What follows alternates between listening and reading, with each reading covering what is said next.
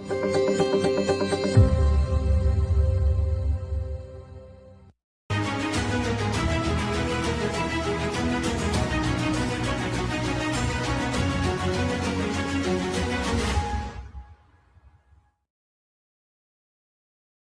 morning to all of our viewers from across India and the world. It is a D-Day. It is the day that journalists wait for, that the citizens wait for, the voters wait for. The noise, the rhetoric, the rows over exit polls are now behind us. This has been an extraordinary phase of assembly elections, one that has seen dramatically high voter turnouts in both West Bengal and Tamil Nadu, arguably the two most politically critical states in terms of how their results might impact national politics. In Tamil Nadu, the big question is whether we will see an anti-Rama Rao moment, by which I mean whether Access My India's projection of a debutant rock star entry for Vijay and his TVK will come true. Will his vote share, in fact, convert into seats? There's no doubt about his popularity, but it is that conversion into seats where the big test is. In West Bengal, which is the mother of all battles, it has been perhaps the most ferociously fought election that any of us have seen in recent times. Mamata Banerjee is asserting that she will be able to be Chief Minister of West Bengal for the fourth time. If that actually happens, she is poised to be the face of the opposition on a national stage, no question of it. But if the BJP is able to storm Didi's bastion in Bengal, well then, it emboldens an already powerful BJP in a very deep and significant way. It also helps the BJP consolidate in the East, with all polls predicting that the BJP is going to win in Assam, where Himanta Biswa Sarma will then emerge as one of the most influential leaders of the BJP nationally. And that leaves, of course, Kerala and Puducherry. In Puducherry, polls are suggesting that it will be an NDA win, and we will find out soon that one union territory jostling for national attention and space along with the four major states. Kerala is the one state where the Congress is hoping to be a political player. Will it manage to wrest power from the left front, or will the left front be able to bust the historic pattern of governments that literally change with every election, with Pinarayi Vijayan managed to create history by holding on to power? The polls have suggested an advantage for the Congress, but as we know, there is a lot of difference between exit polls and what actually happens on the ground. I'm Barkha. We thank all our viewers for joining us this morning. We know in the audience stream, I can see people who've joined in from Melbourne today, from the United States of America. Welcome to everybody. And of course, our audience here in India. The first numbers, those will be postal ballots, should start coming in about 25 minutes from now. In the meantime, I want to introduce my colleagues who will help us make sense of everything that is happening through the day. I want to welcome my old friend and colleague, Ketki Angri, a senior journalist who's with us, and also joining us is political analyst Khalid Akhtar. Khalid will be with us to make sense of the numbers, which is really what I think anybody will be caring about in the first 2 hours.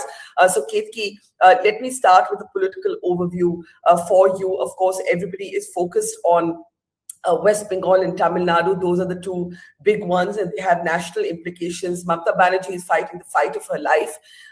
And if she does manage to take Bengal, or if she doesn't take Bengal, what are the implications in either situation? Ketki.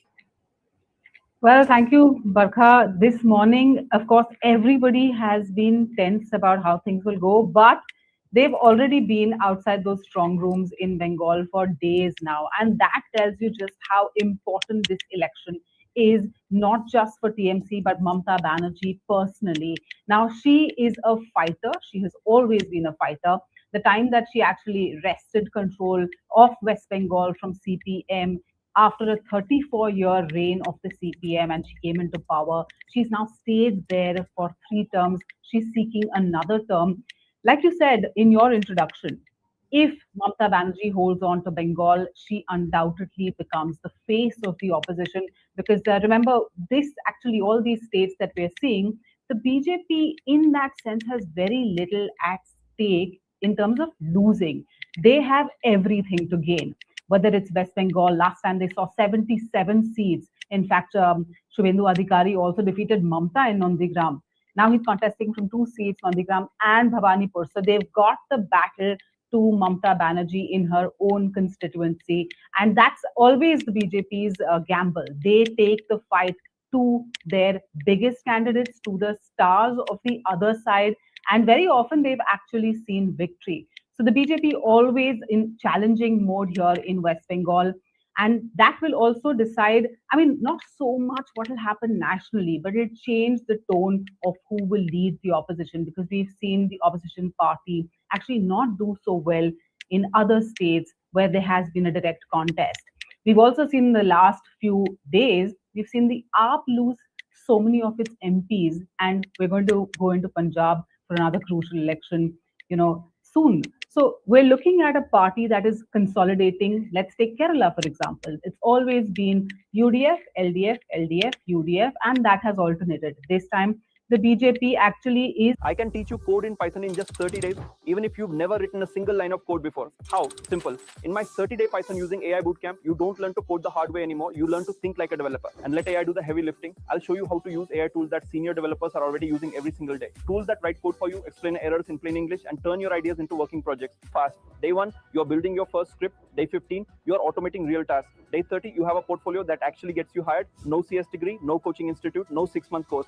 My students, people who were in your exact position, are now working as Python developers, data analysts, and AI automation specialists, pulling 18 to 25 lakhs per annum, not because they memorize syntax, but because they know how to build with AI. This is the skill companies are desperate to hire for right now, and it's only getting more valuable. So click the link below, join the 30-day Python using AI bootcamp for just 199 rupees. Seats are limited, register now before it fills up.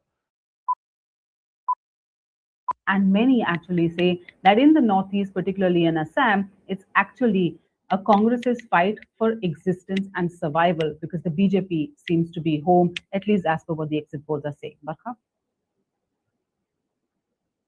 Okay, requesting my producers, because they're trying to talk to me and I can barely hear them this morning. So technical snafus are part and parcel of live election programming, as many of us know who have done this. So Shirari and Ria, I cannot hear you. Do fix your audio to me.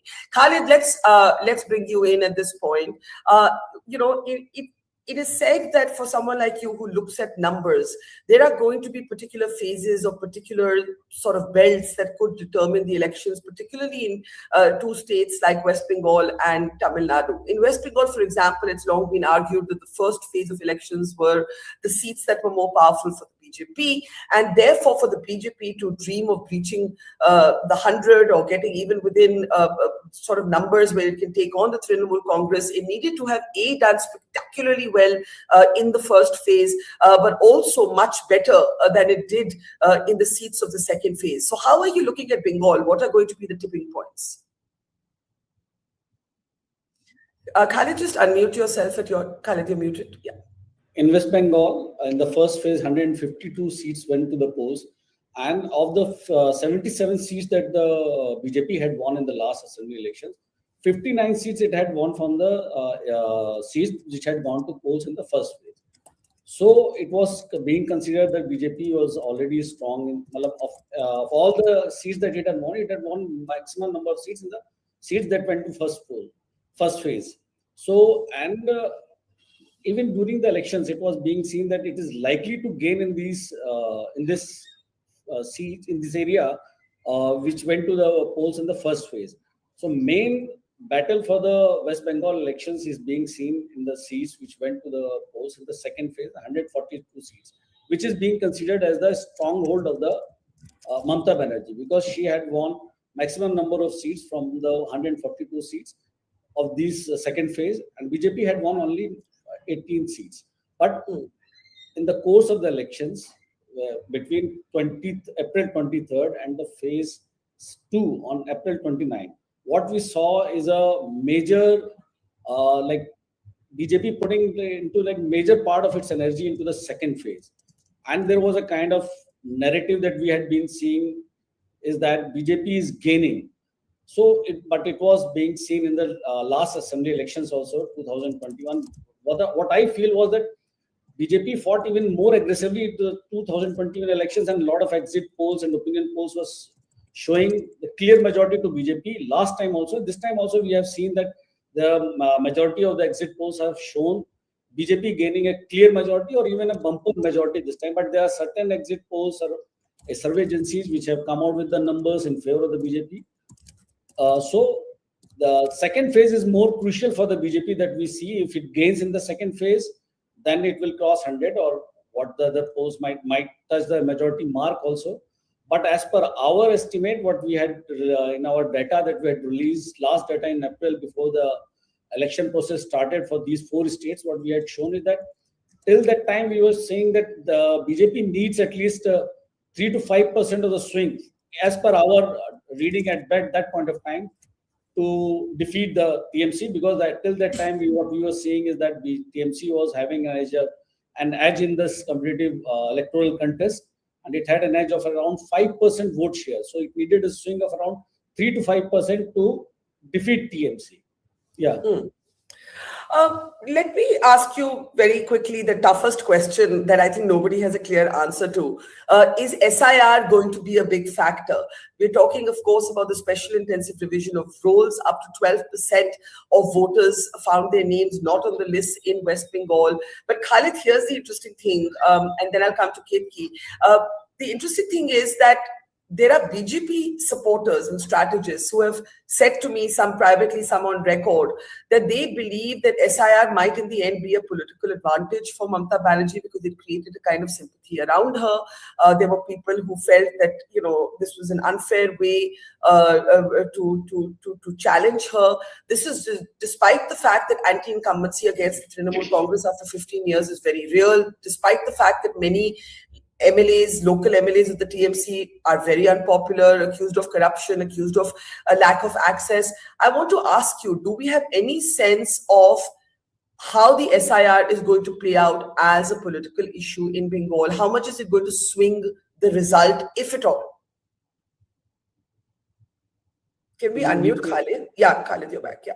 See, for the impact of the SIR, we need to have the clear-cut data of the names deletion in every constituency, which is not there in the public domain.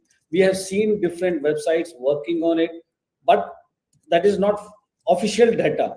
There have been the name deletions, but in which constituency, how many names have been deleted from which communities, because it's a kind of like this SIR impact is also being seen as the how many names of the Muslims being deleted, how many names of the Matwas being deleted, or the other communities. So this SIR impact is yet to be seen, because we don't have a clear-cut data of the constituency-wise names deletions of the different communities. Yes, what we can see is that because of this SIR exercise, there has been a kind of like polarization also. Like if you look at the voters in this Murshidabad, Malda, Uttar Dinajpur belt, where you have significant number of the Muslim voters. So ultimately, it is being said that there has been large number of deletion. It is not being said. It has taken place. There is that a large number of deletion of the Muslim voters has taken place in those assembly constituencies. For those who are seeing this deletion as impacting TMC in a adverse way, let me tell you, like in most of the constituencies in Murshidabad, Malda, and Uttar Dinajpur, like I can tell you the constituencies like Sujapur, where this Mausam Noor, was a Lok Sabha MP, was earlier an MLA. Now she is contesting from Maltipur. These are the constituencies where even if you delete 10-15,000 Muslim voters, BJP is not going to come in the main contest, because it has around 70%, 80% of the voters as Muslim voters. And on top of that, we don't have the exact data of the like constituency-wise deletion of the names from the different constituencies. I spoke to a lot of journalists, local journalists. What they say that what the data where we have got, like the electoral rolls, and in the electoral rolls, people are saying that my name has been deleted, but that data has not been collated in a certain way to understand its impact on the electoral exercise, like which community, how many voters have been deleted in different constituencies. So one thing is that, and like there are reports that majority, like more than Muslim names, Hindu names have been deleted. Like, and then when we see the name of the matwas being deleted, which were promised citizenship by the BJP, like, then we can read now who is going to get impacted by this SIR deletion. But one thing what I feel is that this SIR exercise is also responsible for this very high voter turnout, because there was also a sense in a lot of voters that if you don't go to vote, then the central government might come up with the CA NRC exercise, and you might lose your citizenship, you might lose the government benefits. There were several kind of rumors which also contributed to this high voter turnout. And the impact of the high voter turnout and the SIR we'll see in some time soon now. So, well, as I said, it's 7:50 in the morning. In about 10 minutes, we should start getting the first lead. Usually, from all my experience of elections, at 8 a.m., the postal ballots, of course, get counted first. And by 8 a.m., you start having that thrilling, even after three decades plus in journalism, when you see the first lead on your screen, it does give you goosebumps. I just want to, before I come to Ketki, play out, Pradeep Gupta has been headlining this election, both for what he's been saying and for what he's not been saying. So he made a dramatic forecast for Tamil Nadu, Ketki and Khalid, as you know, projecting a possible win by himself for the new entrant, Vijay Sinistar, turned politician of the TVK. We already hear that the BJP is reaching out to the TVK. There's another theory that actually Vijay will hurt the AIA, DMK and the BJP because he's actually taking away the anti-incumbency vote, but let's see.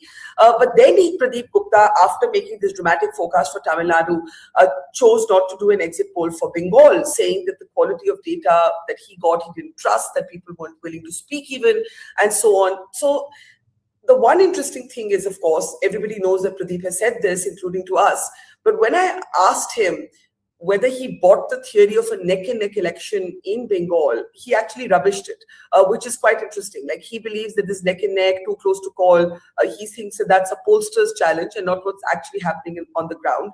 Let's take a quick look before we start getting in the first leads. I'm sure जो agencies अपने number डालती हैं वो अपना sample size और methodology जरूर बताती होंगी, तो इसलिए कुछ कह पाना ठीक नहीं होगा, लेकिन इतना मैं जरूर कह रहा हूं कि बाइपोलर इलेक्शन में जनरली आज के जमाने में क्लियर वर्डिक्ट आ जाता है जनरली। तो that means you are not a big believer in this neck and neck scenario जो average निकाल के poll of polls में निकल रहा है. You believe it will be a decisive verdict. Yes, मैंने पोल ऑफ पोल को तो आप कभी उसको एक अपने मजे के लिए करते हैं, बट वो कोई साइंटिफिक तरीका नहीं है हम किसी नतीजे पे पहुंचने के लिए। अच्छा, व्हाट इज योर गट? कौन जीत रहा है बंगाल? मुझे कुछ नहीं पता, मैं बढ़िया इस बार ताली बजाऊंगा जो भी जीतेगा उसके लिए।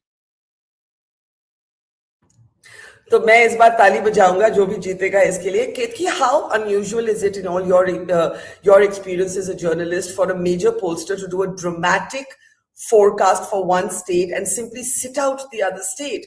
And also the question is, if he couldn't get people in Bengal to speak to him, does that mean other pollsters could? Does that mean they went with much smaller sample sizes? There's been a huge focus, not for the first time, on the efficacy, the credibility of exit polls. And this is very unusual, what's happened with Pradeep, to say we'll do one state, we won't do the other.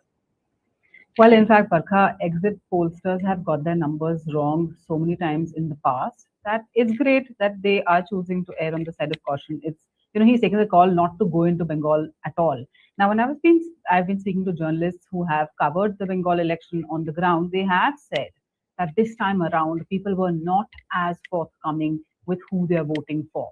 They talked broadly about the issues that matter. SIR was really top of mind. The other thing that the TMC tried to put into the public domain was this whole politics over culture and fish.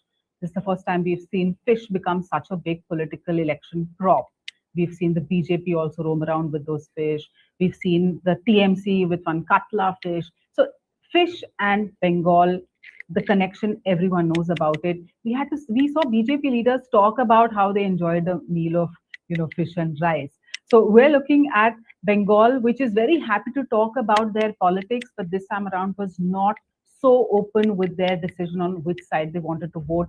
Everybody's playing safe, but like even Khalid pointed out, the SIR part of it, journalists are also saying now that one of the reasons we've seen such a high turnout, over 90%, is primarily because a lot of people felt that if they did not vote this time around, that would mean that they will never be able to vote again. And which is why we've also seen a lot of people who also work in cities like Delhi and Mumbai make their way back to West Bengal to vote in this election. And if, when you talk to friends, they talk about how even their domestic helps have said that if we don't go this time around, we're losing our vote, we will lose all the benefits that come with it. And that's why we need to head back. If you need to cut my salary, you need to cut the money, that's fine. I need to go and do this. So we have seen that play out in the Bengal election. What we've also seen is jhalmuri politics, fish, and that coming and taking center stage in an election like this. So yes, when Pradeep Gupta talks about, I'll congratulate whoever is the winner, it's also because it has become so difficult to make that shift from what is an expected vote share, which will convert into seats. And that's really always been the problem with exit polls. Yeah. Let me welcome now Rahul Verma, senior political analyst, psephologist. Good morning, Rahul. We have Ketki and Khalid here with us as well. And my God, Rahul, assembly elections have never quite felt this ferocious. I think I've covered many, many state elections. And while there's always a lot of noise, there's never felt like there's so much riding on an election.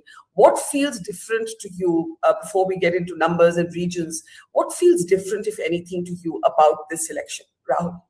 So I think the reason they seem ferocious is because this time their ability to have long-term impact on national politics is much more. So it's not about the immediate or short term. All the temptation is going to be after the results, what will happen at the national level. See, because for the BJP, in some ways, West Bengal has been a project long in making.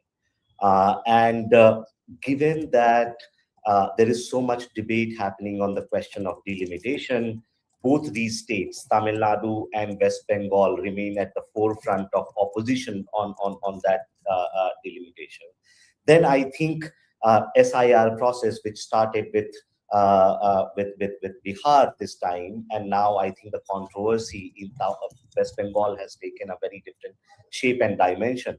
So given all of these factors coming together, I think it has a possibility of having a serious impact on medium to long-term national politics. Can we talk a little bit about what that impact might be, right? So you have, of course, Mamata Banerjee hoping for a fourth term as chief minister, which will make her, in a way, the indisputable political queen of the opposition, Rahul, if that were to work out for her. If the BJP were to take Bengal, it will be a moment of great deflation for the opposition in general. If Vijay were to do an N.T. Rama Rao and storm to Fort St. George on his debut, that would be extraordinary. That would be another knock for the opposition. I'm just trying to play out all of the national implications. So how do you see it? Yeah. So Assam, most likely BJP is going to come back to power. But what does Assam indicate? Assam indicate that BJP is basically coming back to power there for the third time. In some ways, it will establish BJP as a dominant player in state of Assam that affects entire Northeast politics. And it also indicates Congress, which was in power for 15 years, has become organizationally so weak that it cannot challenge BJP in Northeast until BJP remains in power at the central level. Right? So that's the implication of Assam.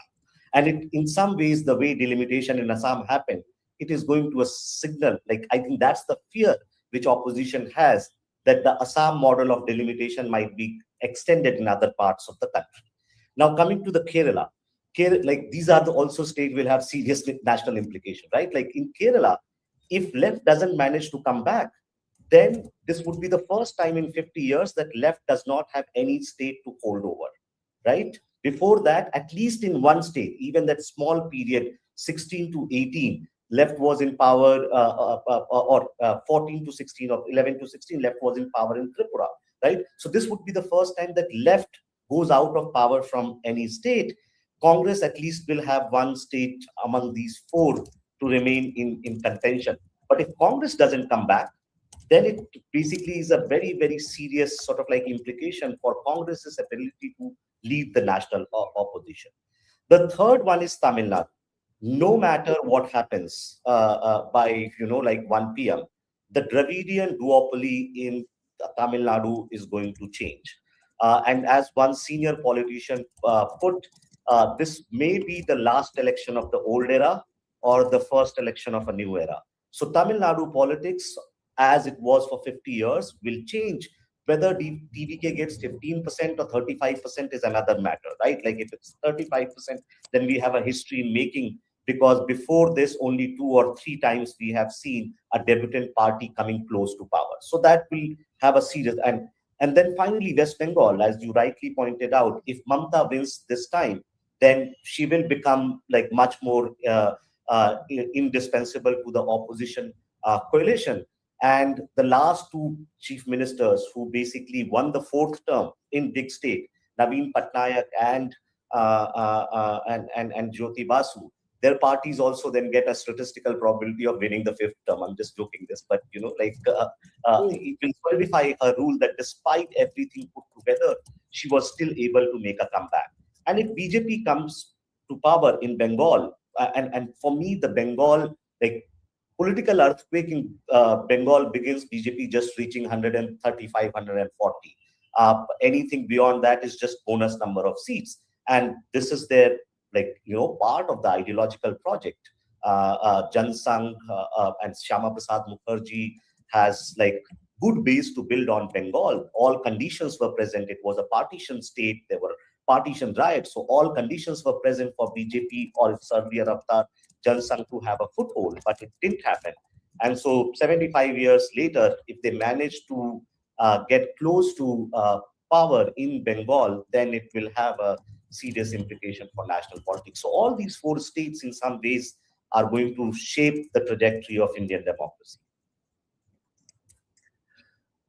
Let me welcome Gautam Sage to the program. I actually not sure if Suvajit's line is with us right now, but we'll bring him in just as soon as we can. Gautam, good morning. What's at stake according to you for the Congress? I mean, there are epitaphs being possibly written for the left, certainly if it doesn't take Kerala, where your party is directly up against them.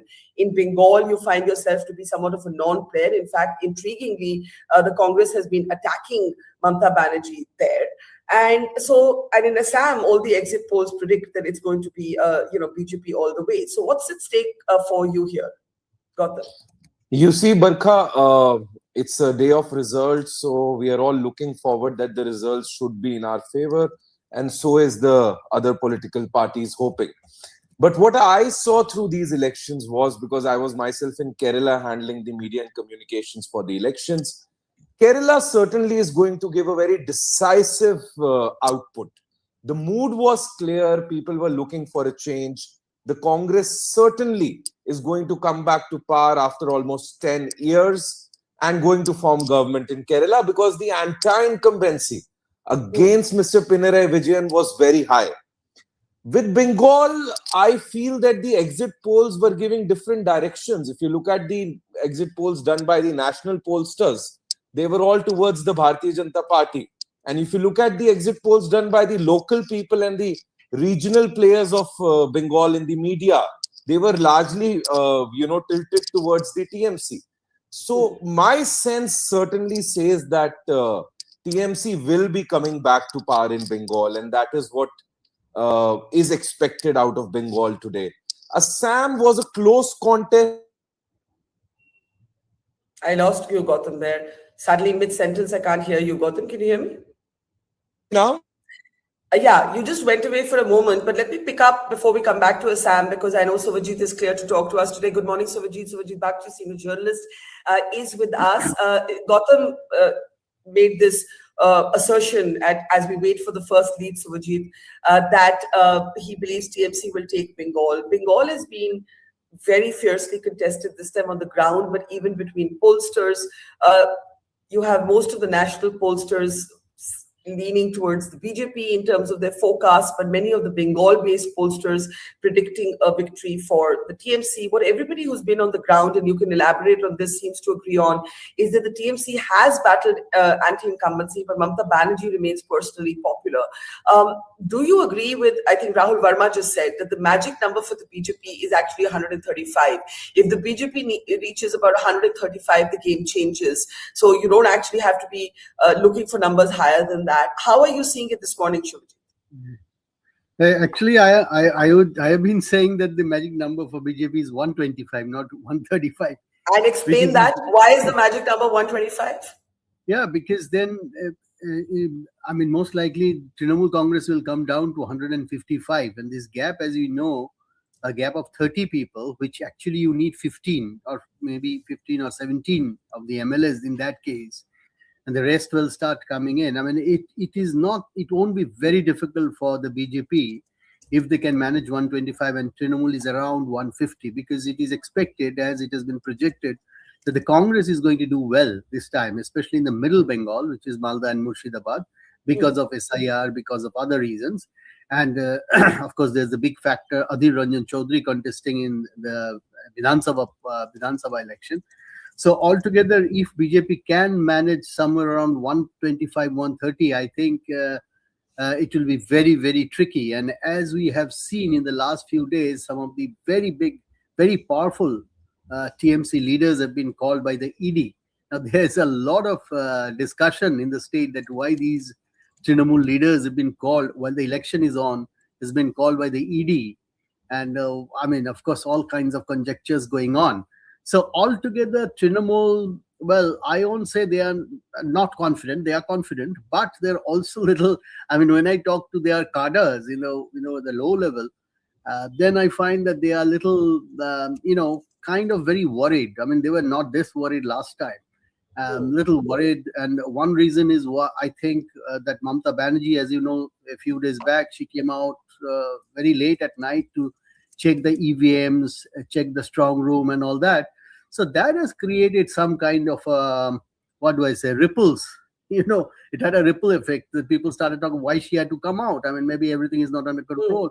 Then they went to the High Court and the Supreme Court for the election officials. What happened? So altogether, there is some form of nervousness. Of course, it is at the back of the thing that they know that this is the fourth time. I mean, there's a huge 15-year anti-incumbency against them. There's no doubt about it. So that is another factor. So can I ask you though, this number, and I want Rahul to react to this, but very quickly, your 125, when you say the magic number for the BJP is 125, what happens at this number? No, what happens means, I mean, of course. I mean, the BJP can't form a government on 125. So why is 125 the magic number?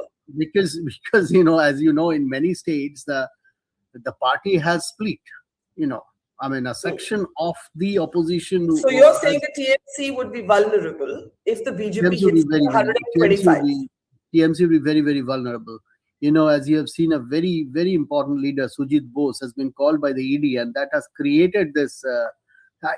BJP has been, even in the last election also, BJP is a party which manages to create, gives an impression of winnability. They can project winnability in a very big way, because in the last few months, the way they have come in with their kind of muscle, their money and everything, last time also they did that. It has, now everybody has started talking about it. Maybe, end of, when everything comes out and by the midday, you would know Trinamool is well ahead. And as we have seen that since 1971, Bengal has always voted very decisively. I mean, if you look at the gap between the two main parties, then in Bengal, it has always been 70 plus, like it has been 72, I think 120, 130, first between CPIM and Congress, or Left Front and Congress, and then between. I'm sorry, I'm going to interrupt you because we have the first lead of the morning, and I was saying no matter how many decades you spend in journalism, when the first lead comes on your screen, you still feel this palpable excitement. It is for the TVK in Tamil Nadu. So that's the first figure we have. Shivajit, I'll let you continue your point. I want Rahul, Ketki, Khalid, and Gautam to react also to what you're saying, but go ahead.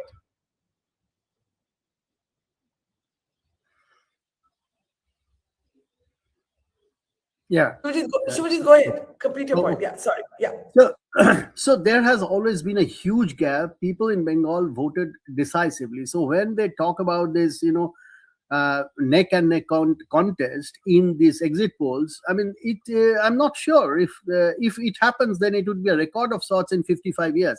And the other thing is, never a party has won in Bengal in defeating the main party, which is Congress in 1967. Then Congress again in 1977, and then CPIM led Left Front in 2011, when it was one party fighting against the main party at the ruling party. It has always been a coalition of parties. There have been many parties together against one party. It has always been an alliance, a jot, which has defeated the main party. So basically, I'm sorry, I'm going to be a little impolite this morning because the leads are now starting to come in. So I'm going to have to just punctuate all of you. Quickly on your screen, there are two leads coming in from Kerala where the UDF is ahead in two. If we quickly change, we can see Tamil Nadu. You have one from Tamil Nadu where the TVK, that's Vijay's party, is ahead. So Gautam, I want you to quickly respond also, Rahul, Khalid, Ketki. Rahul, do you agree with, you said 135, Shubhajit is being even more conservative there, saying if the BJP reaches 125, the Trinamool Congress becomes vulnerable. I want responses, quick responses from all of you. Rahul, I'll start with you. Rahul, can you hear me? Barkha, am I audible? Yeah, go ahead. Yeah. So 2 points. I think, see, the numbers don't matter, 125, 135. I think I largely agree with Sujit's sort of like argument there, right? It basically opens up a door of possibility now. I don't know what kind of instruments are available to basically make 125 work or 135 work. I just like the broader point I was trying to make is that they just have to get close to majority mark. They don't have to cross to be in contention, as Subhajit was pointing out. Two, I think I would just like to sort of like add to his point, which is, yes, in previous Bengal elections, you saw one party basically gaining massive victory. And so like a close contest is not likely possible this time. See, the thing is different this time is that BJP is in contention. When Left or TMC was contesting, then the Muslim votes, which is 30% of the population, used to get divided. Now, when BJP contests, it's unlikely to get even 5 or 7% of that, which means TMC is going to start with that block, right? And so BJP has to get 65% of Hindu vote. 65% of 70 actually brings them around 42, 43%. And TMC will also be around that number 43, 44, right? So the reason why you will get a closer contest is because of this demographic composition. It's like voters can't decide themselves, oh, we are going to go one way. Everyone doesn't talk to everyone, right? It's just the simple arithmetic of any election, which tells whether the elections are going to go one way or it will be closer, right? And because of that, you will see a closer election.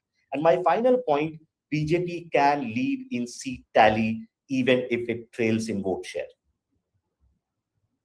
That is an interesting point, and I'll get Shubhajit to come in on that. But let's just get quick responses. Gautam, this idea that the BJP doesn't actually have to reach majority on its own, it has to actually breach the psychological 100 mark to start with. It was at 77 the last time.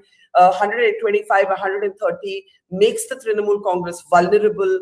After all, Suvendu Adhikari, fighting against Mamata Banerjee, defeated her last time in Nandigram, is a former TMC leader. So, you have that living example there. Got a quick response also, on the fact that the Congress leader, Rahul Gandhi, leader of opposition, has been actually steadfastly attacking Mamata Banerjee. I'm not saying that's going to change outcomes on the ground, but in terms of rhetoric, is it awkward? I can't hear Gautam. I'm so sorry. I can't hear Gautam. Yeah. Hey, Gautam, I'm so sorry. There seems to be some problem with your connection. Let me get Khalid and Ketki to come in. Ketki, just a quick thought. This idea that you don't actually have to reach a specific number, it also changes the way we look at elections today. Your thoughts?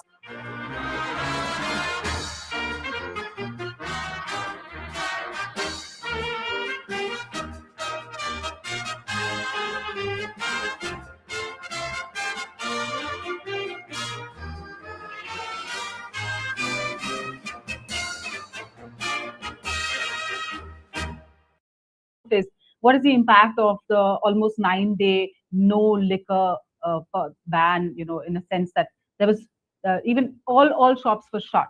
That has an impact. We are also having an impact on the state, because it's almost 1/3 of the month that your revenues suffer, and we're already in a difficult state. There was that bike ban that suddenly came in. And have you seen fish play such an important role in election campaigning during state elections in the past?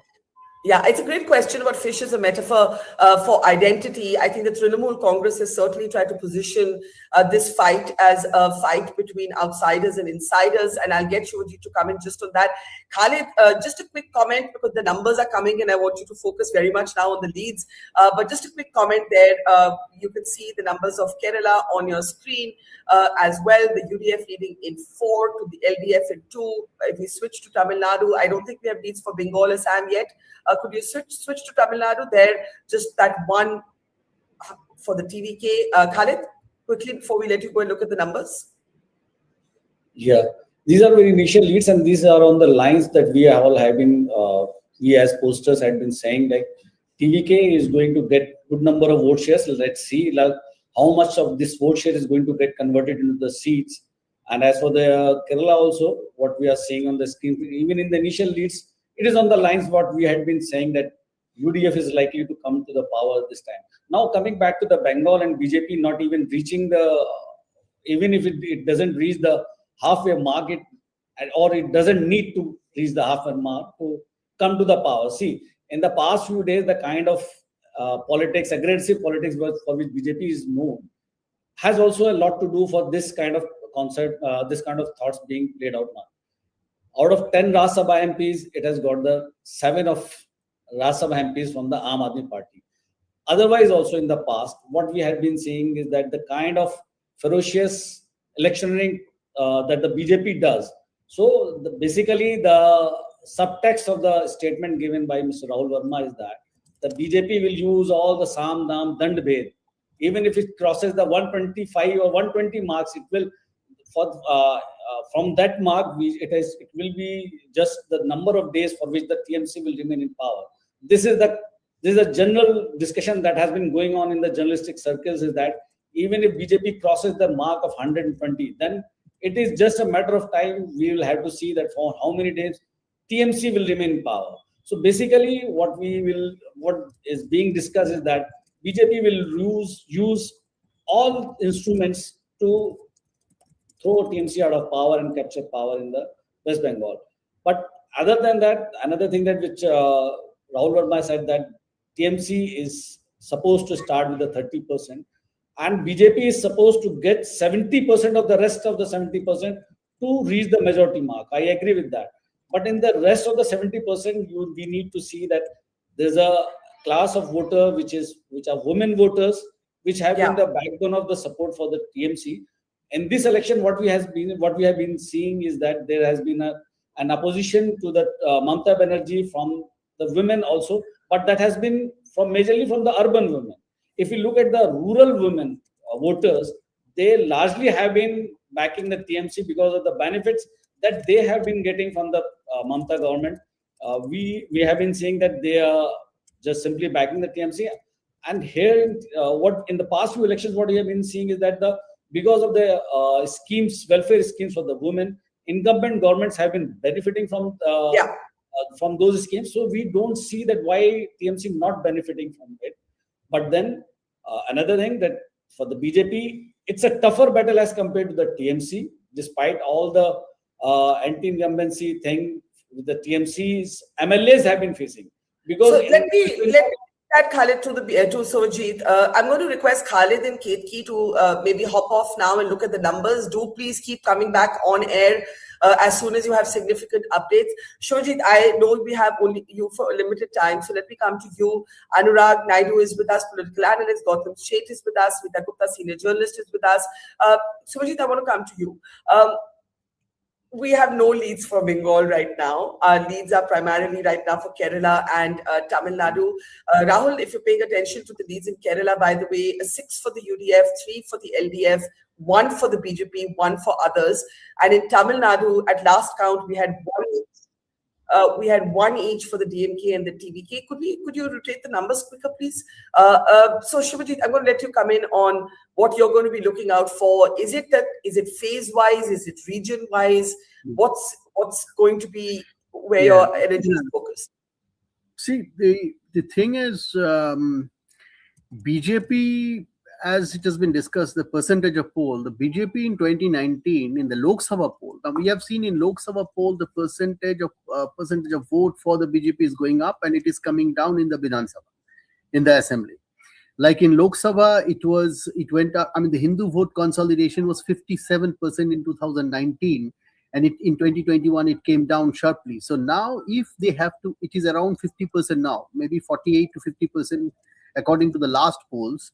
And then if they have to go up to 65%, the Hindu vote consolidation 65%, then it has to really jump it's a big jump. Not just that. I mean, if you look at in the first phase, there were 152 seats. BJP got 59 last time. They expected about 100 and 110 in the first phase out of these 152, where they got 59 in 2021. Now, my information says that their assessment, they are not getting close to 100. It will increase. It will go up from 59 to, let's say, 70, 75. Now, even if they get 75 in the first phase, and we accept what Mr. Verma said, that around 135 they need, then still it is a big leap. It is 60, 65 they have to get.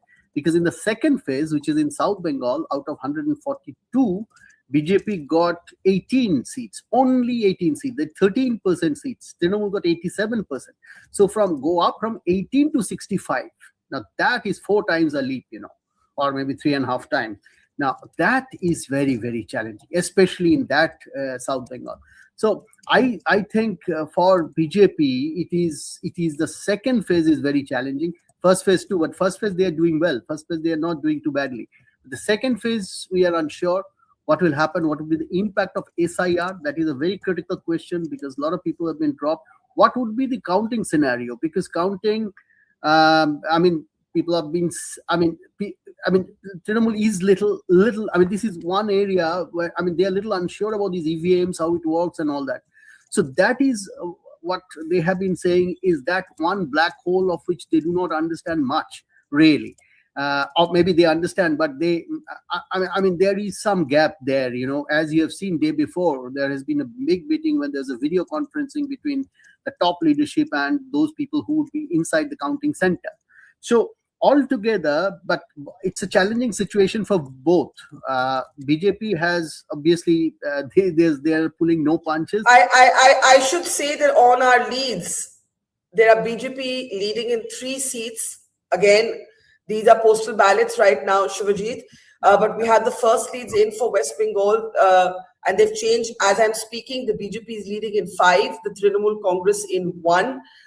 So those are the images that the numbers that we have on our screen. If you want quick responses, I know we have Shivajit for another 10 minutes, but let me get quick responses in from everybody else. Anurag, any early thoughts? This is a kind of do or die battle for both sides. It has, as Rahul was saying, the reason it feels so different, it has massive, massive national implications. The Bengal leads have started actually coming in quite quickly now. 7 for the BJP, 3 for the Trinamool Congress. Go ahead, Anurag, with your first thoughts. Also, Smita, make them brief so I can get a quick last word from Shivajit before he hops off, and we'll keep talking then. Anurag. Yeah, Barkha, good morning. Thank you for having me on the show. Barkha, all the analysts, all the pollsters will speak about the numbers, 18 to 60% or whatever percentage, South versus North Bengal divide. But Barkha, I think not often the elections are decided on the numbers or the mathematics. They're more about the sentiments and the emotions and the way. What I see is, if you go by the numbers, yes, you will always feel TMC on the heavier side. But, this election, in my view, it's not about the numbers and arithmetics. Yes, I do believe that where BJP holds is about 40% of the seats in overall the states, which is basically on the north side. But the southern Bengal holds the key. There's no rocket science here. We know that. But the point is, you also understand BJP has not been working for this, getting through the South Bengal for last few months only. They've been working hard for the last 15 years. So they have certain equations, some things that we see and some things we don't see. And there are undercurrents in the people, BJP's mechanism, we don't see, but I'm sure that they have a formula and they are looking confident. There is something, and the results, Barkha, I have a feeling will surprise everyone. Because I don't think, I mean, I've seen BJP for last 20 years. They prepare inch by inch, step by step. So it is not pure arithmetic. Pure arithmetic, you'll always feel. By the way, the numbers have changed as we are speaking. It's 13 for the BJP and 9 for the Trinamool Congress. In all our excitement over West Bengal, we cannot forget that there are 3 other states and 1 union territory also to look at. But 16 and 10 now, changing very, very quickly. Very early. Okay, I want just quick responses. Smita, if you can give me 2 more minutes, because both Rahul and Shivajit have to just hop off, and I know we have you with a little bit of more time for us. Shivajit, I'm not going to ask you to draw any conclusions from these numbers. This is very early in the morning, but they've, 16 to 10. Pradeep Gupta was saying to me earlier, he doesn't buy this idea of a neck-and-neck battle. He believes it's going to be a very decisive win. Do you agree with that, or do you think it will, in fact, be a neck-and-neck battle?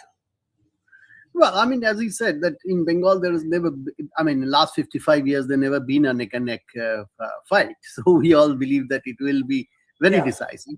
And so let us see. I mean, it just started. I mean, I don't see many of these local channels and networks are giving these numbers. They are not giving anything, in fact, at this point.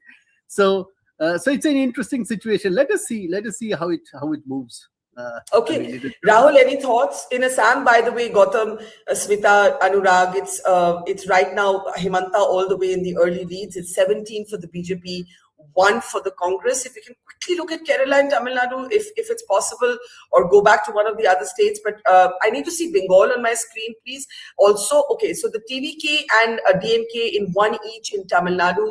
And if we can go back to either Bengal or Kerala, Kerala is 6 for the UDF, 3 for the LDF, 1 for the BJP. Okay, and West Bengal is wrong. Please update your figures. It's showing, there it is, 22 to 11. 22 for the BJP, 11 leads for the TMC in very early morning counting of postal ballots. Rahul? So my first reaction would be to not draw any conclusions from these till at least 10:30 a.m. It's hazardous to make any predictions based on early leads. 10:30 a.m. is when leads will start settling in. You and I or anyone can believe anything. Arithmetic doesn't work on beliefs. I gave you the arithmetic. My vote shares are. So before both of you go, your magic number is 135, Rahul?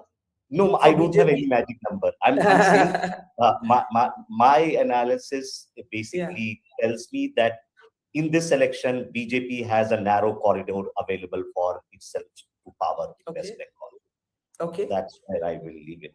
And Shubhajit, would you agree with that? Sorry, Rahul, you say BJP has a narrow corridor available for power? For this election, yes.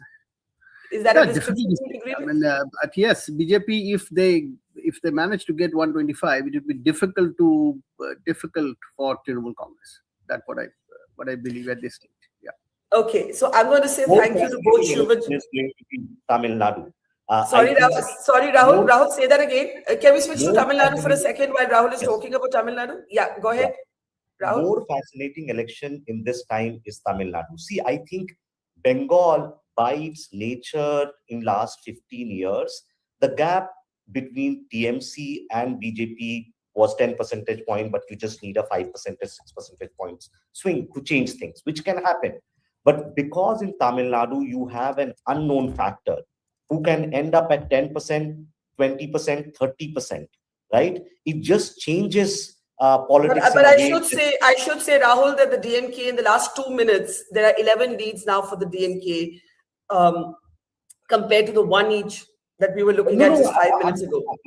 I'm not saying like how many seats they are going to get. All I'm saying is because of that unknown factor of TVK and where it will end up, there will remain a lot of uncertainty even when the polls, like results come out, not in terms of government formation, but in terms of how this will shape up in next 3 to 4 years, right? Whether TVK stays, whether TVK grows, whether TVK joins an alliance. So Tamil Nadu will remain in flux for many more months and years to come compared to Bengal. Bengal would be settled most likely by evening, if not in next few months.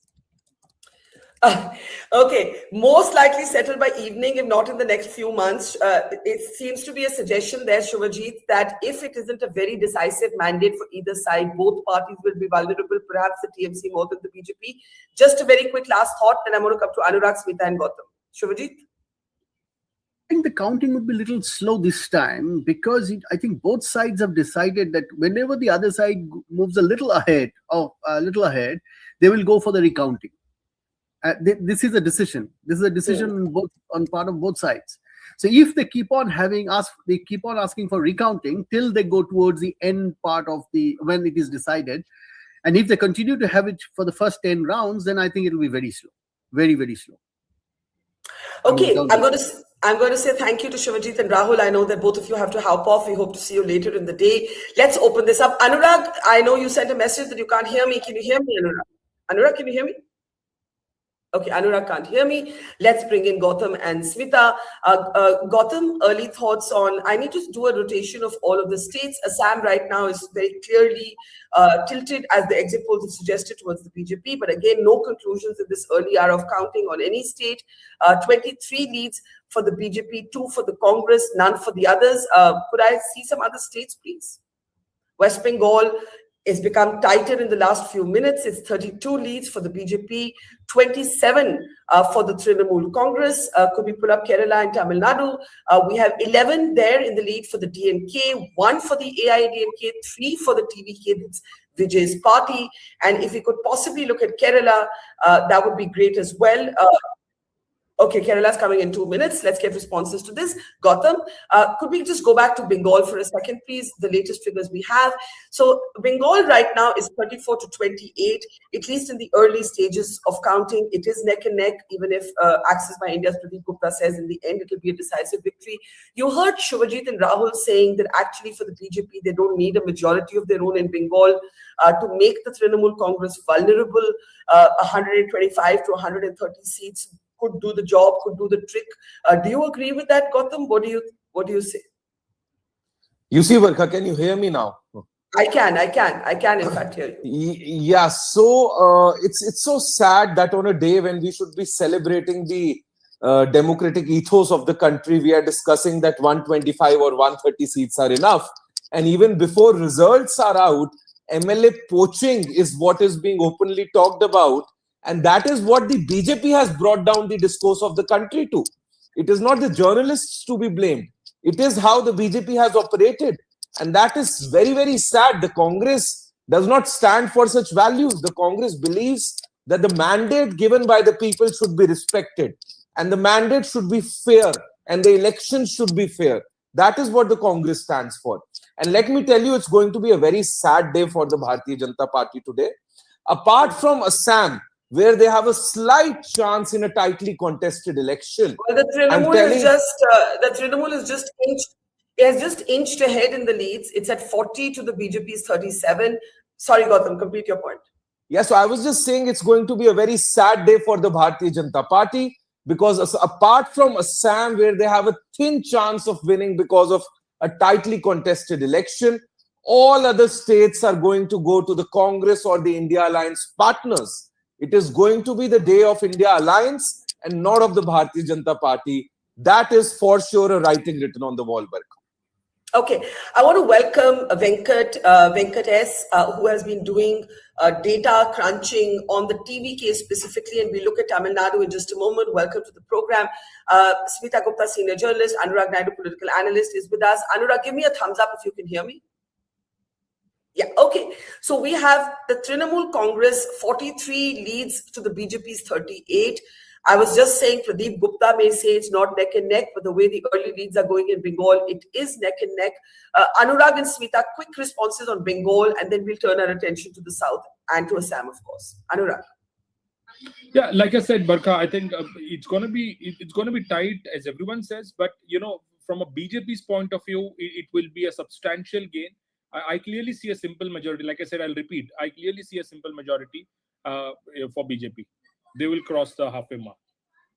What gives you that confidence, Anurag? Because I don't know, you joined us a bit late, but we had our experts, Shubhajit Bagchi from Bengal, saying that actually he didn't think the BJP even needed to reach the simple majority. He felt that if the BJP reached about 125 to 135, the TMC would be vulnerable. Gautam Seth of the Congress says that this is terrible. You're actually talking about splitting parties even before the numbers are in. What do you say to that, Anurag? It's not going to be easy, Barkha. See, even if they get 125, it's not going to be overnight gain. That's what I can tell you.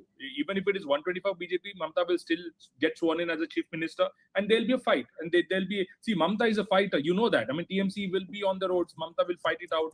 All the poaching and everything. So it's not going to be easy. But I say, let's say today's situation. Let's say if they get 125, I don't see BJP forming the government or making a chief minister in place, putting a chief minister in place. But their only game would be when they get a clear majority. Maybe 4 or 5 here and there, but I think close to 150 is for sure. Otherwise, I think they'll stay away for some time.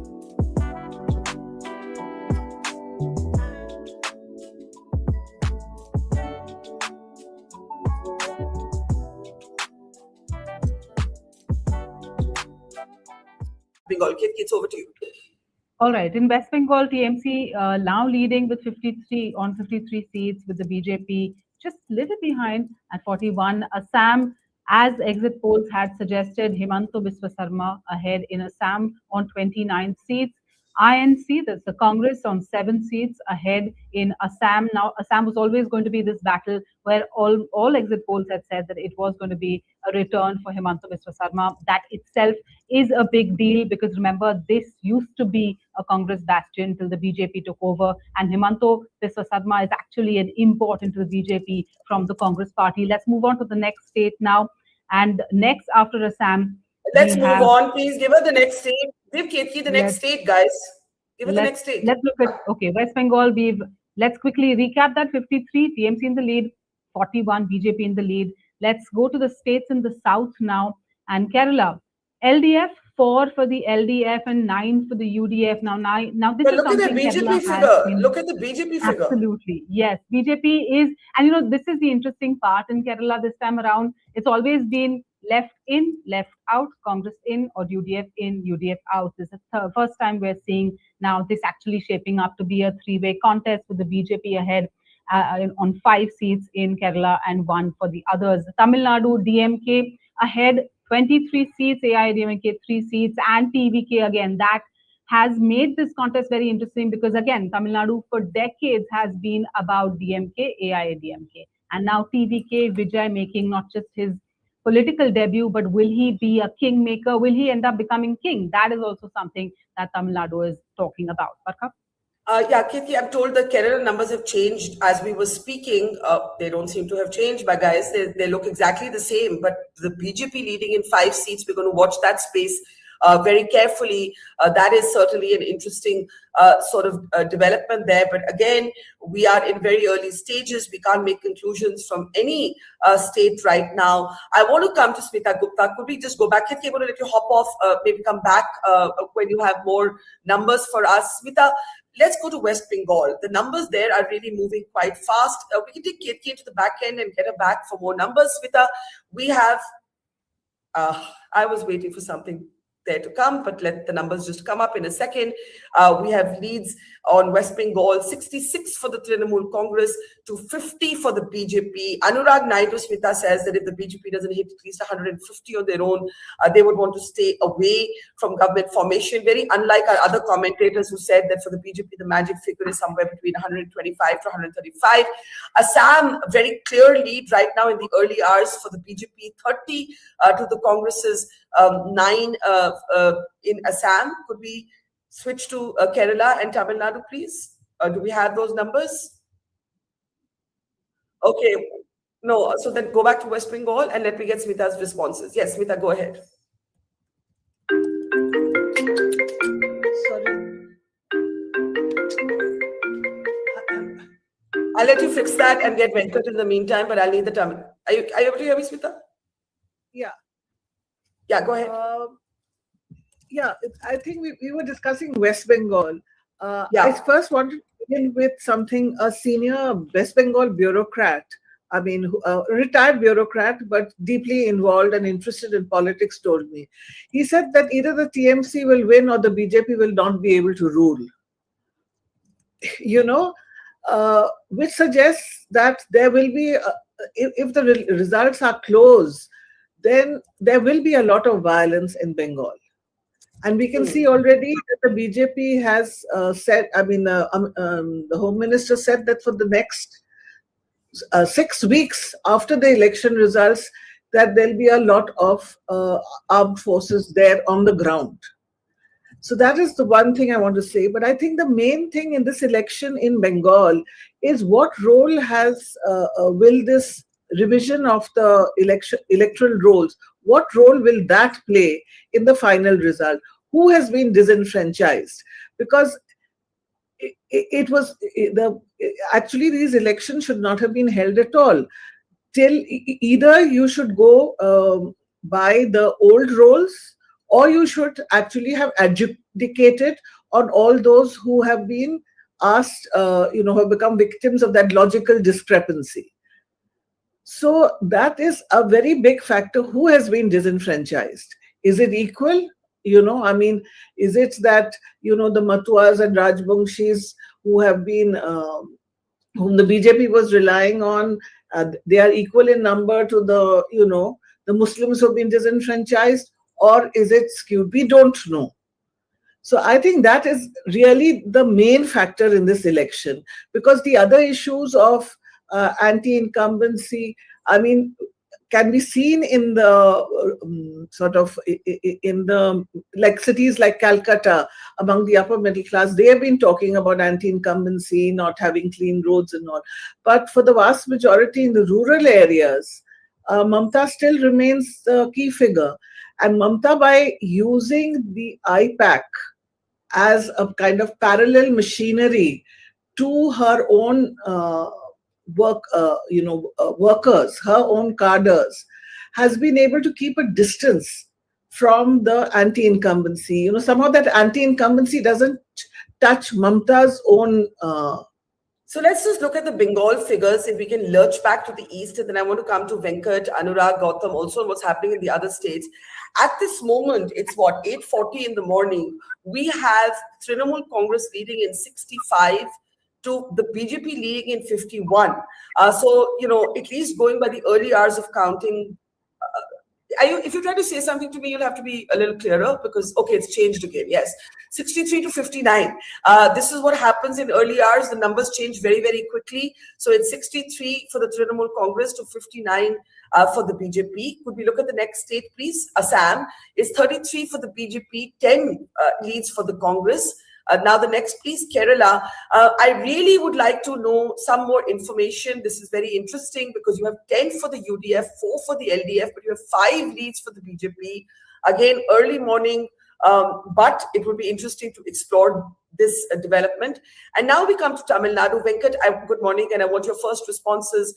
We had Access by India projecting highest vote share, or at least as high as the DMK for the TVK. But the big question was whether that vote share would translate into seats. At the moment, Venkat, what we're looking at is 28 leads for the DMK, 3 for the AIA, DMK and allies. I need to go back to Tamil Nadu, guys. I was looking at Tamil Nadu, and 7 for the TVK.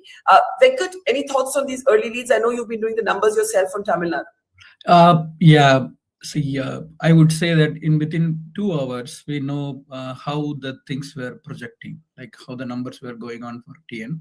So that would have been a right way to look at it. But if you ask me where we will keep looking at it as they keep changing. That's the nature of the business. Yes.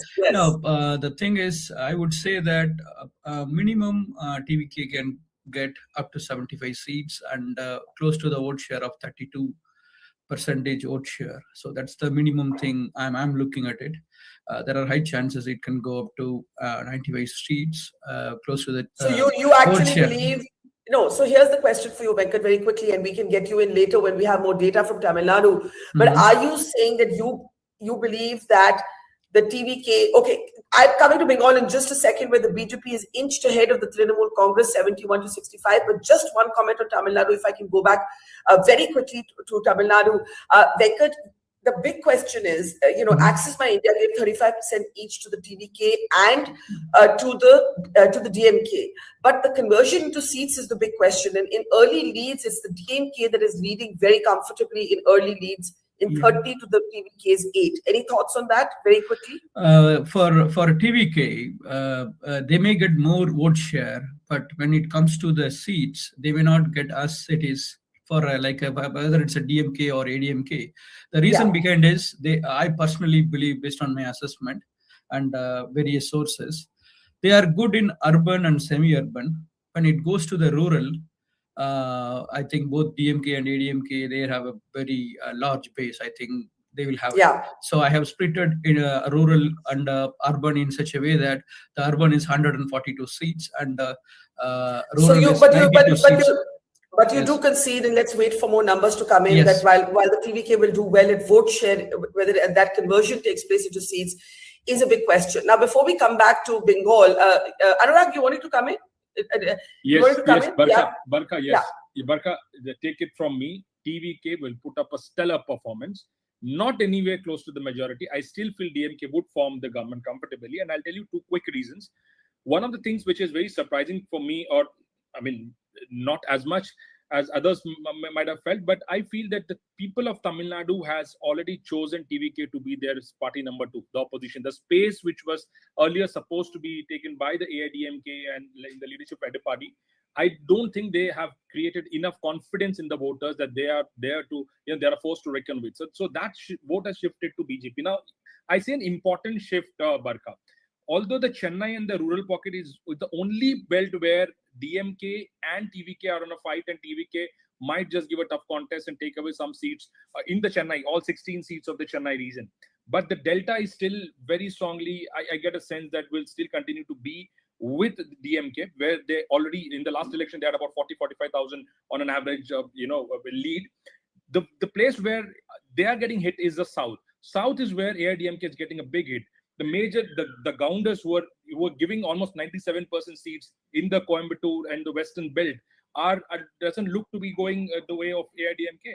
If the Gounders are not sticking to Edapadi, it's very difficult for him to stay at the leadership position, because what he gets as a value from his side is the Gounder votes. And the Tevars, who were almost 50% of them always backing the AIDMK, are also shifting. So South and West is where a major erosion can be seen, and where the substantial vote share and also a bit of numbers is where Vijay will put out. So I clearly see Vijay getting a very handsome number. Right, we'll have to wait a bit for Tamil Nadu. I want to welcome Dr. Sanjay Baru to the program as well. Khalid, okay, West Bengal at the moment, the BJP is leading in 84 to the Trinamool Congress's 70 seats. Let's go through all of the states. Khalid, in Tamil Nadu, the DMK right now is very comfortably in the lead in 42 seats to the TVK's 9. And that is the point that Venkat was making right now, that the TVK's vote share, he expects to be much better than the conversion of that vote share into seats. Anurag disagrees with that. Khalid, you want to tell us what's happening in Kerala? I have updates from my colleague Ketki saying that the BJP Sobha Surendran is leading in the Palakkad postal votes. These are all postal votes that are coming in and so on. But in these postal ballots, the BJP is leading in 6, the UDF in 14, and the LDF in 4. Khalid, a quick update. These are very initial leads, so we'll have to wait and see where does it go from here. But one thing is for sure, that we are seeing an opening for the BJP this time, a good opening for the BJP in Kerala. And even in the last elections, it had won 1 seat and more than 16% of the vote share.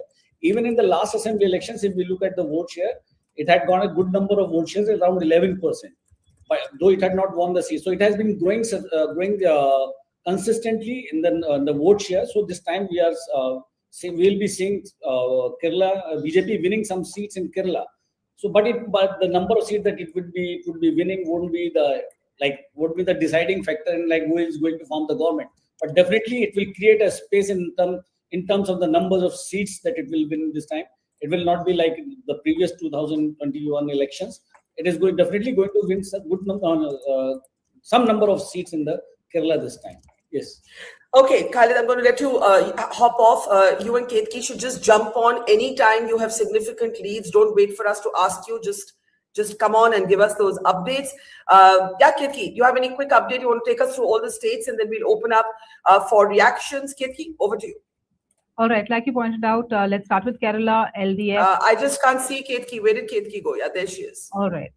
Yeah. Kerala, 5, LDF trailing, as in right now we did expect that, the UDF will do better. So 15 seats, UDF leading. BJP, that number from 5 has now gone to 6. We've also seen that, like you mentioned, Rajiv Chandrasekhar, who's in Trivandrum, there are reports and things are moving really fast. So, initially he was trailing, now there's a lead coming in for him. So again, very early numbers, postal ballots still being counted. In Palakkad, so Shobha Surendran, she's also from the BJP, she's also leading. And the 6 seats, we're also going to get you those in a short while from now, but let's move on to Tamil Nadu. DMK, 43 seats, leading on those for AIDMK. That big number coming in from TVK, 12, leading on 12 seats. Very interesting campaign run by TVK. That actually, a lot of it driven by youngsters on social media. Is that the impact of just Vijay and the charisma that he brings, but also the fact that TVK managed to run a very successful campaign as well, even though Vijay himself did not campaign everywhere as much as perhaps he would have wanted to. Let's move on to the next stage now. Assam.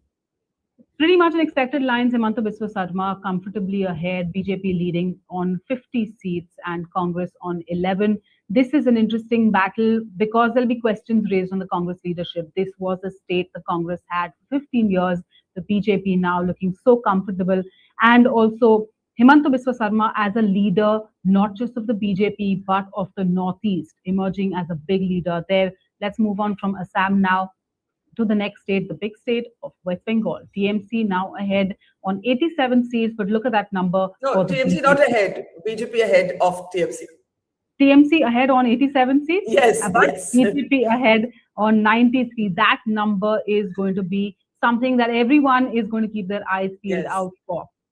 Okay, yeah, Kirti, we'll let you hop off. Mr. Venkat, I'm going to bring you back in a little while when we have more data on Tamil Nadu, but so we hope to see you shortly as well. Let's open this up. I want to go back. So Kerala, we're trying to get a little more data on the 6 seats that the BJP is leading in. Anurag, you wanting to come in? Then I'll bring in Dr. Paru for first comments. Yes, Anurag. Yeah, just quickly on Kerala, Barkha, what will be interesting to see is which way does the BJP go? Meaning, what kind of votes the BJP is getting? If they are successful in creating a dent in the LDF vote bank, then BJP is the party to bet on for the future. The eating into a lot of UDF votes will be very temporary. They will not stay. But the Hindu majority, the Iruvas and the Nayars, they need to stick strongly. So the core base of LDF, if BJP is able to make inroads there, I think they have a future. Okay, I want to just take you through all of the numbers. I was told that the BJP was leading in about 99 seats in Bengal. We're waiting for that graphic to be updated on our screen. In Tamil Nadu, in the meantime, the DMK is leading in. Okay, the BJP just touched the 100 mark in Bengal. Now, that is an important number. But again, it is early in the morning. So we're all going to be having to hold all of our horses before drawing any conclusions from any state. It is a fierce contest, and you can see it in the numbers. The BJP is leading in 100 seats in Bengal to the Trinamool's 91. If we can quickly look at the other states, I know you're still updating them, but 61 for the DMK in Tamil Nadu, 14 for the AIA, DMK and allies, and the TVK catching up there. The TVK is now ahead. Anurag, you might want to look at that. The TVK is now ahead of the AIA, DMK, BJP and other allies in Tamil Nadu, at least in early leads to 14 for the AIDMK. The UDF, the BJP maintaining its lead in 6 seats. We're awaiting more details in that. The UDF leading comfortably ahead of the LDF in 18 to the LDF is 6. Gotham, the numbers, again, I'm not asking you to draw any conclusions yet. Assam is very, very distinct, the lead. I want you to talk about the fact that they say when a party loses a state 3 times, it's very difficult for that party to come back in that state. The Congress has experienced that in states like Gujarat. You could be looking at that in Assam. Meanwhile, the big news coming is that the BJP has breached, as of now, this is Leads change all the time. These are health warnings. But the BJP has crossed the 100 mark in Bengal to the Trinamool Congress's 92. Gautam, State of the Congress, your responses, please. I think it's more or less postal ballots being counted as of now. The rounds of counting are yet to begin. What is very shocking for me to see is 6 leads for the BJP in Kerala. Let me be honest, I don't think they are winning more than 1 or 2 seats in and around Trivandrum. That is where we were seeing that they are in contest. Apart from that, the BJP wasn't in contest at all. It wasn't a factor in Kerala at all. And I think by the evening today, we should be talking about the failure of Mr. Modi and Mr. Shah in states like Kerala, in states like Tamil Nadu. In Assam, as I told you, they might have a clear edge. But when it comes to Bengal also, Trinamool Congress is going to be performing well. And the Congress also this time is going to be leading in a few seats there. And we are going to take our tally to better than what it was before. And that will be visible to you. Okay, I can't argue this with you right now because we just don't have enough data points. We all have to wait. Dr. Baru, good morning. The TVK, by the way, in the last few minutes has really caught up in the leads. It's leading in 32, very distinctly ahead. Could I just go back to Tamil Nadu for half a second? Yes, very distinctly ahead of the AIA-DMK, the BJP and its allies, 66 for the DMK. Let's quickly look now at the other states. If you could change, West Bengal is 102 leads for the BJP to 95 for the Trinamool Congress. Certainly a neck and neck in the early counting. Let's go on now to Kerala. We do need more information on which these 6 seats are that the BJP is leading in. Could I request our producers to come on air and do tell us which 6 seats the BJP is leading in Kerala? But that's a big piece of news this morning. The UDF leading in 18, the LDF leading in 6, and Assam, a very comfortable lead this morning for Himanta Biswa Sarma in 50 to the Congress's 11. Sanjay Baru, I was just speaking earlier to Rahul Verma and I said, why does this assembly election feel different? And he said, perhaps because it has great capacity to impact national politics. Whichever way this goes, the TMC has now inched ahead. Singapore Management University was built to connect learning with life, from insight to impact, from city to city. What begins here changes lives. Singapore Management University. Bold ideas, big impact. The only reason I'm on this show is because you asked me to be on it. Otherwise, at this time in the morning, I would not spend much time speculating. But I think the 2 interesting things which I'll comment on. One is that in Tamil Nadu, we see a return of a film actor into the political space after a long time. The last film star who made it big in Tamil politics was M.G. Ramachandran. And after that, we've had a period in which we have had non-film politicians. And now with this young boy coming in, I think it's an interesting, he probably end up as leader of the opposition, but nevertheless, for Tamil politics, where, after all, cinema and politics began with Tamil Nadu. It was Tamil Nadu that brought film stars into politics, followed by my state of Andhra Pradesh, where N.T. Ramarao came in. So I think that's an interesting development, that the AIDMK is virtually unimportant, which I'm not surprised about. And that this Vijay has emerged as the kind of focus of the non-DMK vote. That's, to me, the most interesting data point till now this morning. The second thing, of course, is in the case of Bengal, we don't know what exactly is being counted, because I keep hearing people saying it's only postal ballots. I don't know if you're moved away from postal ballots. But you see, Bengal election is fundamentally different from all the other state elections. Because in Bengal, it is really about the future leadership of the opposition. And I'm not surprised that the BJP has gone all guns blazing into Bengal. Mamata Banerjee is a most important credible opposition leader in India today. And defeating her in Bengal was a priority number 1. In fact, I've heard analysis saying that if the margins are narrow, the BJP would do in Bengal what it did in Maharashtra, which is to simply have crossovers and form a government or break up the... Well, I should say we actually had a very senior journalist from Bengal a few moments ago, and he said if the BJP hits, according to him, 125 seats, he believes the Trinamool Congress would be vulnerable. Exactly. So, unless the gap is large enough, I think TMC would be vulnerable. So, Bengal was where the entire firepower was focused on, because it was not just about winning in Bengal. It was more than that. But Kerala is Tweedledum, Tweedledee all the time. The left and LDF. The left had held for a longer time than normal, but not surprisingly, the Congress is back. So that's my wisdom at this point of time in the morning. I think really the most important result for the country is Bengal. For the individual states, of course, whatever happens is important for them. But from a national point of view, I think it's the Bengal result which will make a huge difference to national politics. And we'll get into what either scenario might mean. Like, I think you're absolutely right that if Mamata Banerjee does manage to retain Bengal, that she is the undisputed face of the national opposition. But it would depend on the margins, frankly, whichever way it ends. If it's too close for comfort, she may want to manage the state. At the moment, both parties have breached the 100 mark in Bengal. It's 110 leads for the BJP to 100 in Bengal. As we keep looking at Bengal, I want quick updates from Khalid and Ketki. Ketki, do you want to take Tamil Nadu? And Khalid, I'm going to request you to take Kerala, because we have a very interesting 6 leads for the BJP there. So Ketki, quickly, first Ketki on Tamil Nadu. All right. Actually, Barkha, let me just quickly tell you which those seats are where. Okay, BJP then let's do Kerala with Kerala. Ketki. Yeah. Right. Let's switch Palakkad is one of those where we talked about BJP's candidate, a female candidate leading on that. Shobha Surendran is leading on that, and she's up against actually a TV personality, Ramesh Pisharodi. So she's leading against him. In Aluva is the second constituency, Malappuram, Nimom is the other one as well. Now, these are the ones where the BJP is currently leading in Kerala. And those numbers are also changing rather rapidly. So these are, of course, early leads. So we're getting in those numbers. And in Kerala, Palakkad, that lead she's maintained pretty well. And we're seeing more seats also get added to it now. That is an interesting number in Kerala. And in Aluva, as I said, M.A. Brahmaraj of the BJP is leading in Aluva right now.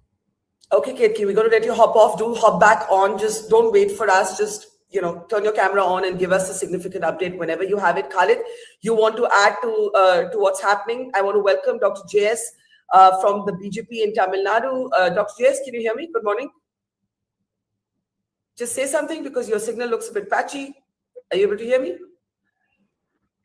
I can hear you very clearly. I'm so sorry. Can you hear me? Could you reconnect? The signal's really bad. I'd request you. Yeah, it's really patchy. Request you to reconnect.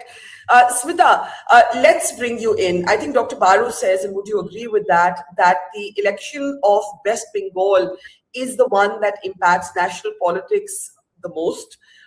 We have, though, in Kerala, a very interesting situation happening right now, where the BJP is leading in 8 seats, 30 for the UDF, 10 for the LDF.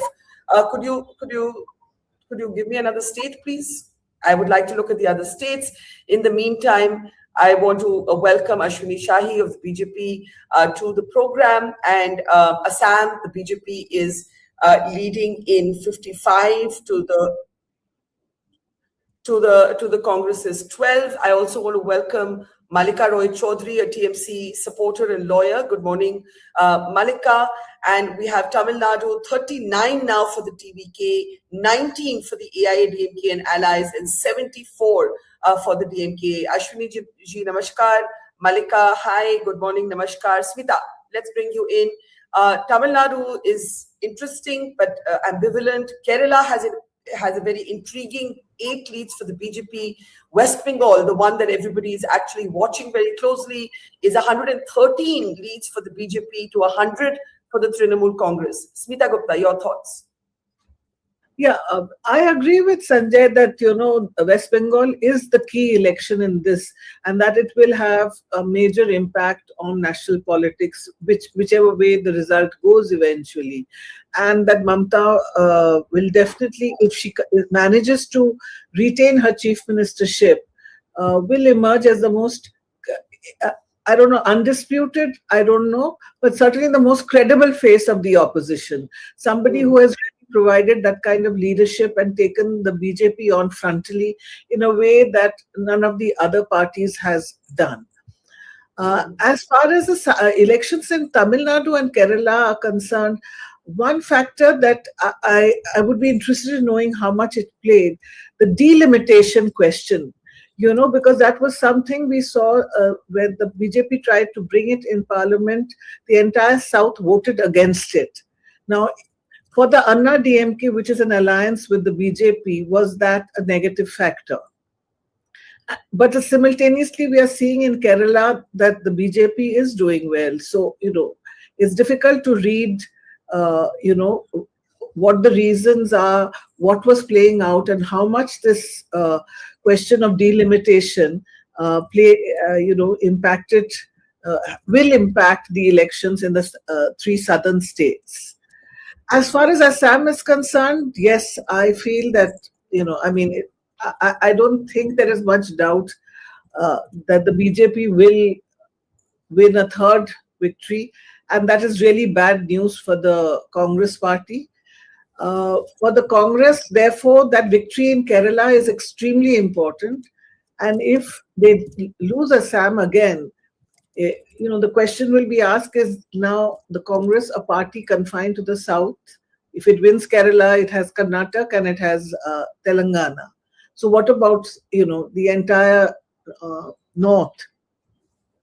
So I think that's a great question. Before I get Ashwini and Malika to come in on what's happening in Bengal, Sanjay, I think what's at stake for the Congress is a critical question that is raised by Smita, that if you take a scenario where the Congress loses Assam, it's actually a non-player in Tamil Nadu, where Rahul Gandhi actually didn't even campaign with Stalin, and you had Congress leaders openly calling for an alliance with the TVK, which is now, by the way, leading in 41 to the DMK's 73.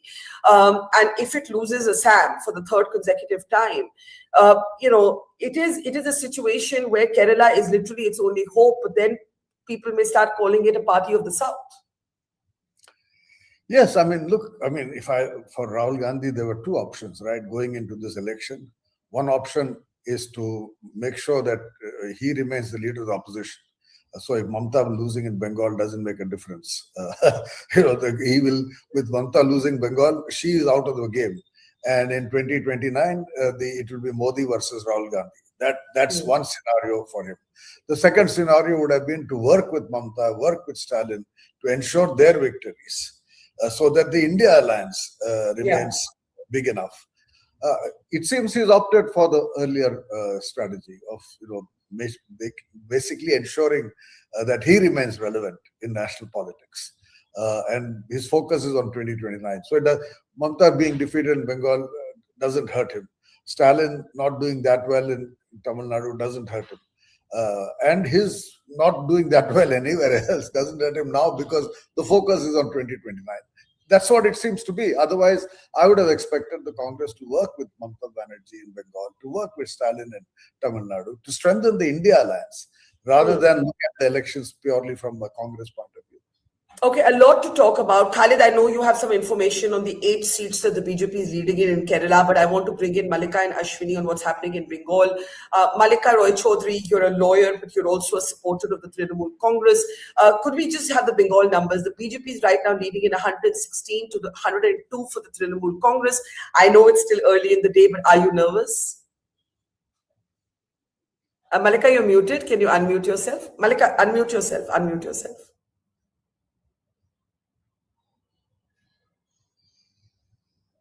No, Malika, I can't hear you. Ashwini ji, अगर आप इन आंकड़ों पे कुछ कहना चाहें, अब एक सवाल पूछते आंकड़े बदल गए. 122 leads for the BJP to 105 for the Trinamool Congress. ये तो मानना पड़ेगा कि टक्कर की लड़ाई तो है. प्रदीप गुप्ता ने कहा था कि नेक एंड नेक नहीं होगा, टक्कर की लड़ाई नहीं होगी, लेकिन लग तो यही रहा है. अच्छा, मलिका जी को भी अब आवाज शायद आ रही थी. मलिका, मैं पूछ रही थी, are you nervous? Yes. Am I audible? Yes. No, not feeling any nervous, because now actually अभी तो पोस्टल बैलेट में हो रहा है, तो पोस्टल बैलेट में ऐसे ही ट्रेंडिंग होता ही है अगेंस्ट गवर्नमेंट के तरफ से, लेकिन अभी पता चल जाएगा. और ममता बनर्जी को कोई हरा नहीं पाएगा ममता बनर्जी को. तो ये हम लोग का बहुत 100% या 200% कॉन्फिडेंस है. और अभी पोस्टल बैलेट में ऐसा ही होता है, हर टाइम में हर 2021 में भी ऐसे ही ट्रेंड थे, बीजेपी आगे चले जा रहे थे, लेकिन बाद में अगर 10 आफ्टर 10 AM हम लोग पिक्चर क्लियर हो जाएगा। अच्छा, 10 बजे के बाद आपको लगता है कि हाँ 100 जब पब्लिक का वोटिंग आएगा ना, जब पब्लिक का वोटिंग आएगा, ममता बनर्जी ग्राउंड लेवल से स्टार्ट करके बहुत सारी ईच एंड एवरी पीपल के लिए ममता बनर्जी थे और है और रहेगा भी। तो इसलिए my confidence is 200% increase, so that's why ये this time is postal ballot is counting, तो इसमें कोई मायने नहीं रखेंगे। मुझे बताइए Mallika ji, before Ashwini ji comes in, क्या आपको लगता है कि ये ममता बनर्जी का सबसे कठिन, जिसको कहते हैं ना biggest fight of her life, जिंदगी की सबसे बड़ी चुनौती, क्या वो है? क्योंकि इस पे भी दो राय है कि SIR उनके लिए फायदेमंद रहेगा एज अ पॉलिटिकल इशू की नुकसान देगा, ये जो SIR को लेकर सारी लड़ाई हुई। एकदम नहीं, SIR एक इशू है, लेकिन SIR हम लोग के लिए कोई इशू नहीं है, वो बुमेरंग हो गया बीजेपी का, क्योंकि बहुत सारी हिंदू मुस्लिम बहुत सारी कम्युनिटी का नेम ऑलरेडी रिमूव हो चुका है। तो और ममता जी का, हम लोग दीदी का, वो हर year each and every day वो पब्लिक के साथ रहता है, तो दैट्स व्हाई उसके लिए कोई टफ इलेक्शन ये नहीं है। लेकिन हाँ, अभी जो बीजेपी कर रहे हैं, जो करप्शन कर रहे हैं, उसके अगेंस्ट में हम लोग का लड़ाई है, बट पब्लिक विद अस, ये 100%। तो SIR is not issue, because SIR already boomerang हो गया फॉर बीजेपी के लिए, ये हम लोग कह सकते हैं। अच्छा, आप कह रहे हैं कि SIR बूमरैंग हो गया। अश्विनी जी, इस पे मैं आपका भी रिस्पांस चाहूंगी। बहुत से बीजेपी के अपने सपोर्टर्स हैं, उन्होंने भी मुझे ये कहा कि SIR ने एक सिंपैथी क्रिएट की ममता बनर्जी के लिए, एक मुस्लिम वोटर का कंसोलिडेशन क्रिएट किया।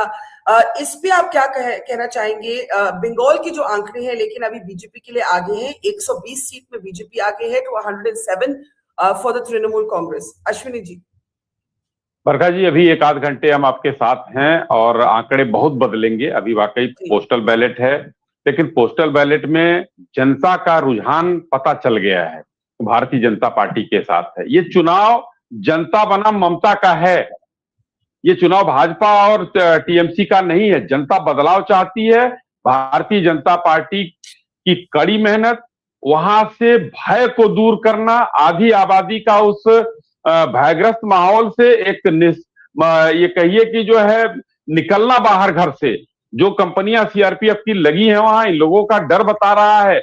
आपने तो पूरा चुनाव कवर किया, आप बताइए पहले के पिछले चुनाव में जो हिंसा हुई थी, उस हिंसा के मुकाबले इस बार 0 हिंसा थी।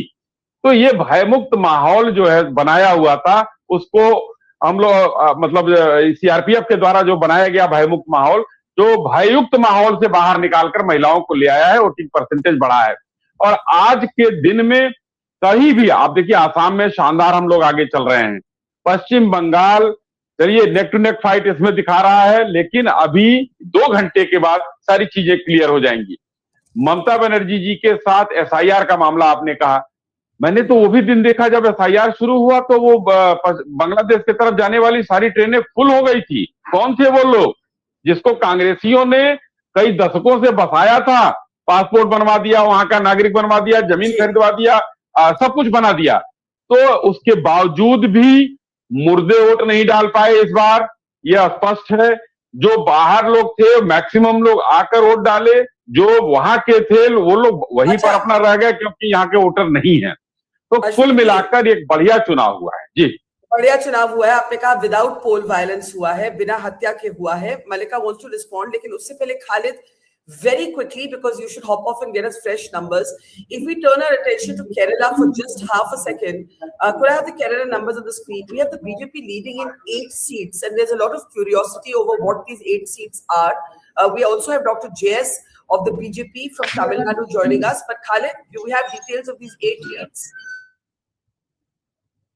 I can't say, but what I can say is that the BJP will be doing good not only just in Trivandrum, but some other districts like Kasargod. It will do good on some seats in Thrissur and Palakkad. In 2024 also, it had won the Thrissur Lok Sabha election. So it is definitely going to do well on 8 to 10 seats, but on how many seats it will register victory, it's yet to be seen. But these are the but you know, it's leading right now in 10 seats in 10 Kerala. seats. The Yeah, but- BJP is leading. Could we please have a list of these seats, Khalid? Could you just do that for us? Could you go and get us the 10 seats? Yeah, and we'll have you back there. Could I have Ketki? I think she has the list also in the meantime. And in the meantime, Dr. JS, I want your first reactions on what's happening in Tamil Nadu. The TVK is leading in 53, the AIDMK and allies, that's your party, in 33, and the DMK in 72. Now, when you were last talking to me about Tamil Nadu, you said that the AIDMK should start reaching out to the TVK. You know, very exciting. You know, yeah. Barkha, Tamil Nadu has always traditionally been a bipolar contest.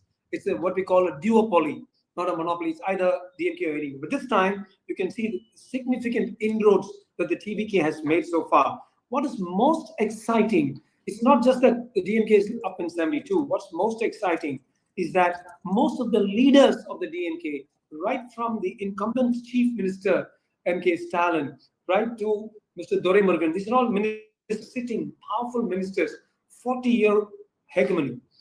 K.N. Nehru, you have P.T. Pranibal Tyagarajan, Anbarkan, all these guys are trailing, and almost invariably, it's the TVK contestants, young, wet behind the ears, completely unknown people, but they have the major cinematic charisma of Vijay behind them. They're overtaking them. Even at the postal votes, Tamil Nadu traditionally, the postal votes would swing only with the ruling party, with the incumbent party. But this time we saw a huge bite of those postal votes going to the other corners. So, I mean, the way things are shaping out, Barkha, it looks like the combination of it's NDA and TVK pulling up strongly, unexpectedly strongly. To be honest, I have a lot of questions about the TVK, but I should also mention at this point that Bengal is 113 for the BJP, 115 for the Trinamool Congress.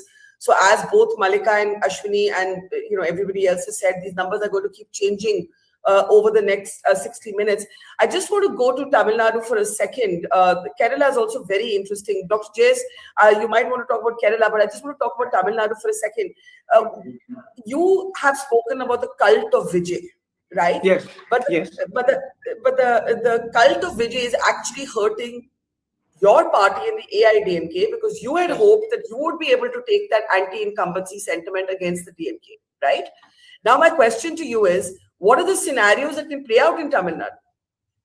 Yeah, one of three scenarios. One is there would be a single clear majority, which at this point of time could still be the TVK, the ADM can go anyway. But much less likely than the clear majority, it might be a forced situation where two parties would have to align together. And like we were talking earlier, if the TVK and the ADMK, the NDA got together, they would clearly establish a ruling party, number two. But number three, we have a lot of inside input from the TVK that says they might not be fully willing to go with the coalition. They might actually sit it out for a 6-month governor rule, Article 355, and go at the elections again. And the way things are going, Barkha, if that happens, it might well bode in extreme favor for the TVK, because we are looking at a party that didn't organize the booths, that didn't organize themselves, didn't work on the base level at all. It's just charisma-based run is what has happened. And even with this, they have made such a significant impact. Well, I should say that in terms of the leads, Dr. JS, Dr. Baru, you may want to be interested in this. The TVK is almost the same number of leads as the DMK right now in Tamil Nadu. So the TVK is leading in 66 seats. Please go back to Tamil Nadu. Yeah, TVK is leading in 66 seats to the DMK 70. Now, my question for you, Dr. JS, do you think a scenario could emerge where you will reach out to Vijay for a coalition government if it comes to that? Well, in the interests of all concerned, especially our own party, if Vijay does make it to a situation where, with the addition of the NDA, we were thinking that we would have 90 and we would reach out to his 30 or 40. It might be that the roles are reversed and he might then reach out to us. But what we are sure of is that Vijay will not reach out to the DMK, because his entire vote bank is based on DMK votes. So he won't let his guys down and go to the DMK. He's got only two options, either to run it alone and have a replay in 6 months, or to go with the NDA. I cannot see anything else happening. There is a third conditional join up in which there is some. I'm so sorry. The TVK has just hang on. The TVK has just overtaken the DMK in the leads in Tamil Nadu. So if you've just joined us, maybe we can bring Venkat back as well. The TVK is now leading in 76 seats to the DMK's 67 seats. Dr. JS of the BJP. Tamil Nadu is also turning out to be a huge story. Again, I'm not calling anything yet. It's early morning. But if this happens, do you think Pradeep Gupta's projection that Vijay could actually form government on his own could come true? And what might that mean for you and the AIADMK? Well, the numbers are speaking for themselves. There's an unusual surge of the TVK votes. And it looks almost like if it goes on this way, he might well be able to form the government. What's most exciting is that the chief minister and the deputy chief minister are both trailing by nearly 1,300 votes respectively. That is a major indicator of the people's kind of pulse of the people. Because even when the DMK was losing, Mr. Stalin was always a winner. So also was Udayamidi. The fact that the CM and the deputy CM are trailing behind, that to the CM by nearly 1,000 votes, that is a very telling testimony to the people thinking away from DMK, Barkha. And Vijay is up by 3,000. He's leading by 3,000 in Perambur. Very telling signs, these. Okay, so you are giving us the news that that MK Stalin is trailing. I've asked my back-end team to pull that information up on our screens. But this is what the Tamil Nadu numbers look at this point. The TVK is leading in 75 seats to the DMK 66. The AIADMK and its allies, the BJP, of which Dr. J.S. Sankaran is a leader, are leading in 35. So that is the situation right now. From Tamil Nadu, Mr. JS is saying that MK Stalin is trailing in his own seat, and I need that information, those details. Ketki, do you have them, or we'll wait for you to get some of those details? In Kerala, meanwhile, the UDF is leading in 52 to the LDF's 18, 8 leads for the BJP. In West Bengal, the Trinamool is just slightly ahead right now in the leads of the BJP, 115 to 113, 1 for others. In Assam, it's a distinct lead for the BJP, 66 to 19 for the Congress. So as expected, the two big stories are turning out to be Tamil Nadu and West Bengal, where there is in one state a fierce contest, in another state perhaps a political earthquake of sorts if Vijay can actually manage to hold on to these leads. The TVK at this point overtaking the DMK in leads. Again in West Bengal, let's Ashwini ji, BJP कभी थोड़ी आगे जाती है, कभी थोड़ी पीछे रहती है. अगर आप कुछ बोलना चाहें on the latest figures, 118 leads for the BJP to 112 for the TMC. बरखा जी देखिए, अभी जो चल रहा है ऊपर नीचे के आंकड़े चल रहे हैं. इलेक्शन कमीशन वाले आंकड़े भी आप देख रही होंगी, वहां तो काफी कम है अभी. मगर जो भी दिखा रहा है उसमें भारतीय जनता पार्टी ज्यादा समय आगे रह रही है. इसका मतलब है कि अभी जैसे ही बैलेट के रुझान आएंगे, बैलेट के नतीजे आएंगे, उसमें भारतीय जनता पार्टी आपको सरकार बनाती हुई नजर आएगी. हम लोग अभी देखिए स्पष्ट बहुमत से लगभग जो है थोड़ा सा पीछे हैं या पार कर गए हैं आसाम में. यहाँ भी थोड़ी देर और चलेगा, ये रुझानों की मैं बात कर रहा हूं, यहाँ भी थोड़ी देर आगे चलेगा तो देखिए हम लोग बहुमत की तरफ बढ़ने वाले हैं. तो जनता का चुनाव, मैंने पहले भी कहा, ममता बनाम जनता बंगाल में हुआ. पूरे देश में इस समय माननीय मोदी जी के नेतृत्व की जो मजबूत गारंटियां हैं उस पर जनता का एक विशेष जो है रुझान है. नेगेटिव नैरेटिव हम लोग नहीं फैलाते हैं. 21 राज्यों में एनडीए की सरकार है आज, और आज आप देखिएगा एक राज्य और आपका बढ़ेगा, 22वां हो जाएगा.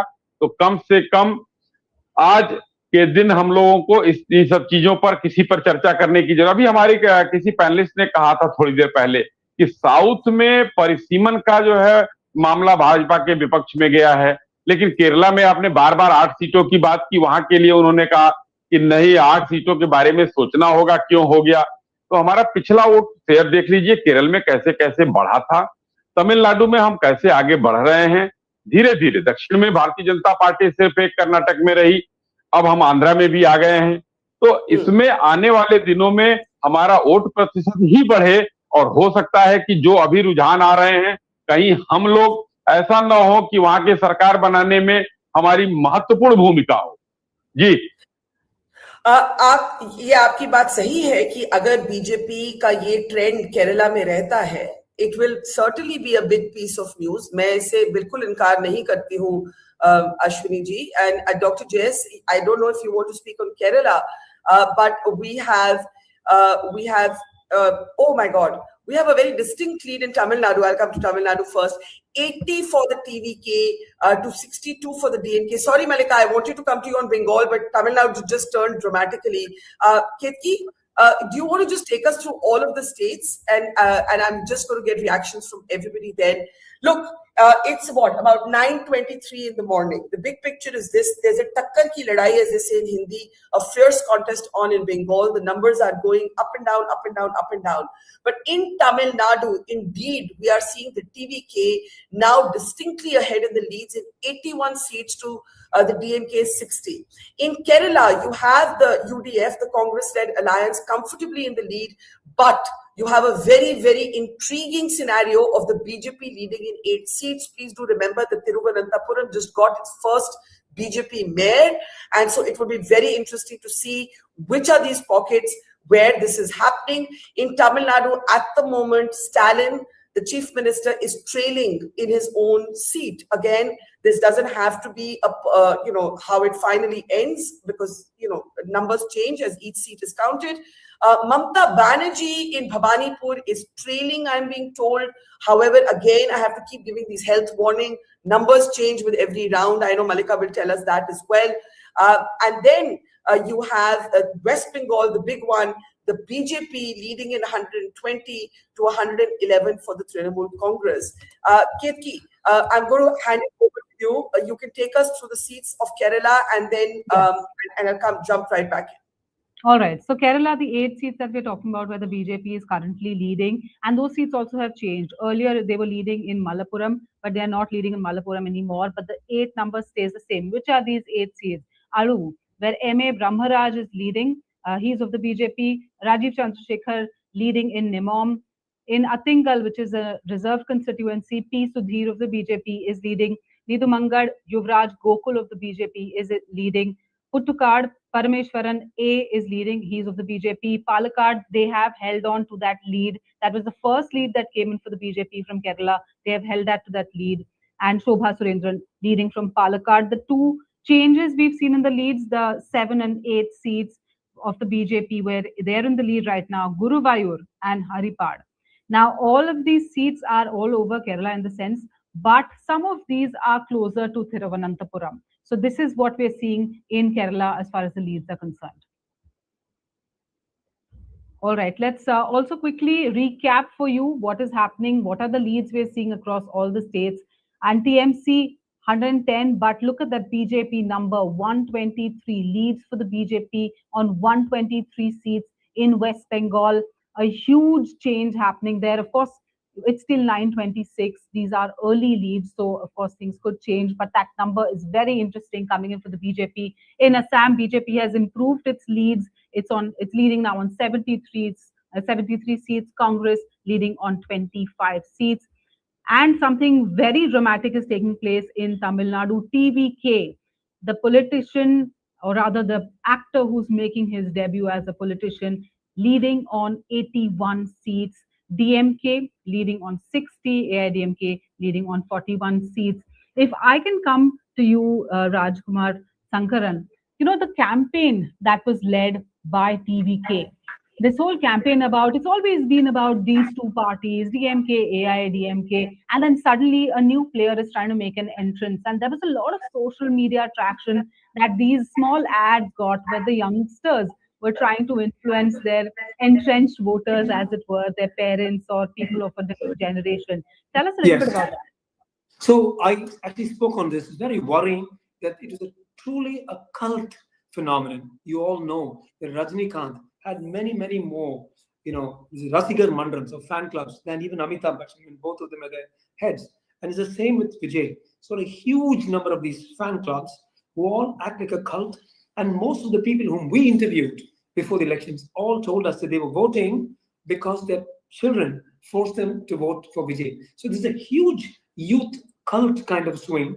I'm sure you all know some multiple trending videos of women saying they would commit suicide and kill their children if Vijay didn't make it. Is that kind of huge emotional backlash against the DMK and pro Vijay?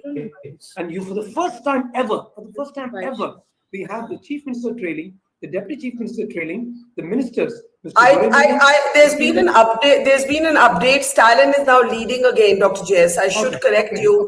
And we have to be very careful because with every round of counting, who's leading and who's trailing actually changes. So MK Stalin was trailing indeed, but he's back to leading. But KN Nehru in Trichy has been his bastion for the last 50 years. He's trailing. We have Parimal Tyagarajan trailing. Mr. Durai Murugan, established for the last 40, 50 years. This has never happened before. Even Barkha, to have this up and down, this upper niche, never happens in Tamil Nadu to the DMK bigwigs. Even if whenever the DMK lost, the big guys just kept maintaining their lead in their respective bastions. The point I'm pointing out is for the first time, we're finding these leaders losing in their strongholds. And Vijay, against predictions, is leading in both. But I want to ask you, why are you as a BJP leader so happy that Vijay is doing so well? After all, Vijay has taken, I'm very mystified, Dr. JS. Vijay has taken away the anti-incumbency vote that your party and your ally, the AIADMK, had hoped it would get, right? Why are you so delighted at Vijay's spectacular performance? Because I believe that an NDA plus, we want the DMK out, and the NDA Vijay can form the government. That's what we're hoping for. That's a very, very clear hope. And it's working towards that direction. So your clear hope is that anybody but the DMK forms the government. Ketki has an update while MK Stalin is leading. Ketki, his son, Udaynidhi, is trailing. Yes, Durai Murugan. I can't hear Ketki. You'll have to maybe unmute her. Right, Barkha, as I was saying, Udaynidhi is trailing from his constituency in Chepauk, and yes, Stalin is leading from Kolattur, but Udaynidhi, his son, is trailing right now. O Pannirselvam, 3-4 times the chief minister, is now with the DMK. He's trailing too. Yes, he's also trailing. Significant. He's trailing. O Pannirselvam trailing. Durai Murugan trailing. These, Barkha, are more significant than the numbers that we see on top. It means the DMK is out. And you must understand that both the NDA and the Vijay, our campaign was the same, that the DMK is an evil force and they need to be moved out. So at least, enemies are friend kind of thing. Both of us have a common enemy who's being edged out. I would have been much happier if the BJP and ADMK were up in 50 or 60, but that might still happen and we still have that hope. At least I'm happy that the enemy is sliding. Okay, so Ketki, I'm going to ask you to actually hop off at this point because we need all of these updates of the key candidates and the key seats in Tamil Nadu on our screen in graphic form. Malika, I want you to come in on the Bengal numbers, 123 to 110. Ketki, just hop off because otherwise we'll delay this whole process. Malika, you want to just come in on the Bengal numbers, 123 in the lead to 110 before we turn our attention back to Tamil Nadu. The BJP is leading right now. Malika, you're muted at your end. Malika, I can't hear you. But there you can see Udaynidhi Stalin trailing. Malika, try again. Okay, I can't hear Malika. There's no purpose like this. I can't hear Malika. Venkat, do you want to come in? On what's happening in Tamil Nadu? See, the early trends were so encouraging. So that's how I predicted. So with this, I can say that with a minimum, they can cross 95 seats with the vote share of 37.5%. As well as the second, that's a storm. I expect the tsunami can happen close to 42% vote share and the seats of 110 to 125. I put it to 115. So let's see how far we go. So I'm so happy the way the assessment were done by myself and with the help of other people and other journalists and other political people there. So I have taken their opinion and build it my model based on that. So I think the early trend were so encouraging. Hope it keep the momentum as it is, because it's so surprise, you know. I thought in the beginning they were trailing, but it's good. We are on track. Let's just look at Tamil Nadu. Mr. Venkat is talking about Tamil Nadu. We have West Bengal figures on our screen. Yeah, there we are. 81 leads for the TVK to 59 for the DMK. Udinidhi Stalin, the Chief Minister's son, trailing in his own seat. Venkat, earlier when we were speaking to you, you thought that the vote share would be high for TVK, but it may not actually convert into seats. Do these leads give you more hope, or would you still reserve your final judgment because it's still early in the day? See, the thing is, I'm confident on the urban and semi-urban, but when it comes to rural, I really don't know how much they penetrated really well. But that looks like the early trend looks like they made a good progress in rural area as well. But if you ask me, like each the candidate wise, I don't know, because I just made my assessment based on the whole level, as well as the pockets, not in the individual constituency level. So based on the other things I'm hearing from the news, like other mainstream news channels, their stalwarts from DMK, their stalwarts were struggling, like Mr. Nehru's son, Mr. TRB Balu's son, as well as Mr. Nehru in Tiruchi zone, as well as another minister. Usually he is the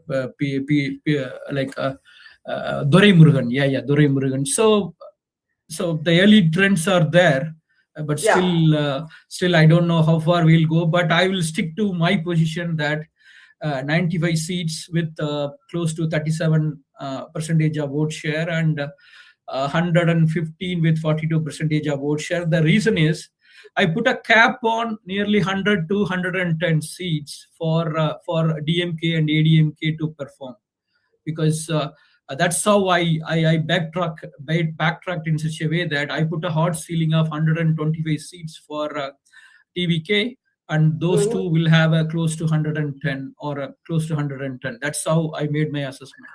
So I should say at this point something very interesting. Although Sanjay Baru opened this morning, Amrit Gill of the Congress is with us. Welcome. Dr. Baru opened this morning by saying West Bengal is going to impact the country's politics more than any other state. But there's something very interesting happening, at least at 9:35 a.m. Or it could be a different story at 10:30 a.m. I don't know.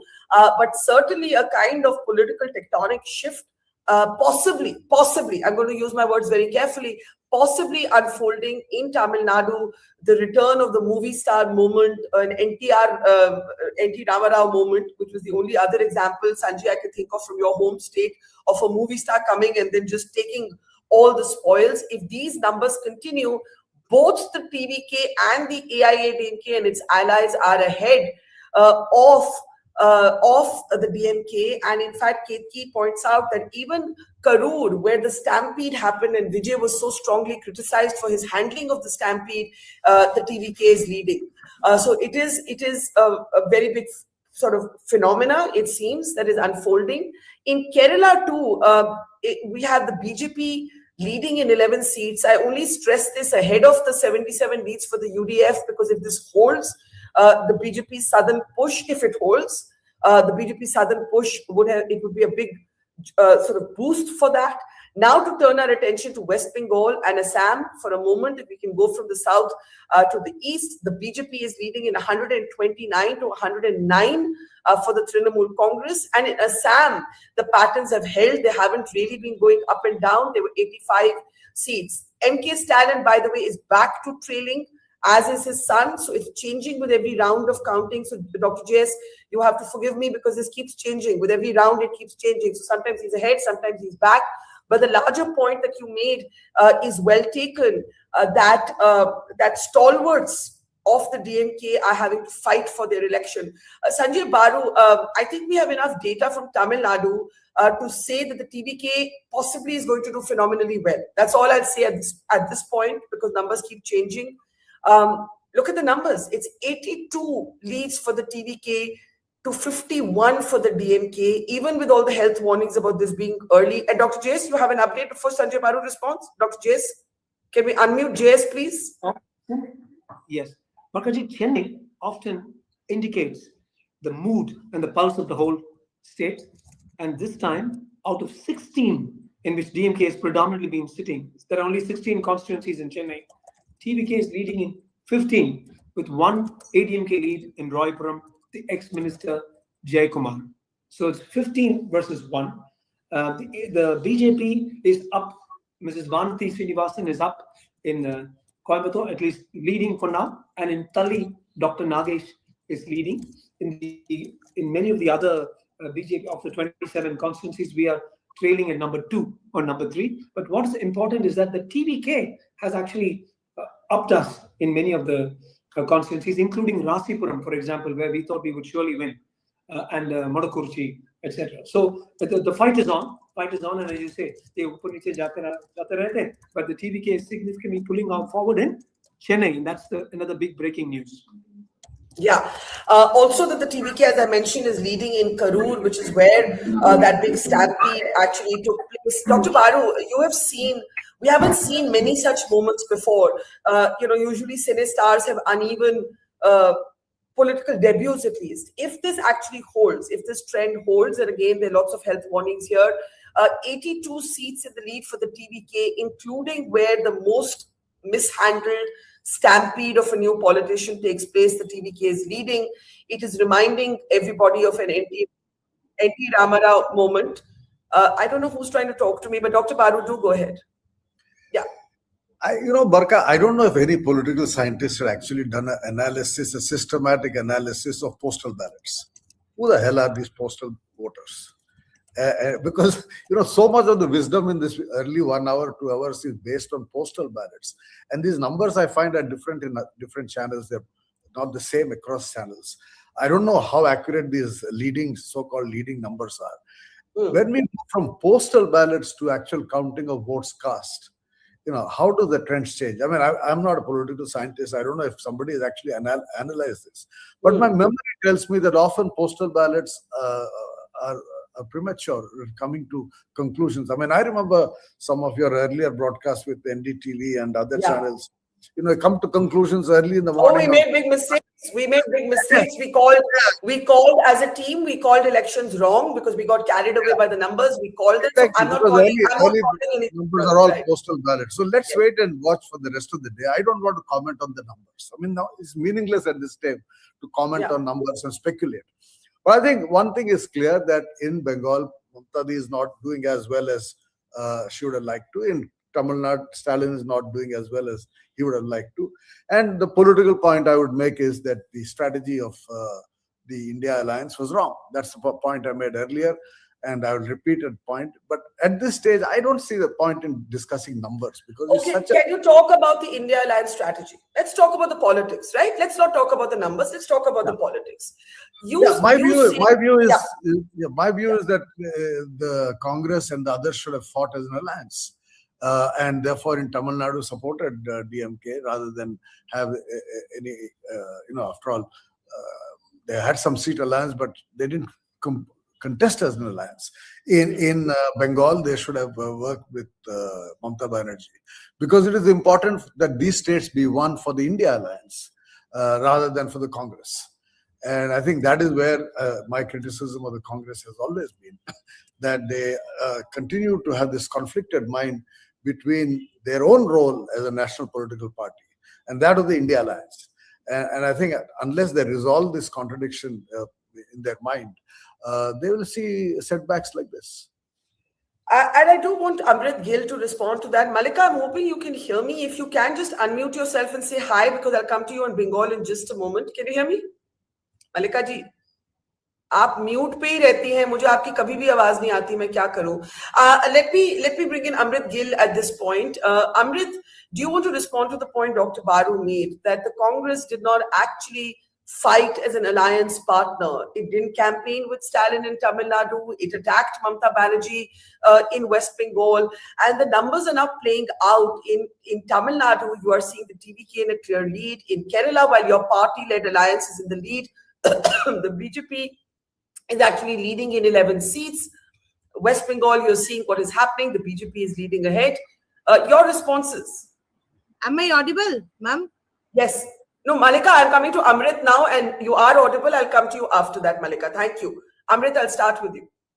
As the trends are quite surprising to me, but if you talk about India Alliance and the role of Congress, Congress is always supportive and is always standing with the alliance and always the last one to take the bite from anything, the share. But in West Bengal, because no consensus were made, and because earlier West Bengal and that was our space, and so we fought because we have to look for our share and our space also, and because that's why we fought in West Bengal. And Congress is we will get some good space in West Bengal, and Didi is there, and Didi are they, because no conversation were done for the alliance, and we will be contesting, because whenever the alliance comes, because they feel like that Congress has nothing, no space, and the Congress is, we are trying to find our space, and we have nothing to lose in West Bengal. We all have to gain there only. As a Congress, Rahul Gandhi attacking Mamata Banerjee in videos released on the eve of voting. How does that square with, if your priority is, to unite against the BJP, Amrit, then why would Rahul Gandhi be attacking Mamata Banerjee? So look, in Punjab also, like earlier in India Alliance, AAP and Congress were together, but in the state elections we were different, and we are the main opposition with AAP. And so we have to contest, we have to fight for our space. And same is happening in West Bengal also, because we have a cadre, we have a space who are not getting any space, and they are not being recognized. And so okay, I'll ask Dr. Baru to respond to this point of the. Got it. Sorry, I'm interrupting everybody because the numbers are changing very quickly. Malika and Ashwini ji, Bengal pe thoda sa gaur karte hain. The BJP is now leading in 139 to 103 for the Trinamool Congress. Mamata Banerjee, at the moment, I'm being told, is trailing in her own seat of Bhabanipur. Again, Sanjay Baru's point is well taken.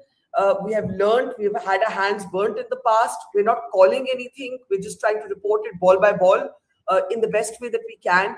Malika ji, ye aankhein dekhiye aap थोड़ा सा अब nervous है कि अभी भी nervous नहीं है? No मैं भी नर्वस नहीं हूँ. मैं पहले भी बोल चुका, ये अभी बैलेट हो रहे हैं, पोस्टल बैलेट में हो रहे हैं, तो और 3 राउंड ऑलरेडी हो चुका है, तो अभी भी राउंड बहुत सारी बाकी है. तो ठीक है, ये ट्रेंड है.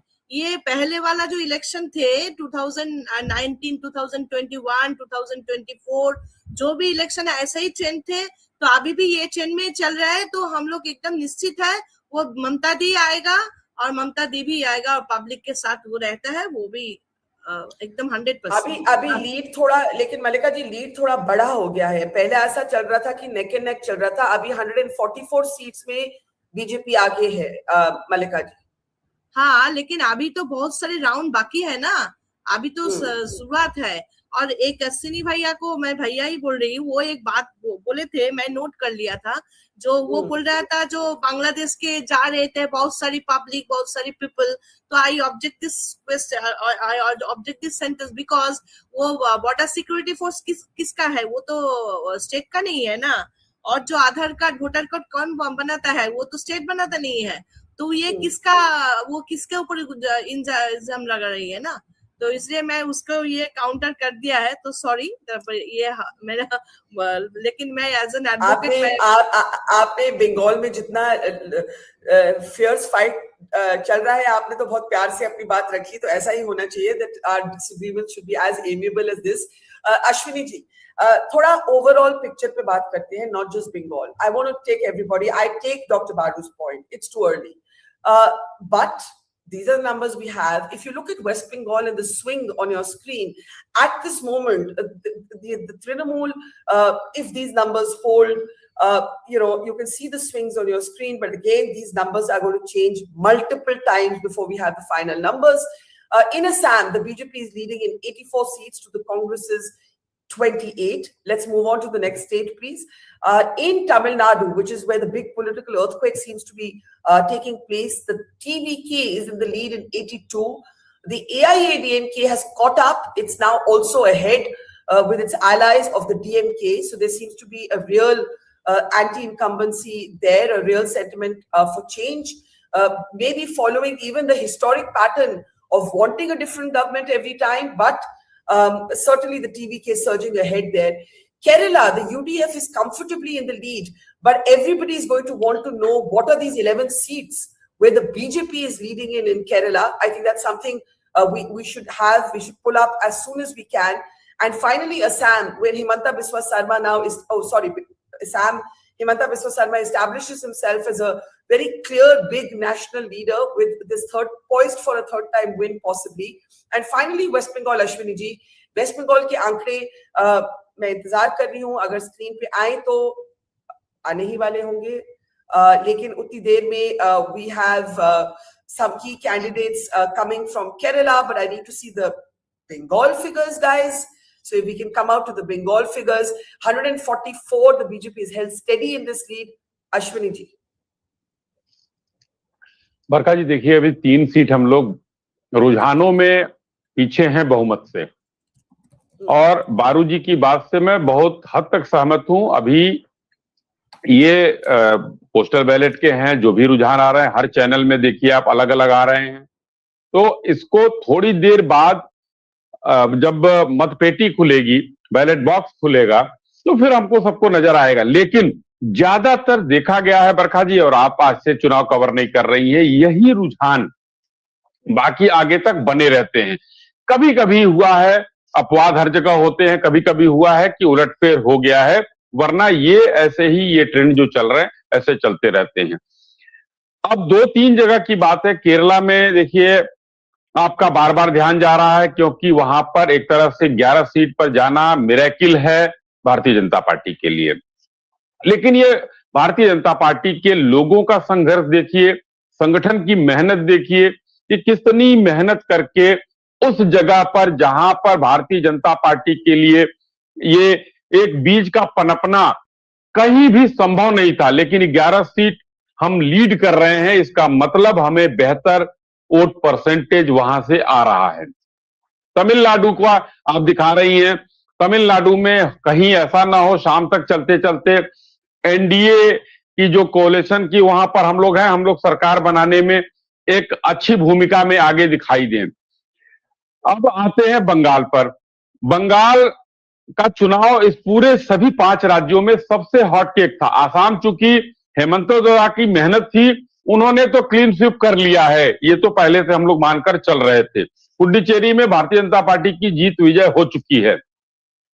बंगाल में हर व्यक्ति ये सोच रहा था, जब भी हमारी बहन ने कहा कि बंगाल में अभी बदलेगा, हो सकता है बदल जाए, ये तो जनता का मत है, जो बदलेगा हमारे पक्ष में आएगा वो भी सिर आंखों पर, विपक्ष में जाएगा तो भी सिर आंखों पर, कोई ऐसी बात नहीं है।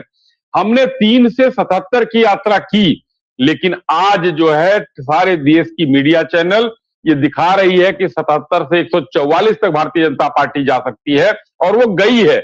उसके पीछे के कारण, चाहे आप लोग एसआईआर की बात करें, चाहे आप घुसपैठियों में आपने बीएसएफ की बात किया, तो बीएसएफ के बॉर्डर के लिए फेंसिंग के लिए उतना छोड़ दिया होता, दे दिया होता जमीन, तो हम फेंसिंग करा दिए होते, लेकिन वो नहीं। लेकिन मैंने आरोप जो लगाया था वो कांग्रेसियों की सरकार पर लगाया था कि उन्होंने वहां पर 3-3, 4-4 पीढ़ियों से लोगों को बसाया हुआ है, वो बहुत भारी मुद्दा है।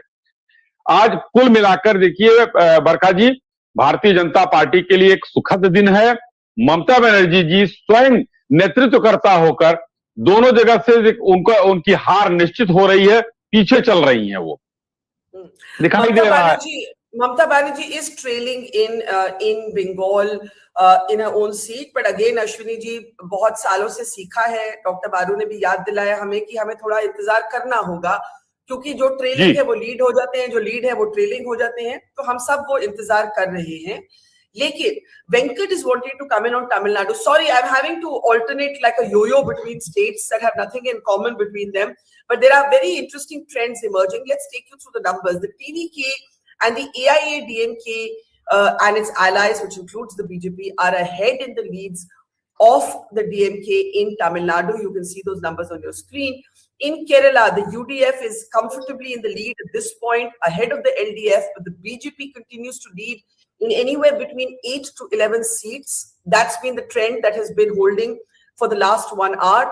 If we move on to the next state now, West Bengal, these numbers have changed marginally. The BJP is now leading in 148 seats to 102 for the Trinamool Congress, and that is exactly the halfway mark. The BJP is now leading in the halfway mark in Bengal, and again, nobody's calling anything yet. We're waiting because these numbers will keep getting counted. And Assam, of course, the BJP has established a very comfortable lead. There you can see the numbers on your screen. Venkat, I'm going to allow you to distract us from the fierceness that is unfolding in Bengal to the rather more clear trend that is shaping up in Tamil Nadu, at least for now. Before I ask you to do the numbers, Sanjay Vijay is being called the next MGR. The movie star turned politician is not unusual to the southern states. It's actually a very peculiar phenomena of, how do you make sense of it, this sort of need for a cult figure? See, the thing is, this is... Just hold on for a second. Venkat, also hold on for a second. I want Dr. Baru to come in on this phenomena of the movie star politician, and then I'll come to both of you. Dr. Baru. Well, first of all, Barkha, I'll have to be logging off in a little while, so let me just say two things and then go. The phenomenon of politicians in politics has been there in basically in Andhra and Tamil Nadu. I don't think that's been the case. In fact, if you remember, Rajkumar tried to get into politics in Karnataka and failed. Kerala has never had this. So it's really Tamil Nadu and Andhra Pradesh. I mean, now if you look at Telangana, there is no politician worth the salt in politics. I think the reason for that is also been the inability of the opposition parties in those states to substitute for the ruling party. There's a long history of the decline of the Congress in Andhra Pradesh, and the fact that the politics of Tamil Nadu has always been mixed with culture. The DMK itself has been a culture-based party. Language was an issue. Poetry was used by and literature were used in politics by Karunanidhi. So it's a very interesting case, which is where politicians and people in the cultural space have been intertwined, particularly in Tamil Nadu, much less in Andhra Pradesh. In fact, today in Andhra Pradesh, there's no significant film personality in politics apart from Pawan Kalyan. Yeah. The last point I'll make before I leave, Barkha, is that the real problem with this election, and I want to end by quoting my very dear friend Parakala Prabhakar. Prabhakar has been doing a systematic analysis of election trends in Andhra Pradesh and other states. And he has been refusing to predict any outcome in this election because he was convinced that these elections would be rigged. He said to me, look, don't waste your time in speculating. They're going to fix it. Now, that may be a completely cynical opinion. But I think given the way in which the Election Commission has behaved and given the recent events, I don't think we should minimize the role of electoral engineering, political engineering, because I have enormous respect for Prabhakar, who has done systematic work on SIR data, on election data. He has established, for example, in Andhra Pradesh, how in several constituencies, the outcome does not tally with the But Dr. Baru, if the outcome were to be different, just asking a follow-up. No, just asking a follow-up to that. If the outcome were to be different in a couple of hours, would you still say that? No, I'm not saying this or that. All I'm saying is that we are now in a space across the country in which these questions have been raised, never raised before. Never raised before.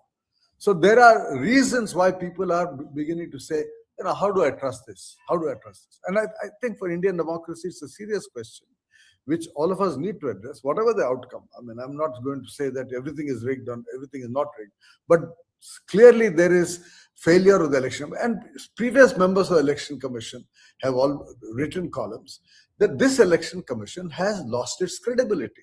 I think it's a serious challenge for Indian democracy.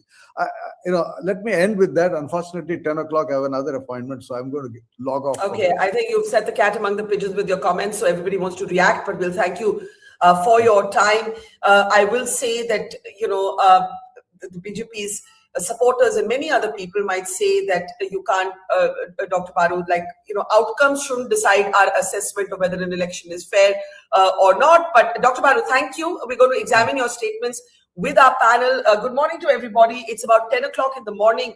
It has been a spectacularly exciting election day. In fact, if I could request Ketki to hop back on and she can take us to some of the data points she has. But let me welcome our other guests to the program. Senior journalist Sugata Srinivas Raju is joining us. I can see Nalini Singh on the screen. Ashwini Shahi of the BJP is with us. Malika Ji, who's a lawyer and TMC supporter, is with us. Venkat, who's a TVK supporter, is with us. Dr. JS of the BJP from Tamil Nadu is with us. Let's take you quickly through the numbers. I should say Mamata Banerjee is back to leading in Bhawanipur. ये कहना जरूरी है क्योंकि हर 10 minute who's leading, who's trailing changes. So Mamata Banerjee is back to leading in Bhawanipur, but overall the BJP is leading in Bengal. Let me take you quickly. Could we mute the channels, please, while I go through the figures? Let me quickly go through the figures. The Assam numbers are on your screen. 84 leads for the BJP, 28 for the Congress. The BJP headed possibly for a third-time victory. There, Himanta Biswa Sarma then emerging as one of the most influential leaders of the party on the national stage as well, possibly. For Bengal, these numbers this gap has held steady now for about half an hour. 148 leads for the BJP to 102 for the Trinamool Congress, 3 for others. Tamil Nadu, a big story is unfolding here. 93 leads for the TVK. It is a political and cultural phenomena that we are seeing unfold in Tamil Nadu. The AIADMK and its allies also ahead of the DMK at the moment, that is leading in only 40 seats, while MK Stalin has been leading, trailing. His son, Udinedi Stalin, trailing in his own seat. Those numbers have gone up to 96. Even as we are speaking for the TVK, a lot of people thought that Pradeep Gupta was wrong in his projection. But if these numbers hold, then Axis My India would be proven to be right on its projection for Tamil Nadu. Now, Kerala, something very interesting is happening in Kerala. The UDF, the Congress-led alliance, is leading comfortably. These margins have held. But the BJP has been leading with every hour of counting in 7 to 10 to 11 seats.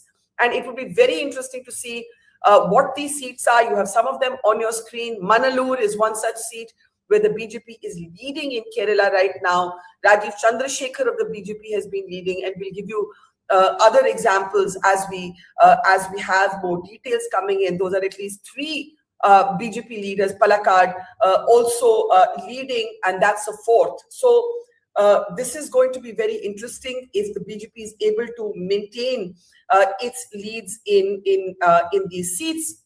Let's get opening comments. Ashwini or Malika, shuru karti hu. Actually, no, wait. Venkat has been waiting to speak. Venkat, let's bring you in. And yes, Thank you. So I would like to give us some insights. That is, first of all, what people and everybody thought was the Vijay's rise is a kind of a 1961 DMK Annadurai rise and 1977 Mr. MGR's rise. This is not like just what happened with Mr. Vijaykanth, Mr. Kamala Sen, and all other people. Everyone tried, but this time people put their heart and soul with Vijay. So that's the one thing.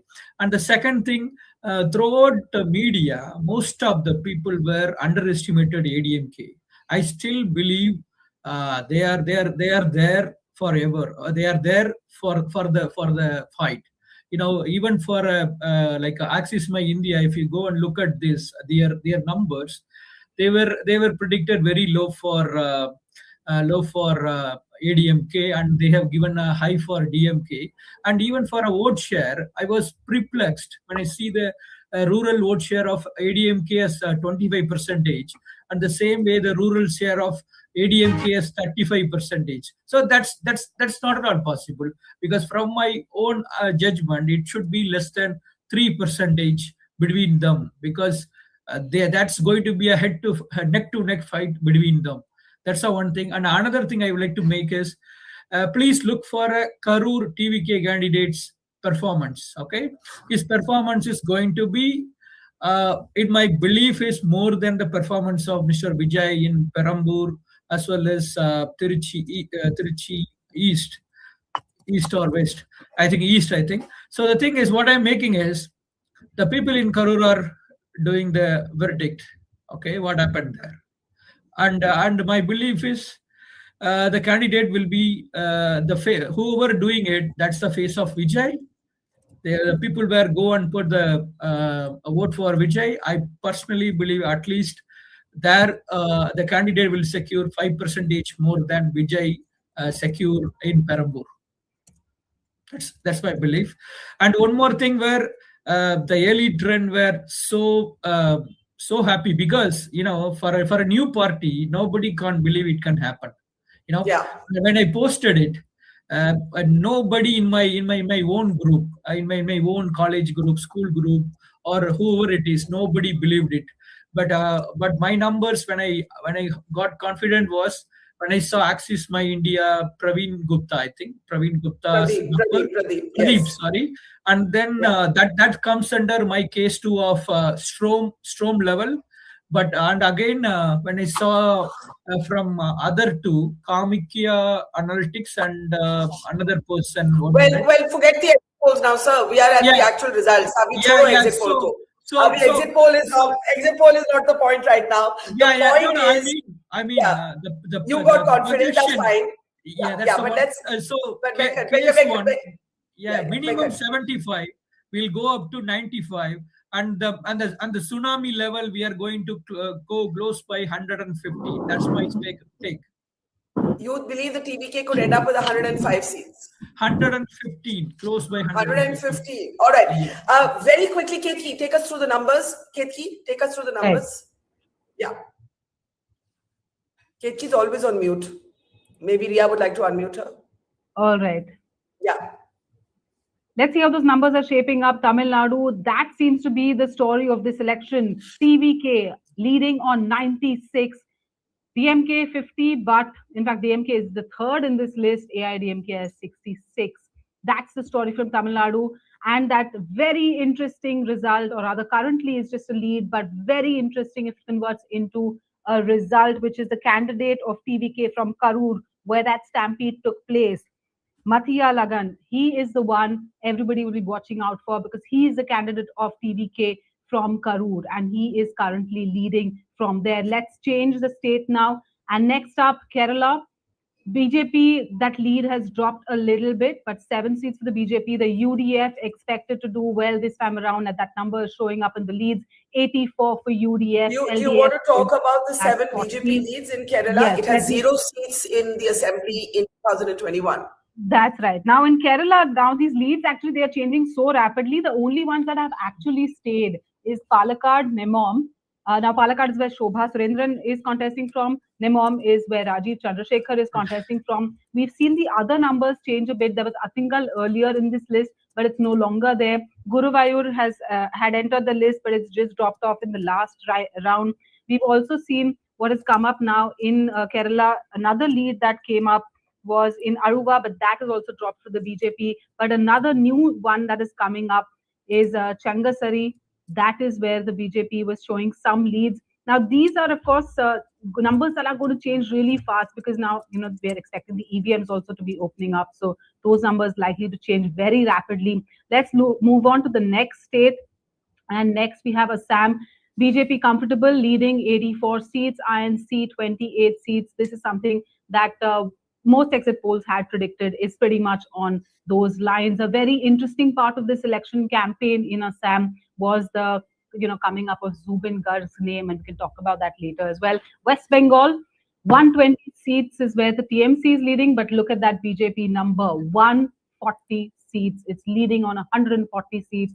Earlier on this program, we had, analysts telling us that the BJP really needed a number of 125, maybe 135, and it would have been very difficult for the TMC. These are, of course, leads now, but very interesting leads emerging from West Bengal. But Barkha, I still think the story really is what Tamil Nadu is shaping up to be. All right, let's look at the Tamil Nadu number just for a second. Let's bring up the Tamil Nadu number. And TVK has crossed 100 in Tamil Nadu in early leads, and that is a phenomenal number. TVK is really turning out to be the story of this election. An actor who really started off on the wrong foot, given that stampede. 41 people died in that stampede, and now look at the challenge that Vijay is putting up. Not just a challenge, many were talking about him as a kingmaker. If this continues, he's very much on his way to become king. Yeah, thanks, Katie. I'm going to let you hop off and just get us some more updates now. For anybody who's just joined us, the TVK has actually hundreds. Somebody took me off. Yeah, there I am. The TVK has crossed 100 seats in leads in Tamil Nadu, and in West Bengal, the Trinamool Congress has caught up a little bit, but the BJP is still in the lead, 140 to 120 in West Bengal. So those two states are turning out to be, as expected, the stories of this election. In Kerala, the Congress-led UDF alliance is doing comfortably, but the BJP, well, it was leading in 8 seats. That lead is now down to 5 in Kerala. And Assam, the BJP is comfortably in the lead. These are some of the leads that we're getting for BJP seats in Kerala. Let's get first reactions from Sugata, from Nalini, from Dr. JS. Sugata, when Pradeep's numbers came, many of us were skeptical. You were skeptical. If these numbers hold, it is going to be nothing short of a tsunami. It's a cliche often used. But the TVK at the moment leading in 100 seats in Tamil Nadu. We need to update our numbers on the top screen, please. Yeah, Sugata, go ahead. Yeah, Barkha, I told you on the show the other day that TVK is bound to do very, very well. I said they may finish number 2 in most constituencies. So their impact in this election, their performance was never in doubt. But the problem with Pradeep Gupta's thing was he was giving you a headline with all his methodology and all his details being wrong. So, that is a very pedestrian kind of doing things. Anybody in Tamil Nadu on Chennai streets would tell you that Vijay was doing well. So that was the problem with Pradeep Gupta. So, but I will still wait until the EVMs open and the trends stabilize, because because it will be a very small margin in many, many seats. And the real surprise in the Tamil Nadu thing is, Barkha, the AIDMK and DMK numbers. See, the AIDMK... Yeah. Can we switch to Tamil Nadu for just a second? I need the latest numbers, guys. Yeah, okay. So AIDMK and DMK numbers, see, it was always, we always thought who would actually grab the anti-incumbency votes. If Vijay was the ex-player, so if Vijay is going to take away all of that, and if DMK retains its core vote, then we thought DMK would sort of hold on to a lot of things. But it looks like AIDMK has also sort of grabbed a lot of anti-incumbency votes. And AIDMK's numbers were being kind of, people were giving you all kinds of ridiculous numbers. Pradeep Gupta himself did not even, if he was right about TVK, he should have been right about AIDMK as well. So there is a lot of inconsistency there. So, I'm really surprised with the AIDMK numbers, because it means that they're holding on to their Kongu belt, they're holding on to a lot of seats. That's very interesting. And TVK was the actual disruptor of this election, and they're bound to perform well.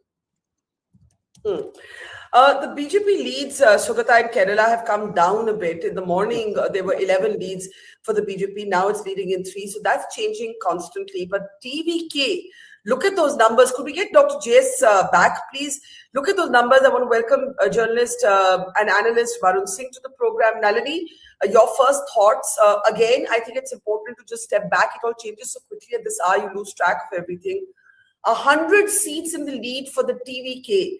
It is a new party, a movie star turned politician who had a horrible debut with a stampede, and yet here he is in the lead in 100 seats. The AIADMK and the BJP has also, as Shugata pointed, held its own. It has 74 leads compared to 49 for the DMK. So that is Tamil Nadu, where even as I was completing that sentence, the TVK is now in the lead in 101 seats. We have Venkat here, a TVK supporter, who's forecast 115 he thinks for the TVK. Moving to the other big one, West Bengal, the Trinamool Congress has caught up a bit, but the BJP is still ahead in 20. The BJP had briefly touched the halfway mark, but at the moment, and it's just fallen a little bit, it's got closer.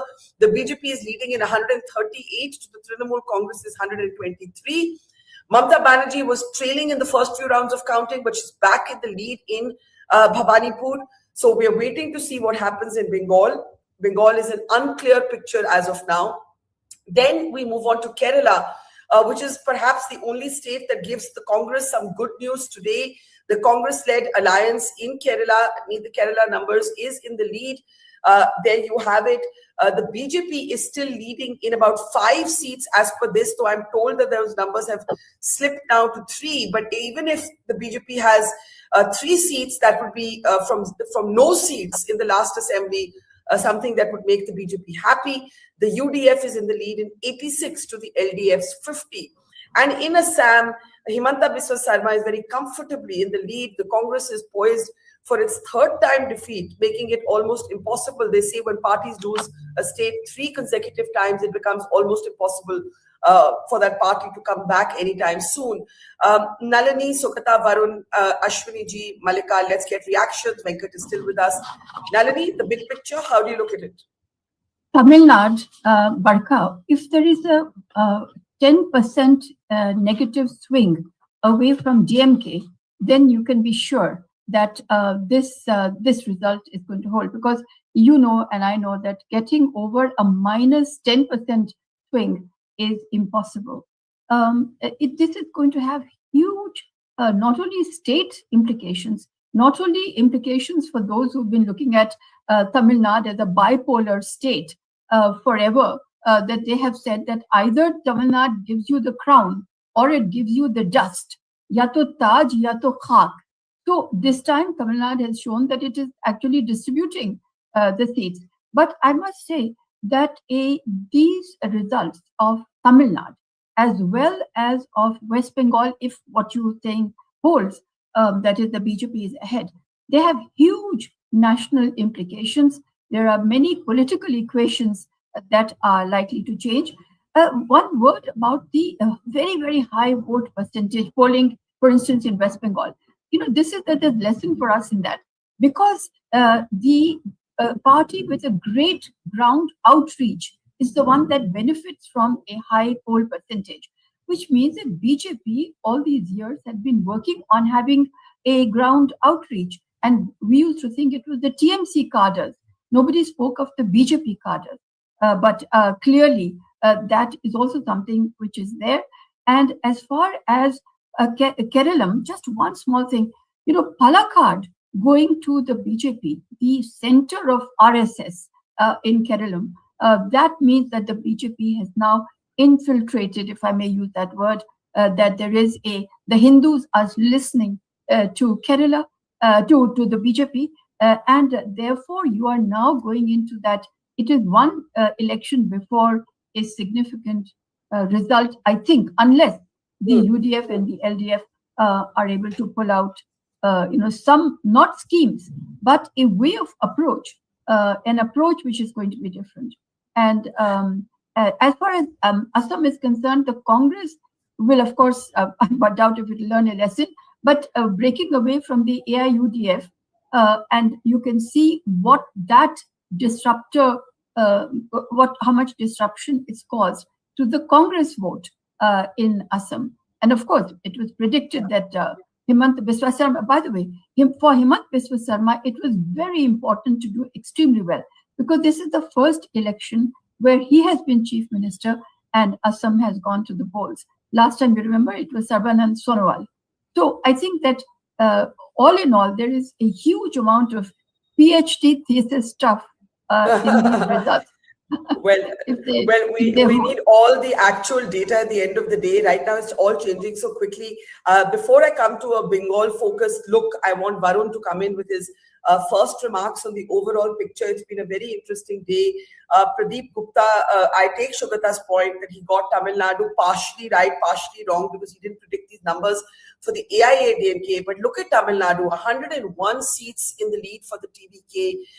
And even the AIA-DMK is sort of holding its own in about 74 seats it's leading. Again, let's look at Bengal now, where it is a fierce fight. It is narrowed in the last few minutes. Is Bengal, please? Need the Bengal numbers. I'm just waiting for the Bengal numbers. But it's 137 to 124. 137 to 124 at last count. So we're going to see how that evolves, Malika.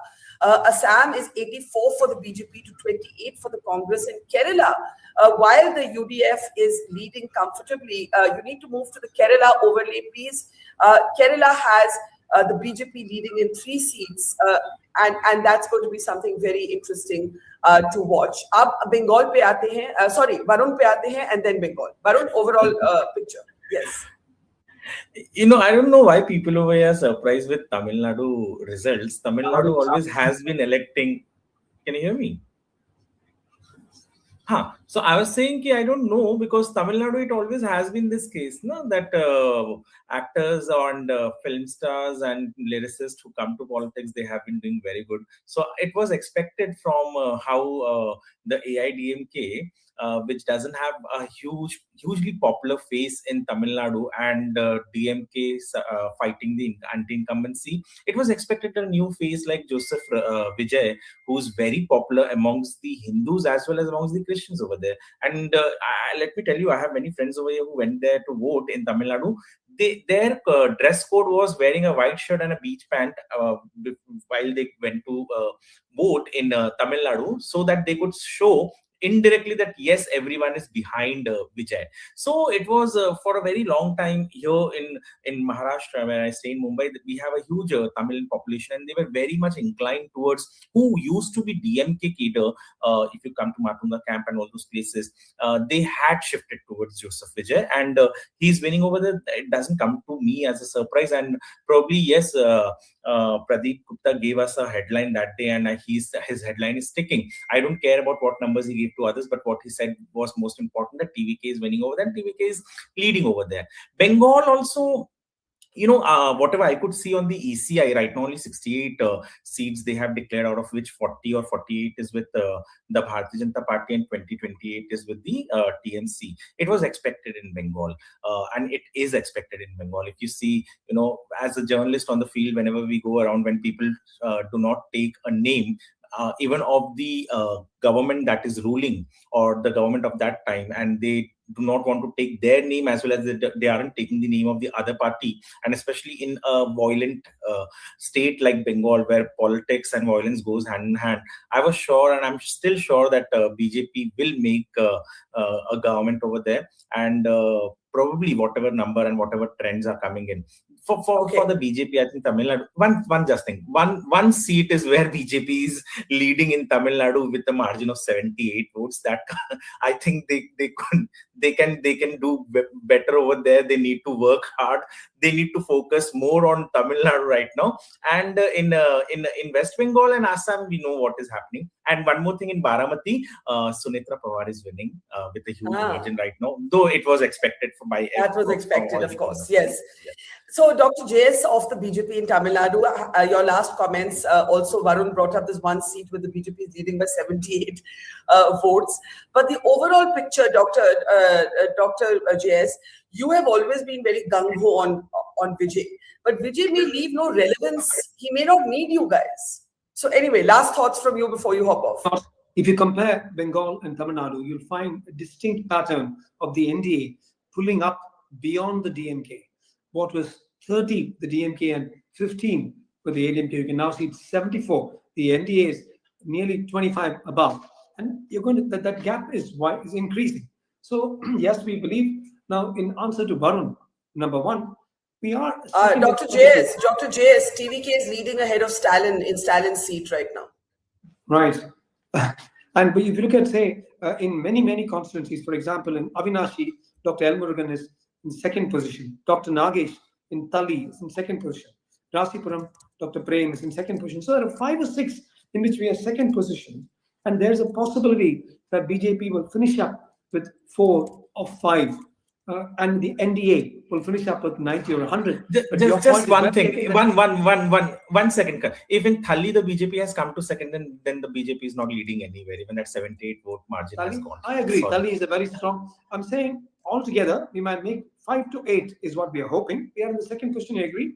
But what's more important is that the NDA as a group, if we hit 90 or 100, then and these guys are holding a DMK moves to 45 or 50, then there is a chance that there'll be 2 large groups, 90, 95 BJP and 100, 105 TVK, and then that's the real kind of ideal thing that we wanted.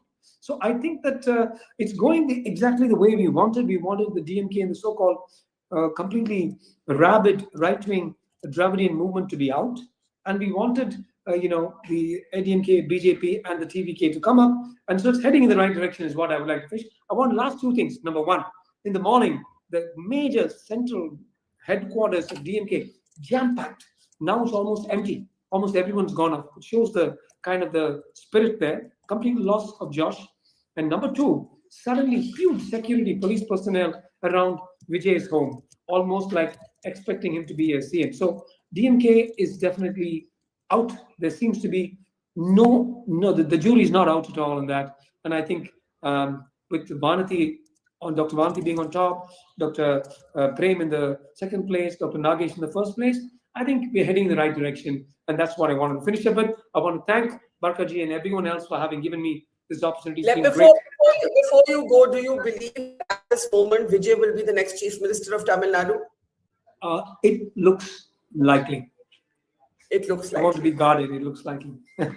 Okay, Dr. JS, we'll connect with you later in the day. Ashwini ji, अब आप पे आती हूँ overall picture के लिए सिर्फ बंगाल की बात नहीं करेंगे. असम में आप लोग का लीड, आपकी पार्टी का लीड बहुत ज्यादा कंफर्टेबल है. मुझे लगता नहीं कि इसमें कुछ बदलाव आएगा. I think Assam is pretty much a done deal. तो एक तो ये.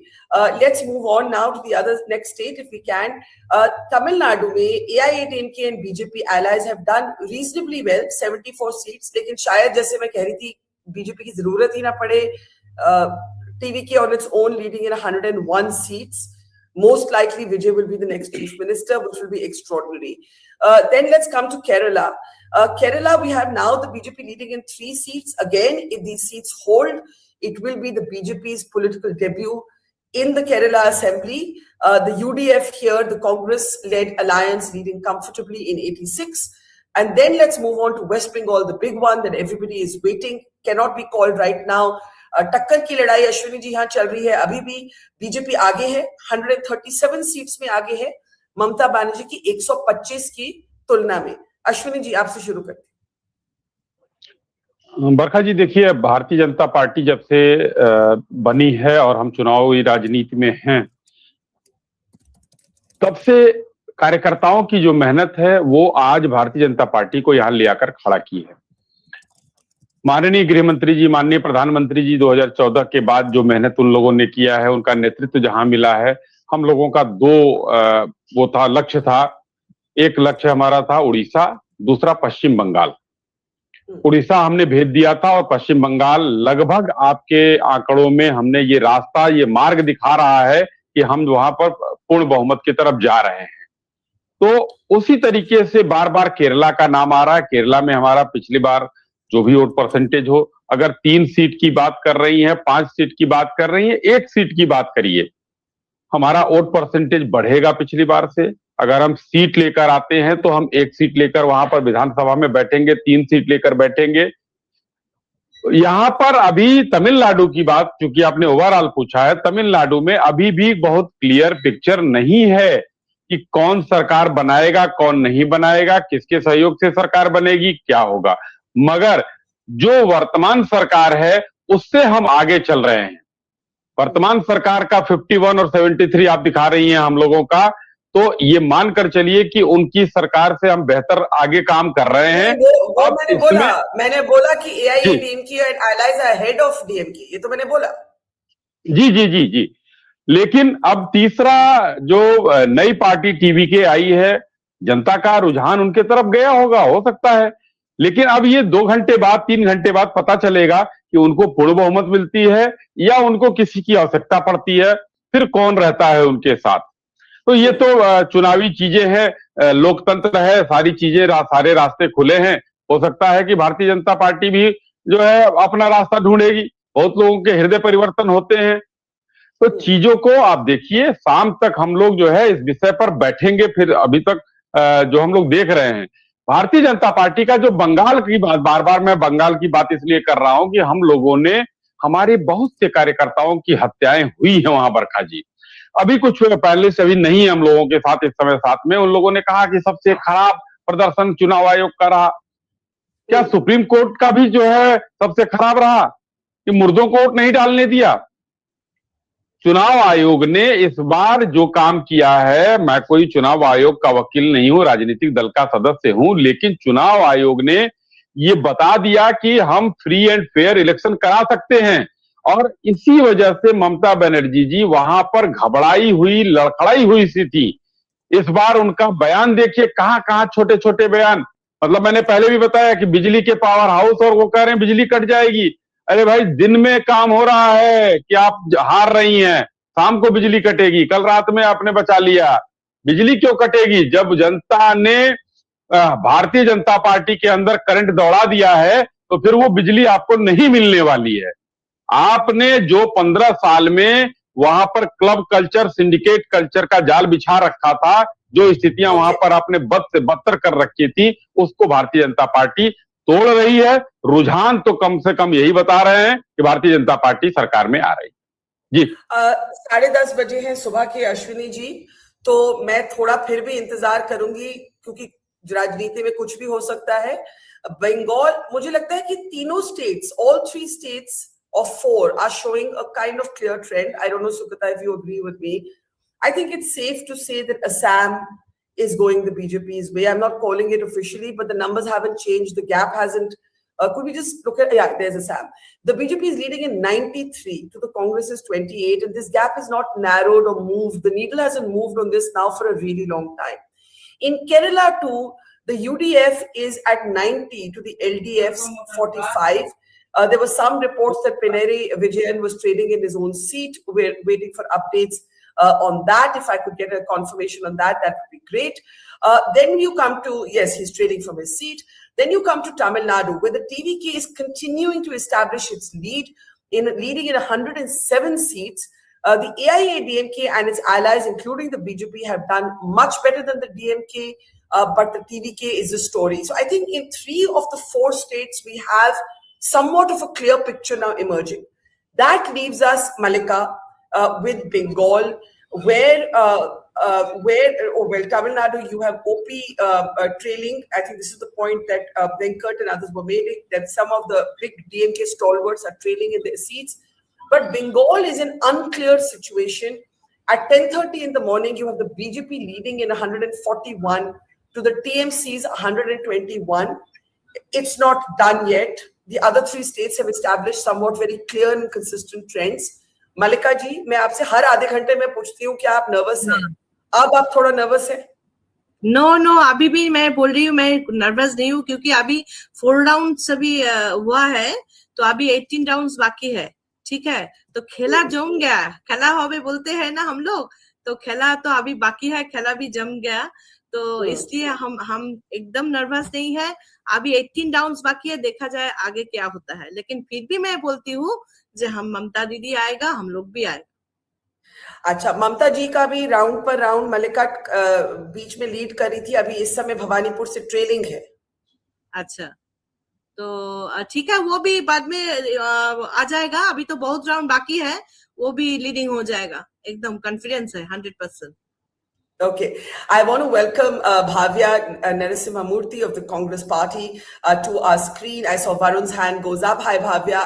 And I want to come to Sugata also. Varun, Bhavya, early comments, and then Sugata and Nalini and everybody else, of course. Yes, Varun. Simple thing. I just wanted to correct one thing that we all have been saying. Even the BJP spokesperson, I thought he would be the one who would correct us.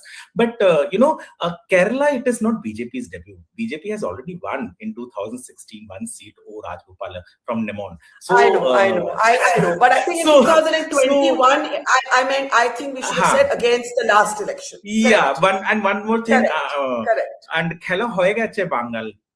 So whatever we could see, the Khela is done. And if we sorry, Banglate bolchi keno ki eidike Bengali spokesperson. So bhalo. I could understand that you're saying sorry that you're speaking in Bengali, but you believe the game is over.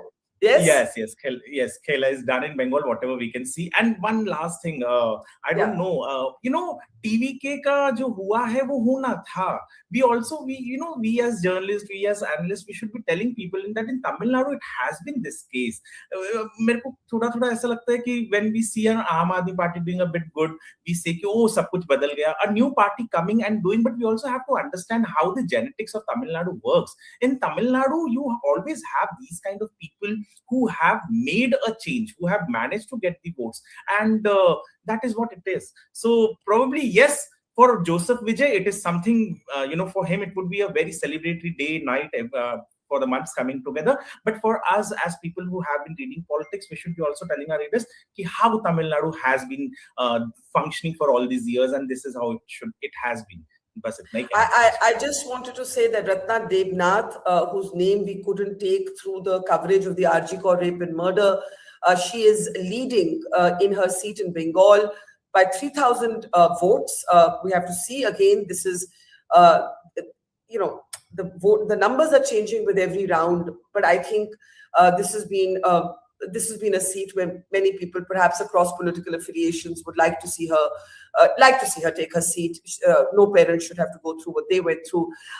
Malika, I know you'll come in a little later when we have maybe updated numbers on Bengal. Shugata, Bhavya, I'll start with you, Shugata. The big picture. You've been talking about the loneliness of Mamata Banerjee, and somebody else, I think, on our program said it's not Mamata, it's Rahul who cuts a lonely figure.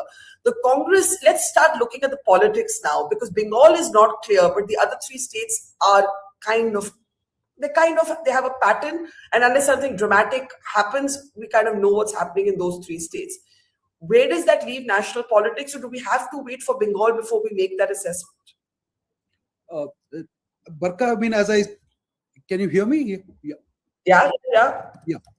As we discussed the other day, Barkha, the implication is huge for national politics, because either which way, see, if Mamata loses Bengal and if DMK loses Tamil Nadu, both of them are allies of the Congress party, and it was DMK who sort of endorsed the prime ministerial candidature of Rahul Gandhi. It was DMK which legitimized his role as a leader of opposition, and they have now kind of split, and Mamata is very, very angry for the kind of things that Rahul has said.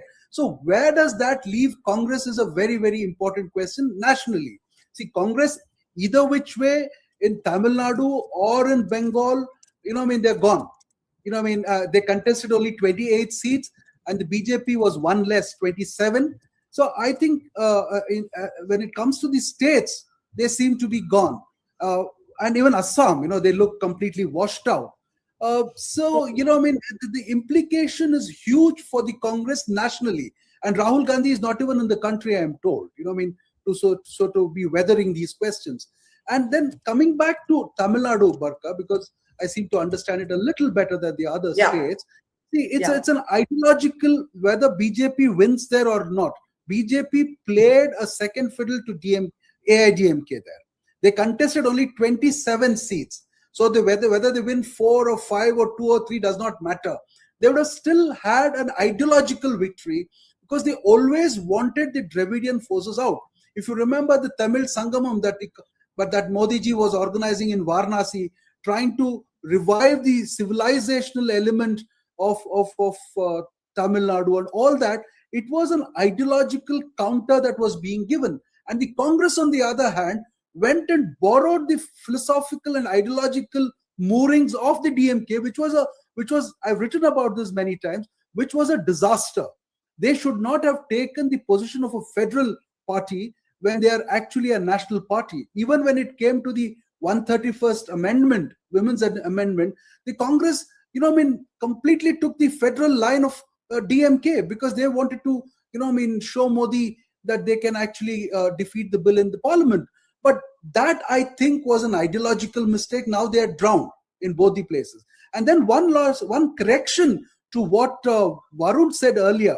He said, speaking about Vijay, he said everybody who's from the filmdom has done well in Tamil Nadu. No. See, you looked at what happened to Rajnikant last time. He chickened out. He started a party, he ran away, he didn't even contest an election. So he was not confident of victory. Then you go to Kamala Hassan. He's not even contesting a single seat this time. He conceded completely to the DMK, got himself a Rajya Sabha seat, and was done with it. Then you look at Shivaji Ganeshan. If you go back, he got 1% vote or something like that. It was so Vijay Kant. More recent example, DMDK, who's now the alliance partner of the DMK. They also bargained for one RS seat and a few assembly seats. He also did. He just got about 16% in his first election, if I'm right. So it's not that all film stars have done well. Vijay is a MGR kind of phenomena, which we have been repeating for a long time now. But will he be able to hold on to these numbers? I have a feeling he may slip below 100, and it may be a hung kind of situation. And then it makes it very interesting whether the NDA will put up Palaniswamy, who I think is a real hero. See, Palaniswamy was not a dynastic guy. Palaniswamy was someone who was, an absolute, Chaplusi of Jayalalitha. He was not an independent leader in his own right, but he made it big. So you're saying Tamil Nadu is not done for you yet? No, Tamil Nadu is not. The equation will be interesting. The defeat of the DMK, unless something dramatically changes, seems evident. No, Barkha, whether AIDMK would like to sit in the opposition. I understood. It's a very interesting thing because I understood.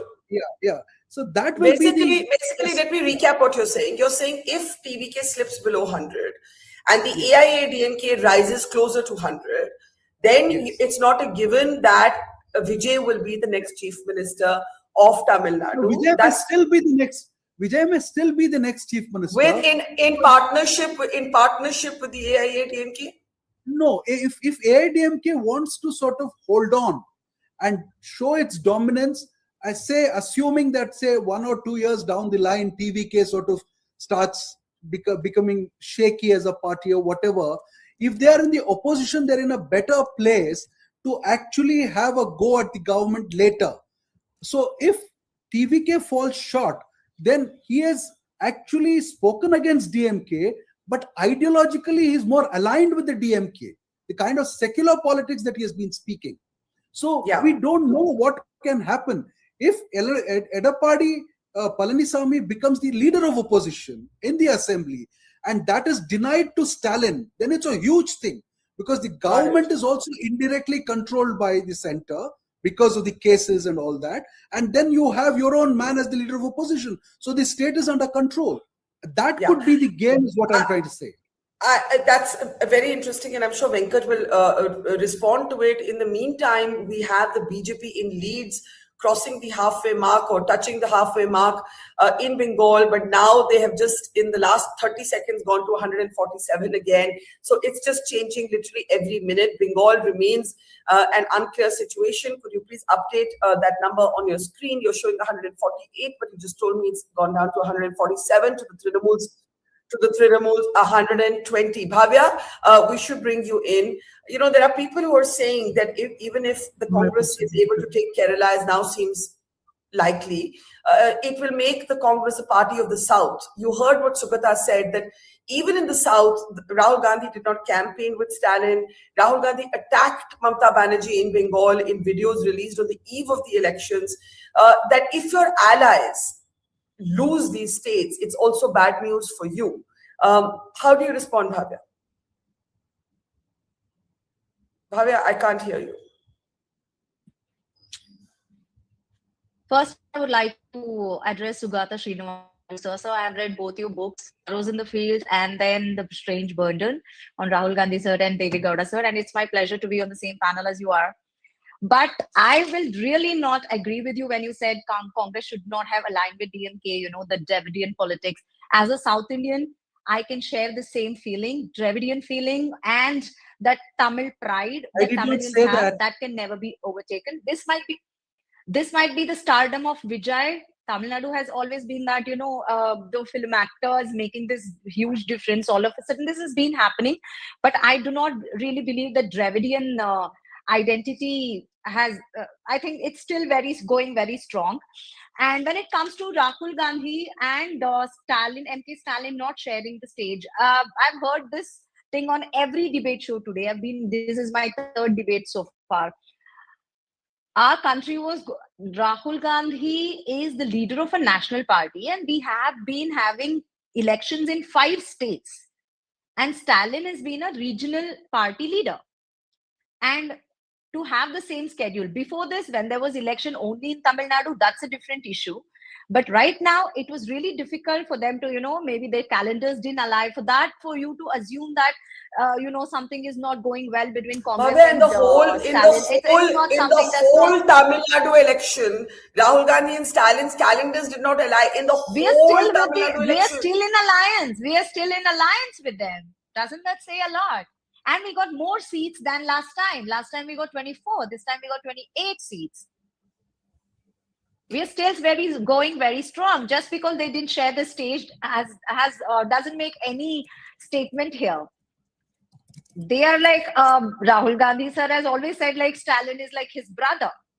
So yeah, there will be, like, you know, when you are alliance partner, there'll be a lot of differences, agreements, a lot of things going on. And our manifesto was accepted. Both of them were in alignment with the same thing. And I don't really think there is any difference in Tamil Nadu. And Kerala, we are definitely winning, that you can see. And we have to also consider, you know, we can't speak about these election results in isolation of just today. We have to consider what all BJP did, whether in deleting 91 lakh votes in West Bengal, to bringing that special session all of a sudden to portray like opposition leaders, including DMK, Congress, as you know, misogynist or someone who hates women reservation bill by including delimitation in it. All of these games that BJP played, their desperation towards this. And you also saw what happened in that one of these Falta, the Assembly constituency, Election Commission.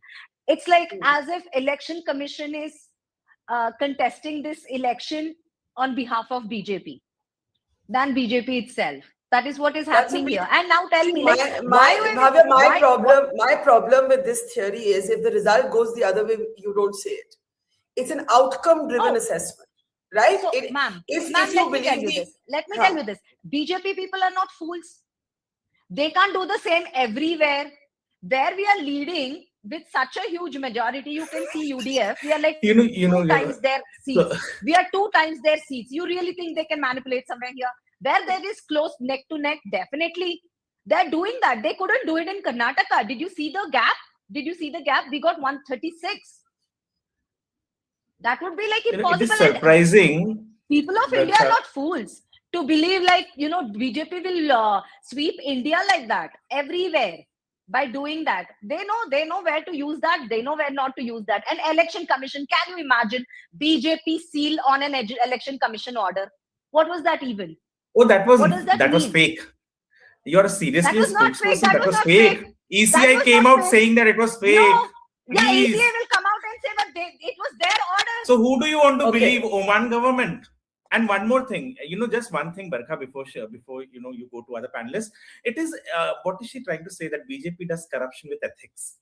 Is what corruption and ethics are are not synonyms. Now she's winning in Kerala, she's happy with ECI over there, she's losing in West Bengal, she's unhappy over there. And the most bizarre thing, a politician can come and say that elections which happen once in 5 years in a state, the strongest two leaders cannot find one single date, 1 hour to campaign together if they are in alliance. And she misquoted Mr. Saugata never said that DMK ka Dravidian politics and Congress's politics goes together. He just said the Congress is a nationalist party. That is what he was trying to say, and that is what why shouldn't we believe in diversity? We believe in diversity. Okay, Varun and we respect Tamil pride. Let Sugata speak, but and Nalini. May I come to Nalini and then come to you, Sugata, because Nalini's been waiting. Nalini, let's look at the overall picture. I think it's very important. You're going to hear a lot of the attacks, criticism of the EC that we just heard from Bhavya, and I don't know how that's going to play out in Bengal. The Kerala leads for the BJP are now fewer. Let's go through all the states. So Tamil Nadu, okay, Kerala. Kerala is 195 for the UDF, the Congress-led alliance, 42 for the left, 1 for the BJP. So we started the morning with 11 leads for the BJP in Kerala. That is now down to 1. Varun did connect me. This would not be the debut of the BJP, but in 2021, the BJP did not win a seat in the assembly. So they'll be hoping to perhaps make up for that. We'll keep an eye on that. But Kerala seems at this moment at 10:48 in the morning headed towards the Congress-led alliance, I think as expected politically by many watchers. Let's move on now to the next state, Tamil Nadu. Here it's going to be very interesting. Will the TVK maintain its lead above 100? If the TVK maintains its lead above 100, then I think you're looking at a situation where Vijay is the likely chief minister of Tamil Nadu.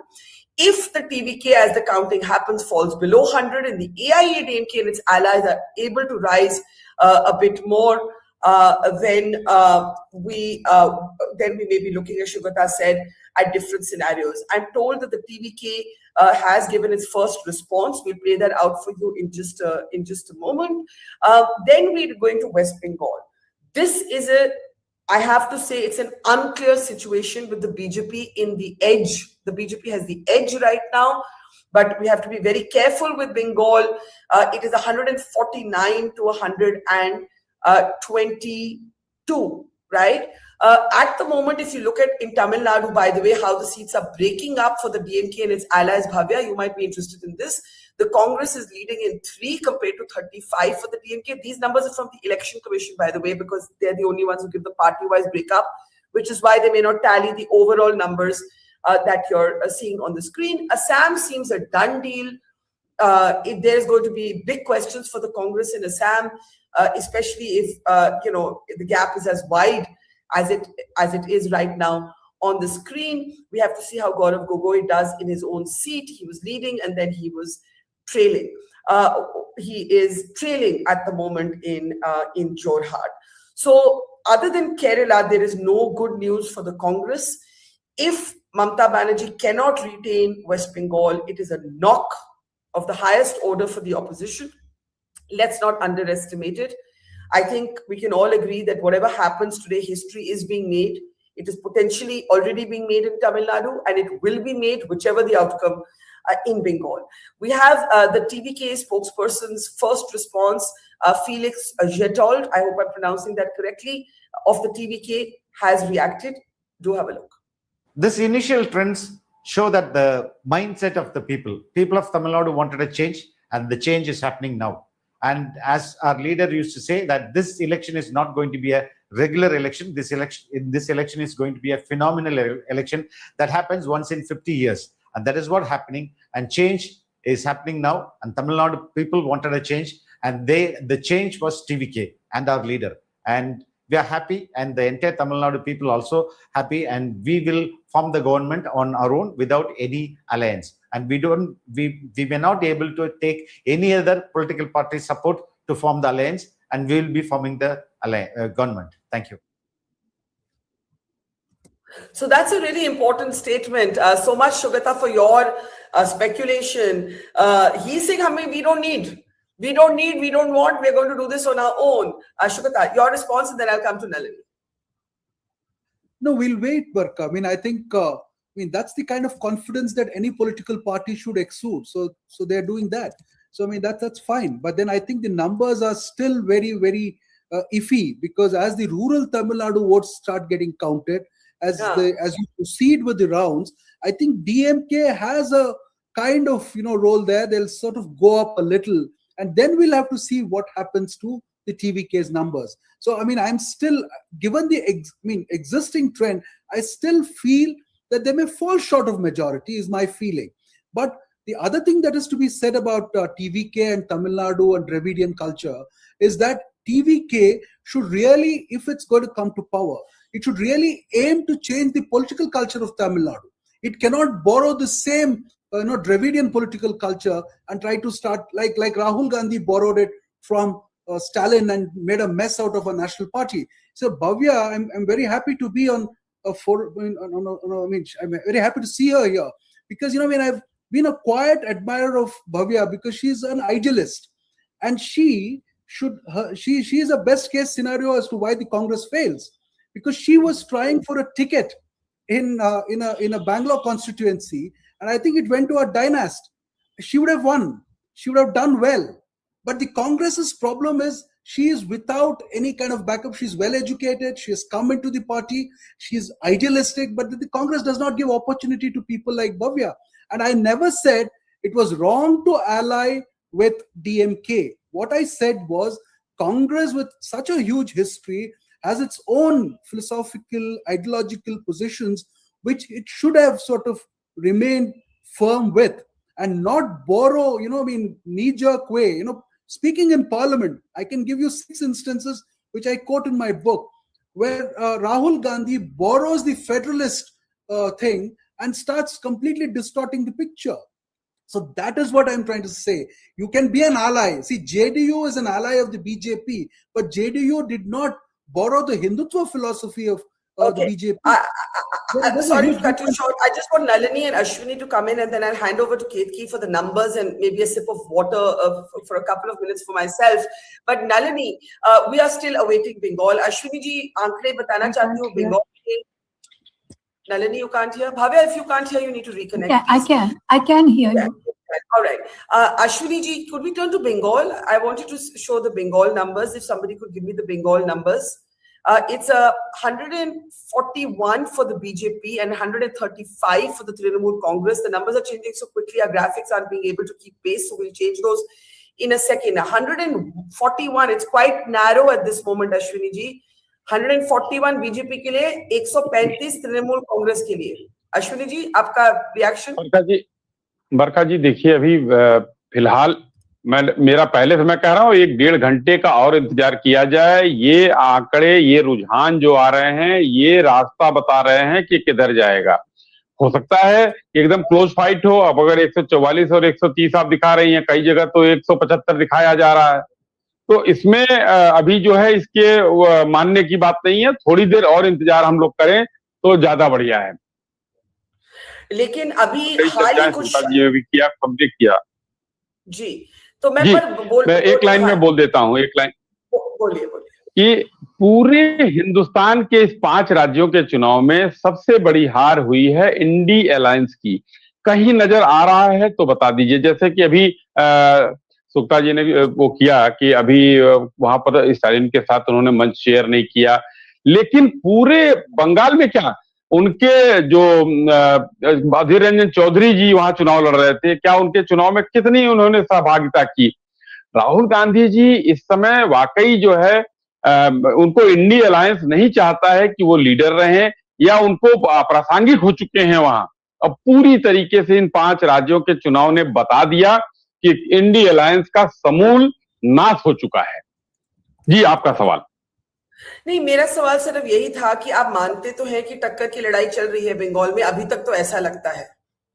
कई बार तो अच्छी बात अच्छी बात है, बिल्कुल अच्छी बात है कि हम 77 से देखिए फिर गैप बढ़ गया, फिर बढ़ गया आपका, फिर हाफ वे मार्क पे आप आ गए हैं, मैं वो तो अभी और आगे बढ़ेंगे बरखा जी, अभी और आगे बढ़ेंगे। हम सरकार बना रहे हैं, इतना आप निश्चिंत रहिए, मिठाई खाएंगे हम लोग। दूसरी बात मेरा ये कहना था कि मैं तो मिठाई खाऊंगी चाहे कोई भी जीते, क्योंकि इतना घंटा बोल के मिठाई तो मिलनी चाहिए जी।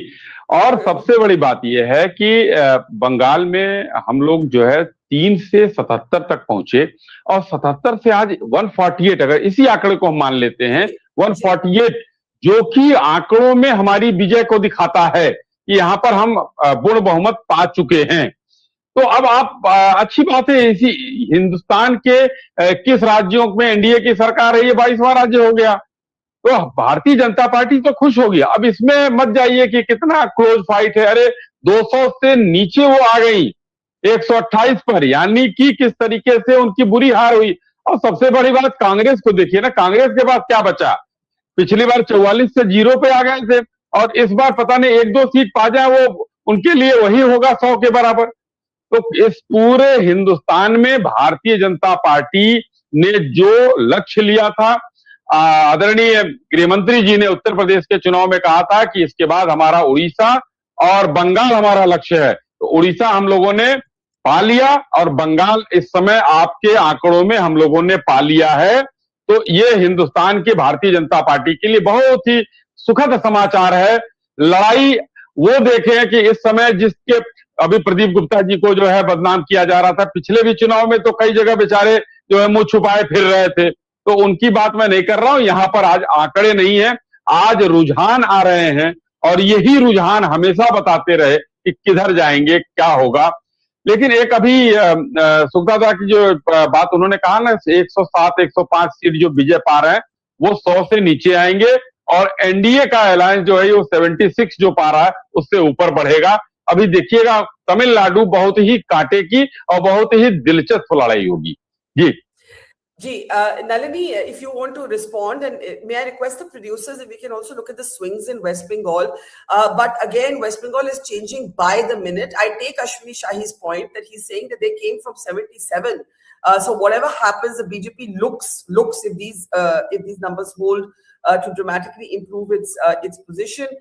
Just your big picture, and then I'll hand it over to Ketki. By the way, the BJP is leading now in 151 to the Trinamool Congress's 126. Nalini. Barkha, I think as analysts, we should really be talking also about those kind of sensitive matters that one doesn't mention, except in private. Do look at the role of SIR. And when people have mentioned that this is the number of deletions, etc., we should just look at it scientifically and see what has happened. The second thing, I think, what is evident in West Bengal is Hindu consolidation. It does appear that this is something which has taken root, or even if the roots are a bit fragile just now, but it has taken root. And the third thing that I noticed is that where there is the proportion of minorities is high, take Tamil Nadu, take Kerala. There, the BJP is not doing well. So that is the truism. But still, if you look at maybe the Christian appeal of Vijay's being Christian, so that's 17% plus 28% Muslims, or almost 42% or 43%. If I've got the figures wrong, please forgive me. And that same applies to Kerala, but in different figures. I concede that. But where you have a ballast of minority votes, it appears that they are the ones who are resisting the BJP's, huge march across the desert plains and coming along. So I think that these three things, when we are analyzing it later, we have to see. And Vijay, who has not at all mentioned in a big way the fact that his father is Christian and his mother is Hindu, etc., but that he has appealed to the bishops and he's gone to all the churches and to temples also. But I think that, when we are talking about the politics of, let's say, one state which starts it, which is Tamil Nadu changing, if they can throw out the Dravidian model, also that gives a template for others who are depending on religion, that model can also be thrown out when you have a person like Vijay. So I think these three things. Last thing I'll say, in West Bengal, just last very quickly, that where the BJP lost last time, it was with very big margins. So consequently, TMC won by very big margins. That's bad news for TMC, because when your votes are spread, that's when you win. So if it is won again by huge margins in some pockets, you can be sure that I want to just, sorry, before I hand over to Ketki, I just want to get a last comment from Varun before we say thank you to him and then hand over to Ketki. Varun, Bengal is not done yet. The other three look done. Your last thoughts? To be very honest, EC result says that Bengal Trinamool Congress is almost 50% less than what the BJP is. No, the swings are on our screen. Varun, the swings are on the screen. You can see it's a 91 negative swing for the TMC in terms of leads. Absolutely. But go ahead. And so in Bengal, I see the BJP almost making it. And as I said, I somehow agree to Mr. Sugata on Tamil Nadu that probably when the rural votes come in, the AIDMK and the DMK might do good. Chennai votes probably are in favor of TVK, and I don't think TVK will get the halfway mark. They would need someone, or probably, but Vijay will be the CM. Even if the BJP and the NDA wants to support the TVK, they will have him as the CM. And overall, it is good for BJP. Sugata ji, आपने पता नहीं वो भव्या को क्या याद दिला दिया. She left, probably not getting the candidature. But that's fine. Okay, Varun, we'll catch it's up. High time. Yes, surely. We'll catch up with you and Shugata later in the day. I told Shugata you'll be rejoining us at 1. So thank you to Shugata and Varun. Before we introduce our new guest, I can see Neerja Chaudhary there. She's traveled through Bengal. She's been speaking and writing a lot about Bengal. Ketki, I'm going to request you to just take us through the numbers and just go and get us a quick sip of water and be back in just 2 minutes. Ketki, it's over to you. Thank you so much, Barkha. Let's look at those numbers coming in from all these different states. Tamil Nadu numbers up on your screen right now. That big story, which everybody talked about, West Bengal being the big story of today. It's looking like Tamil Nadu is the big story of today. TVK leading on 107 seats in Tamil Nadu. DMK is not even in second place. DMK is now in third place, leading on 46 seats. AIDMK plus on 80 seats. That's the current trends from Tamil Nadu. Let's move on to the next state and let's see what Kerala is showing up now. BJP, from this morning, we were seeing BJP leading on as many as 11 states. That number has now come down to 1. I suspect it's either Palakkad or Nemon. It's between these two seats because the BJP was consistently leading on these two seats from this morning. Congress, this will be the silver lining for the Congress. UDF leading on 95 seats in Kerala. LDF on 42. It was always going to be an uphill task for the LDF because Kerala has had a tradition of left in, left out, Congress in, Congress out. BJP making this a three-way contest and also a debut for the BJP if this result really holds. Let's move on now to Assam. Pretty much on expected lines, Himanto holding on there. In fact, this will be a huge win for Himanto. People haven't spoken about Assam so much because all the exit polls really told us that Assam is heading in the way of the BJP, but that will really solidify him as the undisputed leader of the BJP, an import no less from the Congress, somebody who doesn't have roots in the RSS, and yet this is a leader who has consolidated his force in the Northeast and not just in Assam. BJP ahead on 98 seats, INC on 26. There will be a moment of reckoning for the Congress here. This is a state that the Congress led for 15 years. Gaurav Gogoi's father was in the lead at that time. So this will be some tough questions for the Congress also to answer. Moving on to, of course, that other big state, which is West Bengal. And the numbers coming in for West Bengal, a huge, huge lead for the BJP right now. The halfway mark is at 148, BJP leading on 155 seats, the TMC trailing at 124 seats currently vis-a-vis the BJP. Now, West Bengal, everyone had their eyes on West Bengal. There was so much being spoken about what is happening in this state. Many pollsters were actually saying that people were not giving them the real picture as to who they had voted for this time around. There's so much talk about how much SIR has played a role in this election. Has that in any way impacted the way voting has taken place? We saw those huge number of voting, 92%, the highest ever voting. Did that happen because people were scared that they will never again get to vote? Or was it because the numbers of all those duplicate voters and those who had passed on were removed, and hence that is the number that came to? Yet SIR is something, let's spend a couple of minutes on that, because 27 lakh names were deleted. The tribunal is still working on it, but only a little over 1,000 people managed to vote out of those 27 lakh. And that is also something which is a significant number to keep in mind. And with all of this, having said all of this, let's get in a word from Neerja Chaudhary, who has traveled through Bengal. Your first thoughts on what you're seeing play out today? All right, just give us a moment till we unmute your mic. Unmute the mic. Yes, all right. Okay. Yes, we can hear you now. Go ahead. Okay. No, I was saying, at the risk of oversimplification, at 11 a.m., as the results are coming in, I would say that this is a Dil Mange More election, number one.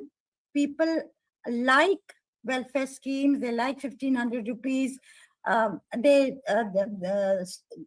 other things that every party has put forward for them, but they want more. And the burning issue in every state is jobs, the creation of jobs, investment, industrialization, and the parties have not had a plan for that, adequate plan for that. That's number one.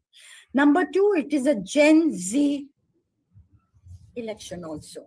You've had, I sum it up as Gen Z, because you have an aspirational category of people who want more, and you have upwardly mobile people in a state like Bengal, who, as I say, a woman who says 1,500 rupees, Kanya Shri, all this is very useful for me, but my daughter's now become a graduate, I want her to earn 20,000 rupees. So that's the aspirational class, and women included in that, who have wanted more than what Mamata was offering them. Of course, there's huge anti-incumbency, that's evident. But let's also look at the fact that Mamata is not a washout. 15 years of anti-incumbency, anger, corruption, TMC goons that the BJP has highlighted, and yet she's still leading in 124, while the BJP is 155. And BJP, it's a huge achievement to get the better of a phenomenon called Mamata Banerjee. But 125, what does mean there is a large number of adherents for Mamata and what she stands for. And that is pro-poor, pro-women, pro-Bengali, protecting the Bengali culture, language, way of life, not having Delhi rule Bengal. All those words have had resonance among large sections. Neerja, can I come in now? Thanks. I was listening with great interest. The Gen Z election, the Dil Mange More election. To Neerja, Kethi, I'm going to let you hop off and get us more updates on the numbers. I want to welcome Rajiv Pandey, BJP leader. We're also joined by Shashi Vempati, former CEO of Prasar Bharati. Welcome. Neerja Chaudhary, of course, is with us, as is Nalini Singh.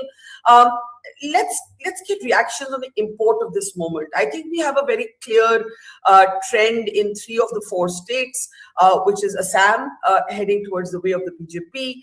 In Tamil Nadu, what we can say is it's a phenomenal arrival of the TVK with the leads in 107, but the AIADMK and its allies, including the BJP, are doing reasonably well as well, leading in 80, and we have to see if the TVK actually slips below this number of 100 or remains above it. That will decide a lot of dynamics. And then we come, of course, to Kerala. Kerala is the one state that has given some good news to the Congress today, perhaps the only state where many people are now saying the Congress has been reduced to being a party of the South. We have the UDF leading in 95, the LDF in 42, the BJP leading in 1 seat. And then we finally come to the big one that isn't done yet, and that is West Bengal. Certainly in the leads, the BJP from 77 last time to 155 leads to 124. Neerja, you were already saying that it's a Ye Dil Mange More election. I also want to welcome Kumbham Srinivas Reddy from the Congress. When you say it's a Ye Dil Mange More, who is the person asking for more? Kiska dil mang raha hai? I think Barkha, the younger people, across the board, as I said, the upwardly mobile people, who've done slightly better but want more, those who are worried about the joblessness, that and the fear of the TMC system, which gets things done, which is the mediatory between the voter and the government, and gets things done on behalf of the citizen for a price. And a lot of people spoke against it. That's a system that had moved from the left, which also used it, to TMC. And I was told, had been breached also by the BJP. So it is a system that delivers votes. Okay, I was going to... Yeah, sorry. No, I was going to come to Rajiv Pandey of the BJP, but he suddenly vanished from our screen. So let me get first thoughts from Shashi. Shashi, the big picture, I think more or less we have very clear patterns. Certainly in Assam and Kerala, we have a very clear pattern. I think in Tamil Nadu, the big question is what number does the TVK finally land at compared to the AIADMK and its allies, including the BJP. Bengal is still unfolding. The BJP has clearly, going by the leads, done spectacularly well compared to last time. Where these numbers finally land, we are still waiting to see. What's your sense of the big picture right now before we get into state-wise analysis? Sure. I think one very important aspect which has not been spoken as much. If you look at the entire campaign when it unfolded, you had a parliament session in between, and an entire new issue was surfaced around the women's reservation bill and the delimitation issue. And Tamil Nadu, you saw extreme reactions. You had DMK, wearing black shirts, declaring it a black day, trying to create an entire euphoria around, the Dravidian issue and so on.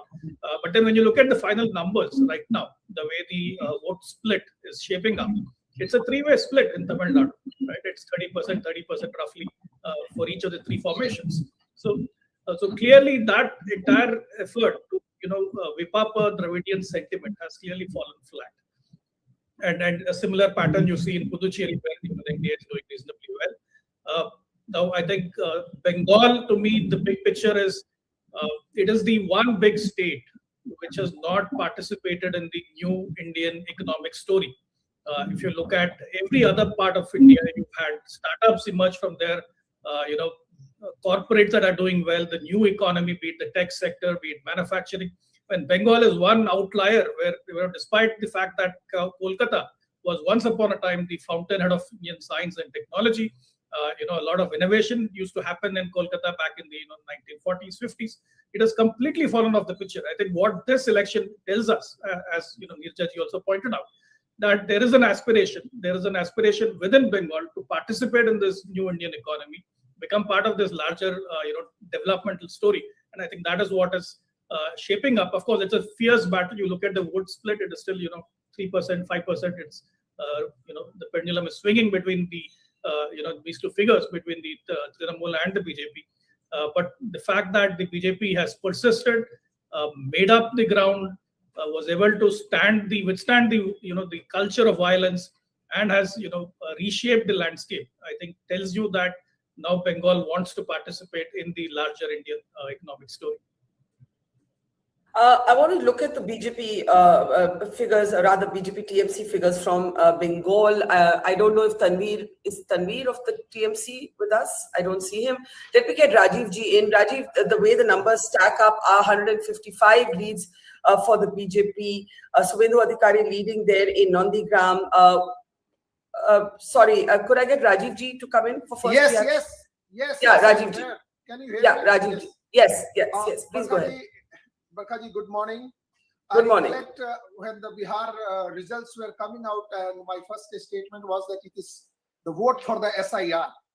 Today, I am saying that what has happened in West Bengal, it is vote against Gundagardi. First election, free and fair election in West Bengal, in last 30, 40 years. That is my first take.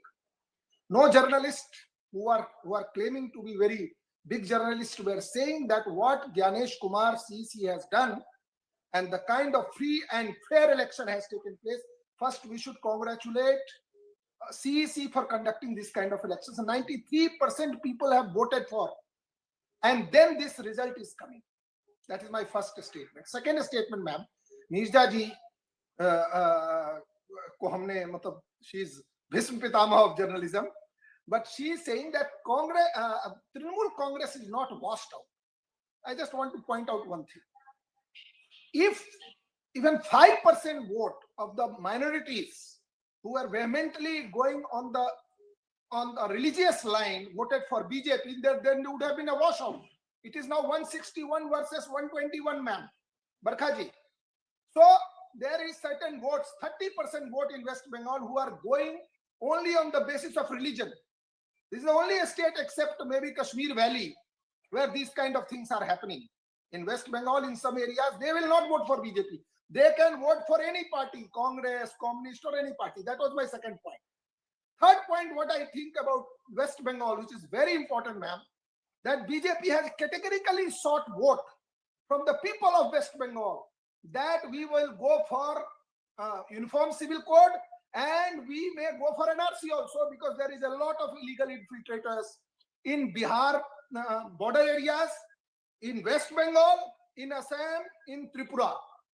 So that means people of this country, finally we are a constitutional democracy. Whatever people want, that we will have to do as a politician also. If people say do this, we'll have to do that. So now these are the things.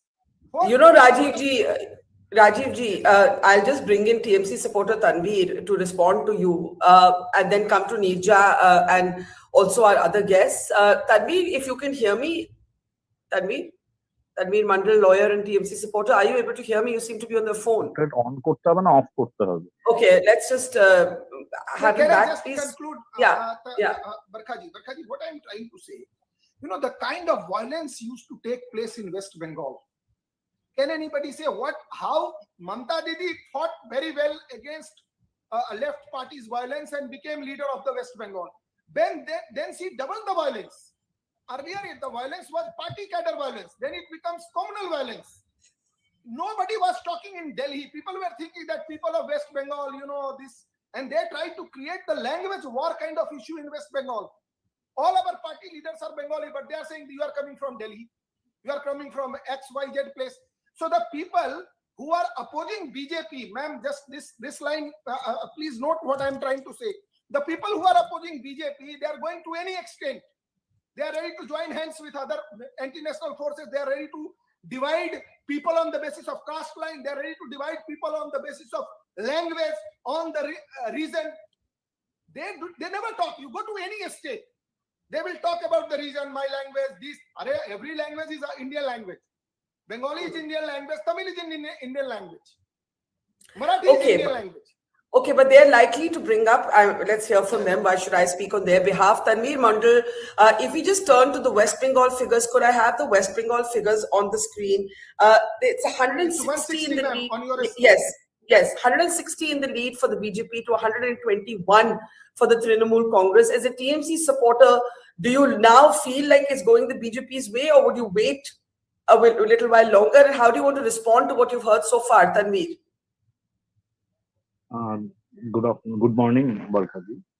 First of all, I would like to say, after 1960, in the last few elections, as we have seen, by morning 11 a.m. or 12 noon, the trend would have been very much clear. It's now just in the preliminary rounds of counting. 121 is being shown on your survey pollings, and on our leading media channels, it is round about 140 for BJP and 90s for TMC. After several rounds of counting and towards the completion of counting, the figures may change. There has been an anti-incumbent vote swing this time. There is no doubt about it, as we can see from the trends. But it's just 1% of the lion's share that has been counted as of now. Our TMC leader, the Honorable Mamata Banerjee, has also directed to stay till the last of the hour at the counting center for the counting agents, as we are not very much hopeful or apprehensive about the wisdom or honesty of the election commissions, as we have all seen how they have functioned, how they have changed their composition in the recent past. So let this go down a bit in the day.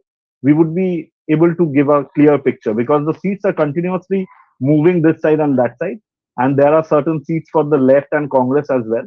The figures are completely mismatching from what I have been shown from this side. There will be differences. There may be differences because updates can differ from time to time, from place to place. So we are hopeful and apprehensive that we will cope up with this difference. And let us wait and watch. Let us not call it a T20 match. It is a test match.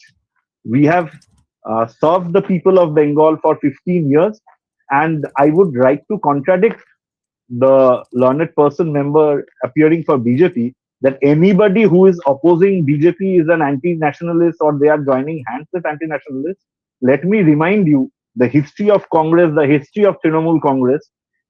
And this is the party who back in 2006 came to join hands with TMC during the Atal Bihari Vajpayee's reign. So do not give this stories, this cock and bull stories. These things won't be taken by the people of India or people of Bengal. Strong opposition will be there. That is the only mode of democracy that we have. This is not a dictatorship that is going on. There will be opposition, and speaking against the Prime Minister. Yeah, sorry. No, I didn't mean to cut you short. Sorry, Tanveer. Basically, you're basically saying, could we switch to the Bengal numbers on the top as well? The BJP is leading in 160 to 121 for the TMC. I take your point that these numbers are still being counted. It's going to be a few more rounds. We are not calling Bengal yet. I'm just wanting to ask you very quickly on the SIR issue. There are BJP supporters even who felt that it would have become a political advantage for Mamata Banerjee because so many people sort of responded in sympathy with her. What do you think, Tanveer, before I come to Nija and everybody else on this issue? Tanveer? See, SIR issue, whether it would be acting as a beneficial point or as a detrimental point for the TMC government or for the BJP government, it's only for the time to say, because the lakhs and lakhs of people whose names have been deleted, who have been made to harass, they didn't get the right to vote. Now, it could act as a benefit for any of the parties only if how their peers and relatives would act to that process. The people whose voting rights have been taken away, they cannot put vote for any of the parties in the contesting. So, to apprehend how that SIR has affected, it's only about how their relations and their peers have voted in this election that we would come to get to know about a clear picture in very recent times. Let us see. But lakhs of people have been humiliated in spite of being valid voters for years. And now it's a real picture is we know that there are several sectors, downtrodden sectors, people who have lost their houses in floods, people who have lost their livelihood, people who doesn't have any basis. They have voted for 15, 20 years. Now you are asking from them for 13, 14 documents. It's not a metropolitan city. In villages, in rural corners of Bengal, in rural corners of India as well, I would have been happy if government of India or any of their respective governments would have taken a measure 2 years or 3 years back to regularize the process, to verify the document. We have seen even after the direction of the Honorable Supreme Court, only 1,500 or around 1,700 of that lakhs and lakhs of appeals have been disposed of and names have been incorporated. Okay, let's open this up now for the politics of this moment. Just a request to our team at the back end, we need to start seeing all of the states all at once. So maybe other than Bengal, I think the trend seems, Assam and Kerala seem very clear. We're waiting for where the final numbers settle down in Tamil Nadu. So we have Assam, BJP leading in. You've got to go one by one so I can read them. The BJP leads in 98 to the Congress is 26, others 2. Let's move on to the next one now. That's Tamil Nadu, 107, a phenomenal debut for the TVK, the AIADMK and its allies, including the BJP, 80, the DMK leading in 46. Then the next state we come to is, of course, Kerala, where the UDF is leading in 95 to the LDF's 42 and the BJP leading in 1.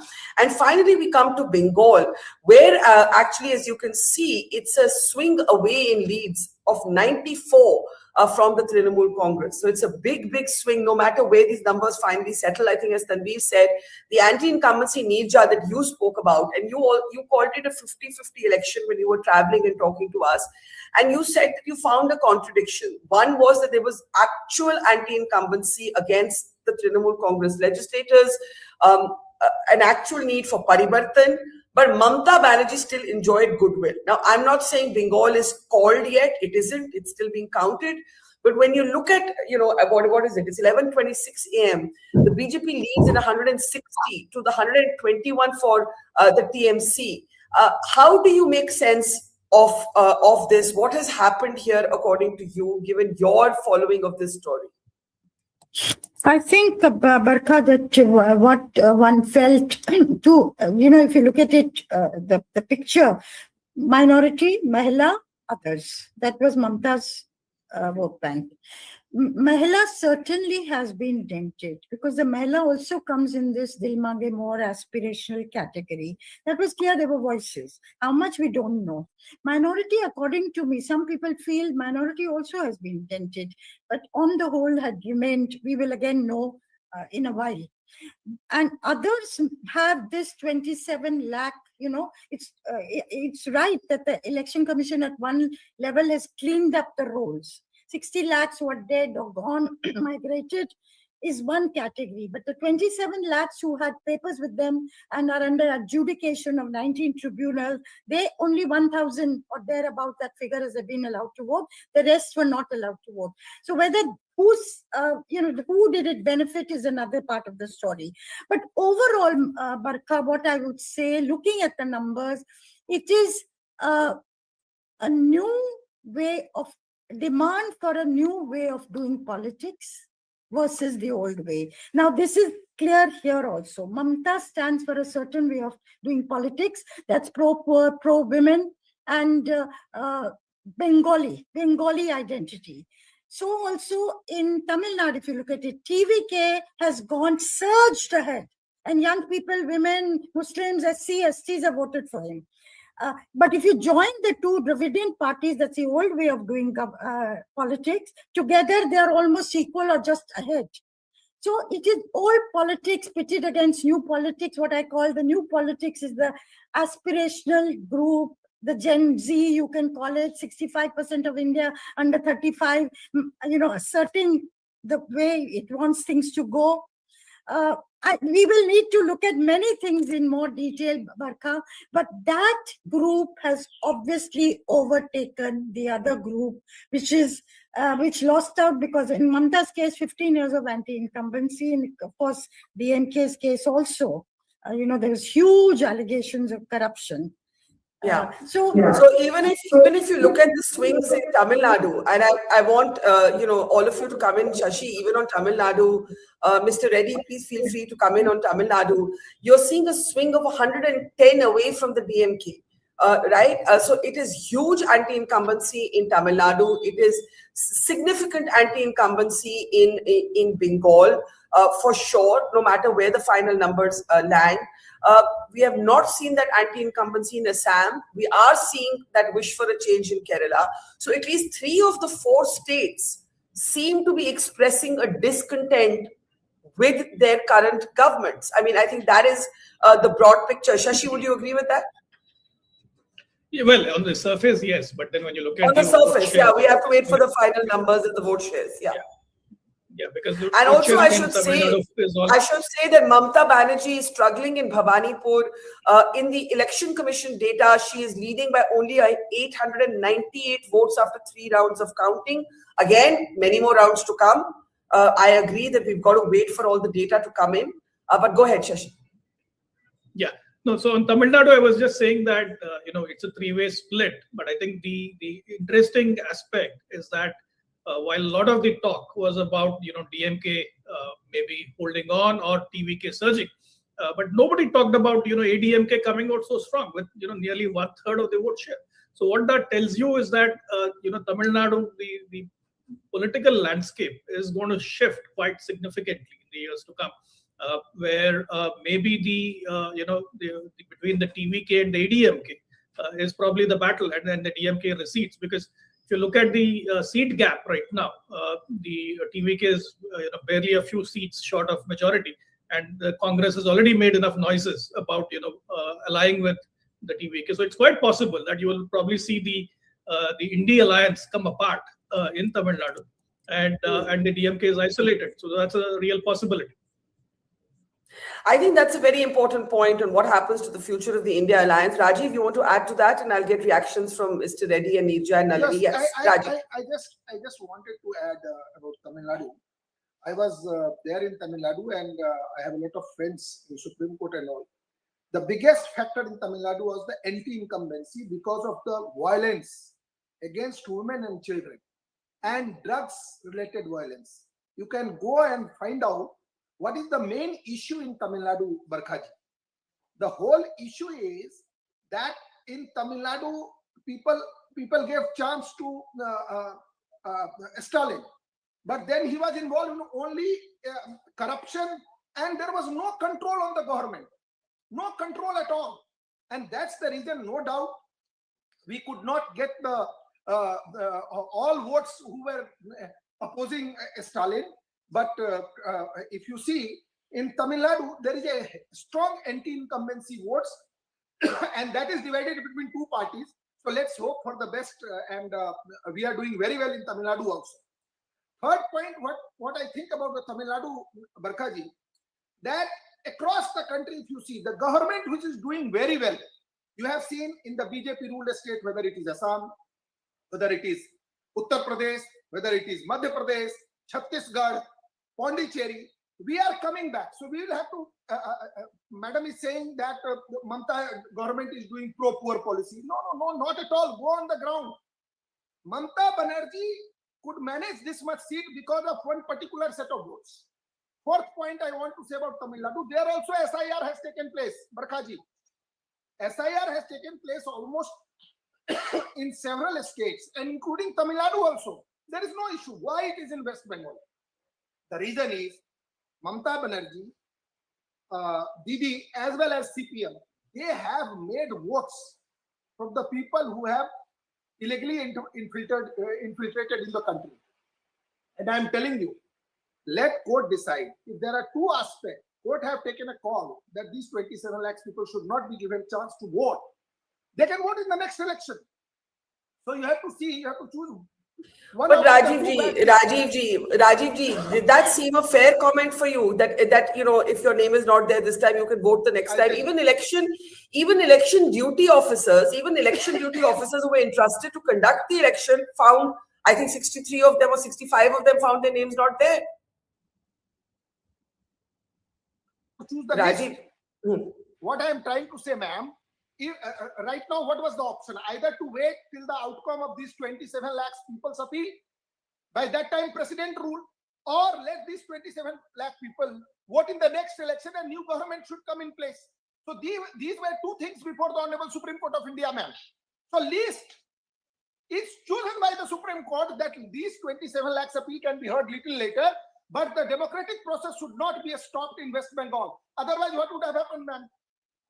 Okay, we are seeing a dramatic. Okay, we are seeing. Sorry, I got distracted because the gap between the BJP and the Trinamool Congress has dramatically widened in the last few minutes that we've been talking. Yes. The BJP is now leading in 174 seats to the Trinamool Congress's 109. Right. So this is again, the numbers keep changing, and we are being cautious. But there is no doubt that if these numbers hold, if these numbers hold, the BJP has already crossed the halfway mark. However, if these numbers hold, it shows a massive anti-incumbency swing away from the Trinamool Congress. Tanveer, are you getting a little anxious now, or do you still think it's early hours? It's still the early hours. We are just 3.5 hours into the counting. Nothing to get anxious about. It's a welcome mode that for the first time it seems, even if we see that it is being neck to neck, there are more than 100 seats. So no matter, there is no reason of joy for the Bhajpa party, because even if they are getting majority as of now, if we consider the present scenario, they will be getting a strong opposition, and the strongest opposition in the form of Mamata Banerjee. But have faith in the public's opinion.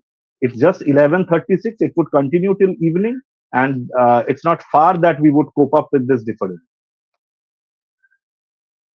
I should say that according to the Rajiv, before you respond, some of these margins, some of these fights are very tight. If you look at the Election Commission data in Bengal, the TMC is leading in 55 seats with a margin of less than 5,000. I'm just trying to give you why it's changing with every round.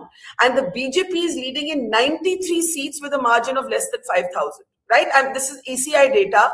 I'll read it again. The TMC is leading in 55 seats with a margin of less than 5,000, and the BJP is leading in 93 seats with a margin of less than 5,000. So all I'm saying is the game is still on, but the gap has widened, but the margins are narrow in many of these seats. Rajiv, you wanted to respond, then Nalini and Nirja. Yeah, just I wanted to say one line. We will accept the verdict of the people. We will not resort to the violence.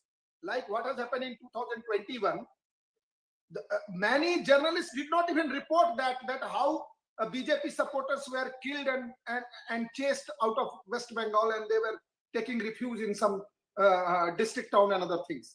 We are a pro-democratic party. Whatever will be the result, we will accept.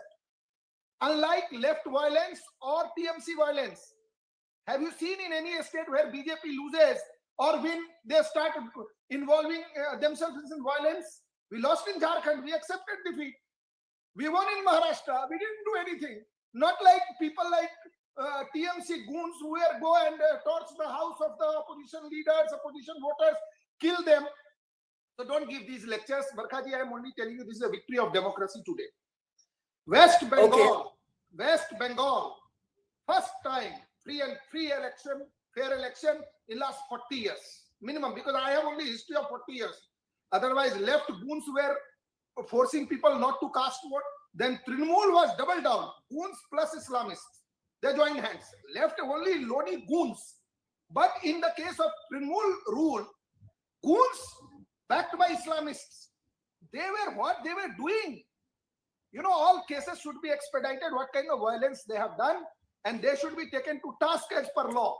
But not like a violent things that we are winning elections, so we will start killing opposition leaders, we will start torching house of opposition leaders. Okay. And this has happened, Barkha ji, this has happened when Trinamool defeated left parties. Left was also involved in violence. Same in Tripura. We won Tripura. We succeeded in Tripura. Have you heard any political violence? Have you heard any political violence in Tripura? If they win today also, they will start doing this kind of violence. People are worried. But by God's grace and by the leadership of Amit Shah ji, Narendra Bhai Modi, Subhendu Sarkar and all BJP leaders, people are showing faith that they can secure and they can put West Bengal on the path of development. You know, that they are not giving them pay commission. Still 6th, 5th pay commission going on in West Bengal. I hear you, Rajiv ji, but I want Nirja Chaudhary, Nalini Singh, Mr. Reddy has not spoken of the Congress party to come in. At the moment, Nirja, the BJP is leading in 174 to 109 for the Trinamool Congress. But I'll once again look at the ECI data also and say that some of these fights are very, very tight. A lot of counting is still left. The Trinamool Congress is leading in 55 seats with a margin of less than 5,000. The BJP is leading in 93 seats with a margin of less than 5,000. This is Election Commission data. It's a little slower, but it's much more granular. But I will say that for the last half an hour at least, the BJP has maintained its lead ahead, a significant lead, up well ahead of the halfway mark, ahead of the BJP. Nirja, you said that it's a different kind of politics. It's the Gen Z in Tamil Nadu. You suspect it might be the aspirational voter in Bengal. I remember Arun Jaitley, when he was alive, he used to say that, you know, the Bengali citizen is culturally Hindu, but we have not been able to make him politically Hindu. At that time, he used to say, many years ago, that was the BJP project.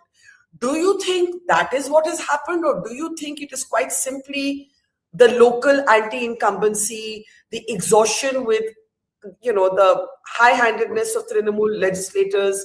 The BJP, by the way, has started distributing sweets outside the Bhabanipur office. That is where Mamata Banerjee, it's not over. Mamata Banerjee's rounds are being counted, but in last count, she was leading with just 800 or 900 votes. There are 16 more rounds, I think, of counting left. Nija and then Nalini. I think, it's a bit of both to answer your question. The religious part of Bengali culture is intertwined with the social aspects. There is a strain of anti-Muslim, which Bengalis talk about, the Bhadralok the Bengalis talk about, thanks to the historical reasons like partition of Bengal. But it isn't the kind of assertive Hindutva of the kind you see in the Hindi heartland. So Durga Puja is as much a religious festival as a cultural festival. Now the BJP, it's very interesting, Barkha, the rise of BJP in just, in 10 years. This has not happened to the left, which was in power for 34 years as their organizational base. This has not happened to the Congress party in power for 30 years. It has happened to a newbie. And why? For various reasons, you and I can outline them. It is SIR, it is anti-incumbency, it is anger against the TMC system, it is hard work of Amit Shah and Bhupen Yadav and their whole team. It is learning the lessons from 2021. They're now talking not only of Jai Shri Ram, they're talking of Jai Ma Kali, Jai Durga. Not having Hindi speakers come to the fore that much, except in the last days where the Prime Minister and the Home Minister was seen. So there were many things, but there is something that makes this party come to the fore, which other established parties have not managed to do, and something other opposition parties need to look at. But that apart, I think the answer to your question is yes, the Hindu-Muslim thing was visible, but not in your face, not everywhere. And anti-incumbency was the greater reason, I believe, that people talked about, why they wanted a change. And those who felt, they needed more. And jobs is something rich, poor, everybody talked about. And I think creation of jobs in every state of India is the challenge before every party that's serious about ruling India. But it's very interesting that you think that more than religious identity or religious consolidation, Nija, this was genuinely, if these numbers hold in Bengal, you believe it's genuinely about an economic aspiration, the search for jobs, a dissatisfaction with local governance. I think that's what Nirja Chaudhary is saying. Nalini, if you want to come in there's going to be a lot of debate, I suspect, if these numbers hold from the opposition on the EC and the SIR, and we'll come to that in a moment.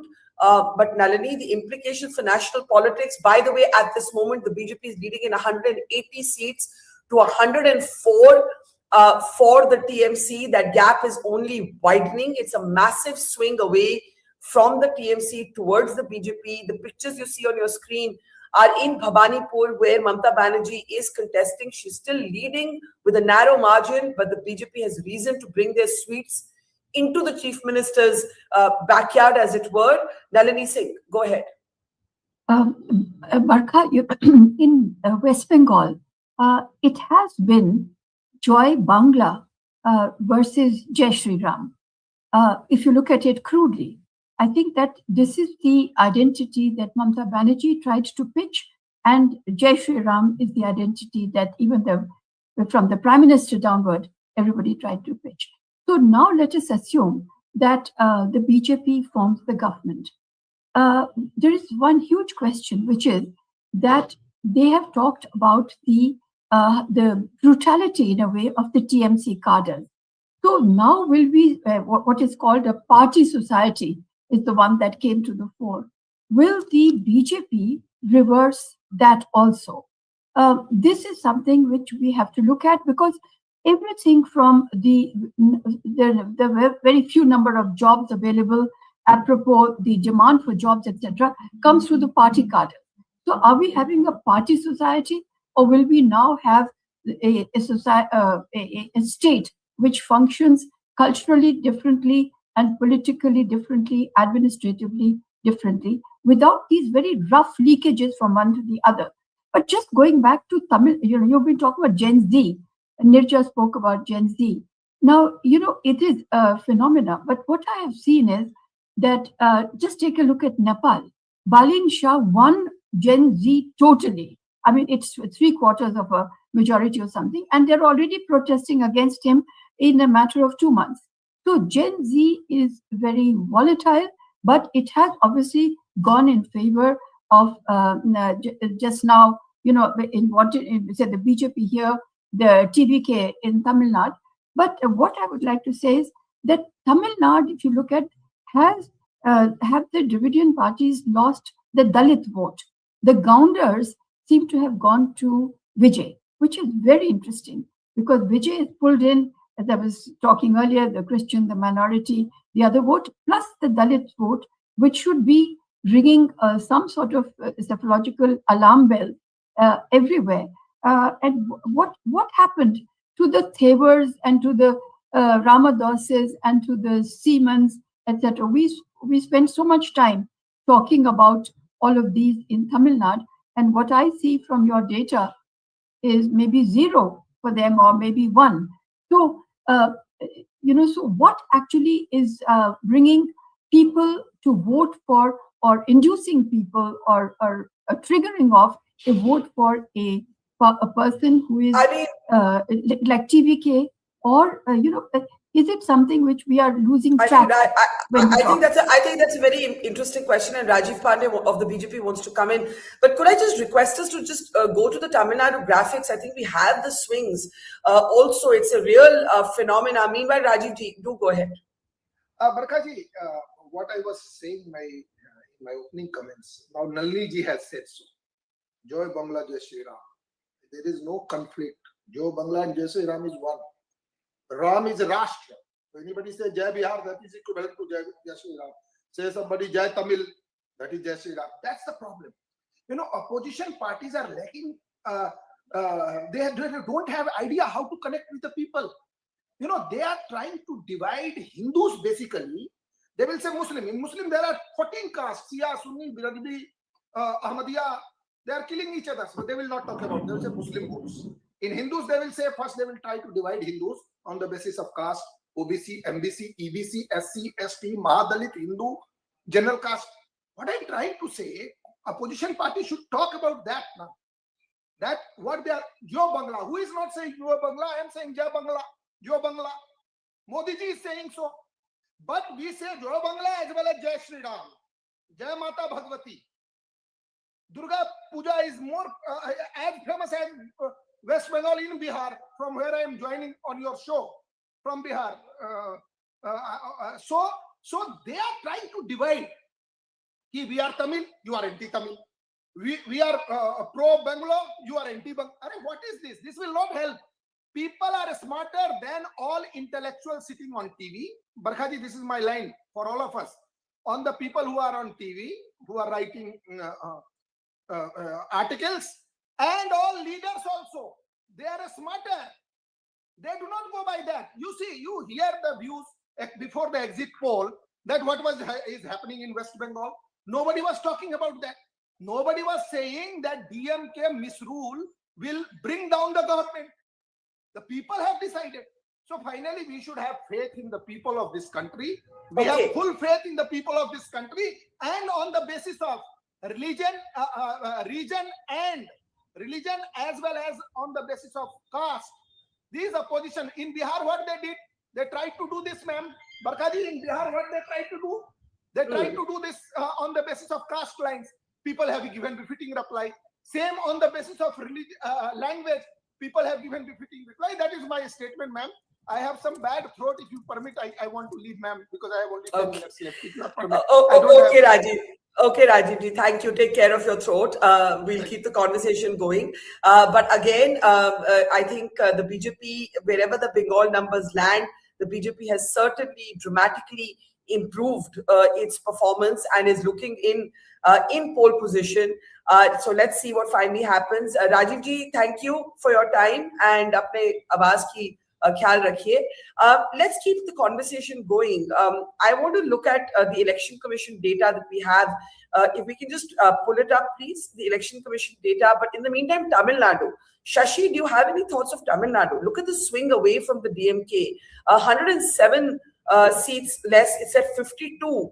The TVK is at 109. The AIADMK and allies haven't lost that much. In terms of swing, they haven't increased dramatically and they haven't lost dramatically. So it basically means that Vijay was able to come in and take all of the anti-incumbency. The AIADMK and its allies pretty much held on to what they already had, didn't lose, didn't gain. Any thoughts on that? Shashi?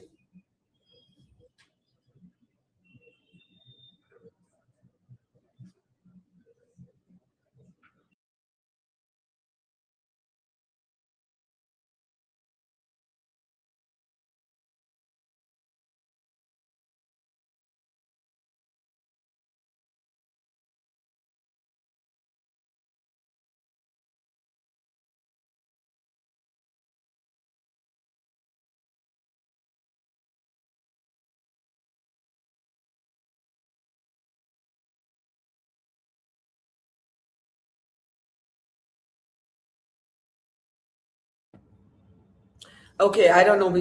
I just lost Shashi there briefly. Are you all able to hear me? I was just looking at the Tamil Nadu seats. Shashi, did you hear my question? Yes, I did. Go ahead, yeah, Shashi. you're right. I think the ADMK has definitely held on to its ground, while it is the TVK which has captured the anti-incumbency. I think it also is a reflection that if you look at the DMK's politics, the kind of politics, it's very cynical. Right? If you look at the kind of comments that Udayanithi made over the past few years, the kind of cronyism that is, that goes hand in hand with the kind of politics that DMK does. So I think it's a reflection that there is a sense of frustration, disenchantment with that brand of politics, and TVK and Vijay have tapped into those constituencies that have traditionally, voted for the DMK, while the ADMK BJP alliance has, kind of held on to its ground. But has not, capitalized on that sentiment to go past the finish line. But I think also interesting, if I look at Kerala, the BJP is doing almost 12% of the vote share. So you're not seeing it in the seats, but 12% vote share tells you that there is a fracture there that's happening between the landscape, which was traditionally was LDF versus UDF. You see a BJP beachhead emerging there as well. So it's a shift, an interesting shift across the states, and to me the big picture, especially from Bengal, is that Bengal and actually the BJP is back to leading. Sorry, Shashi, on Kerala, the BJP is back to leading in 3 seats, and I've just requested my team to also pull out the vote share from the Election Commission, where you can get a little more granular information. But certainly, if the BJP is able to take 3 or even 1 at this point, it would be more than none in the last time assembly, Shashi. So there's something interesting happening. In fact, one of them is Rajiv Chandrasekhar, one of the 3 seats that I looked up a while back. Correct. Rajiv Chandrasekhar, we reported that as well, is leading in his seats. The BJP is back to leading in 3 seats in Kerala, the 94 for the UDF, 40 for the LDF. And so I think the point Shashi is making, Nirja, is that people will say that the Congress has been reduced. There's Rajiv, he's leading from Nimom.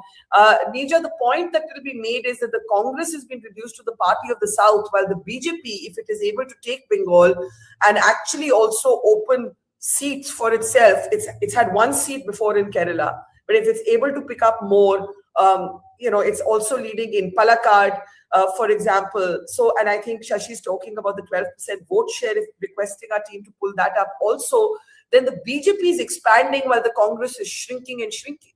That seems to be the big message from this election. Nirja? You're right. The Congress will be seen as party of the South, which will be there in Kerala if it forms a government there, is there in Karnataka, it's there in Telangana. And of course, Himachal in the north, that's a different thing.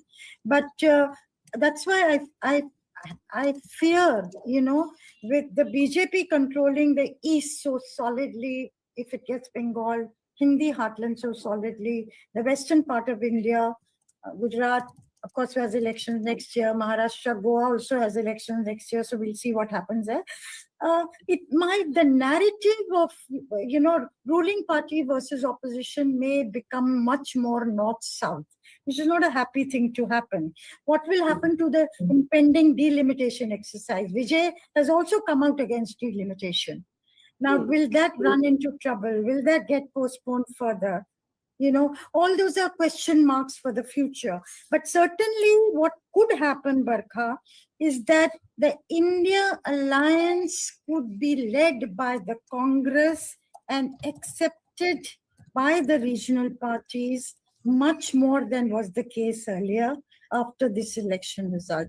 Because as it is, Mamata Banerjee, who would have been a contender, has been weakened. Nitish Kumar has moved to the Rajya Sabha. Arvind Kejriwal is weakened, and so has Stalin been weakened. So if they want is what is called a Marta Kya Na Karta kind of scenario, it's 2029, they may well accept Congress in the lead role. That's a very, I hadn't thought of that. You're saying that with what's happened with the DMK and, Mamata is now below 100 in Bengal, right? The BJP is now leading in 187 to Mamata Banerjee's 99 seats. You're saying a weakened Mamata Banerjee, Neerja Chaudhary, a defeated Stalin is a very different dynamic. And although the Congress has no good news to walk away from except Kerala, it still puts them in the pole position to lead the opposition, which is the exact opposite of what would have happened had Mamata Banerjee done differently in Bengal. Neerja? Banerjee had won Bengal again. She was a natural leader to lead the opposition and be its prime ministerial face for 2029.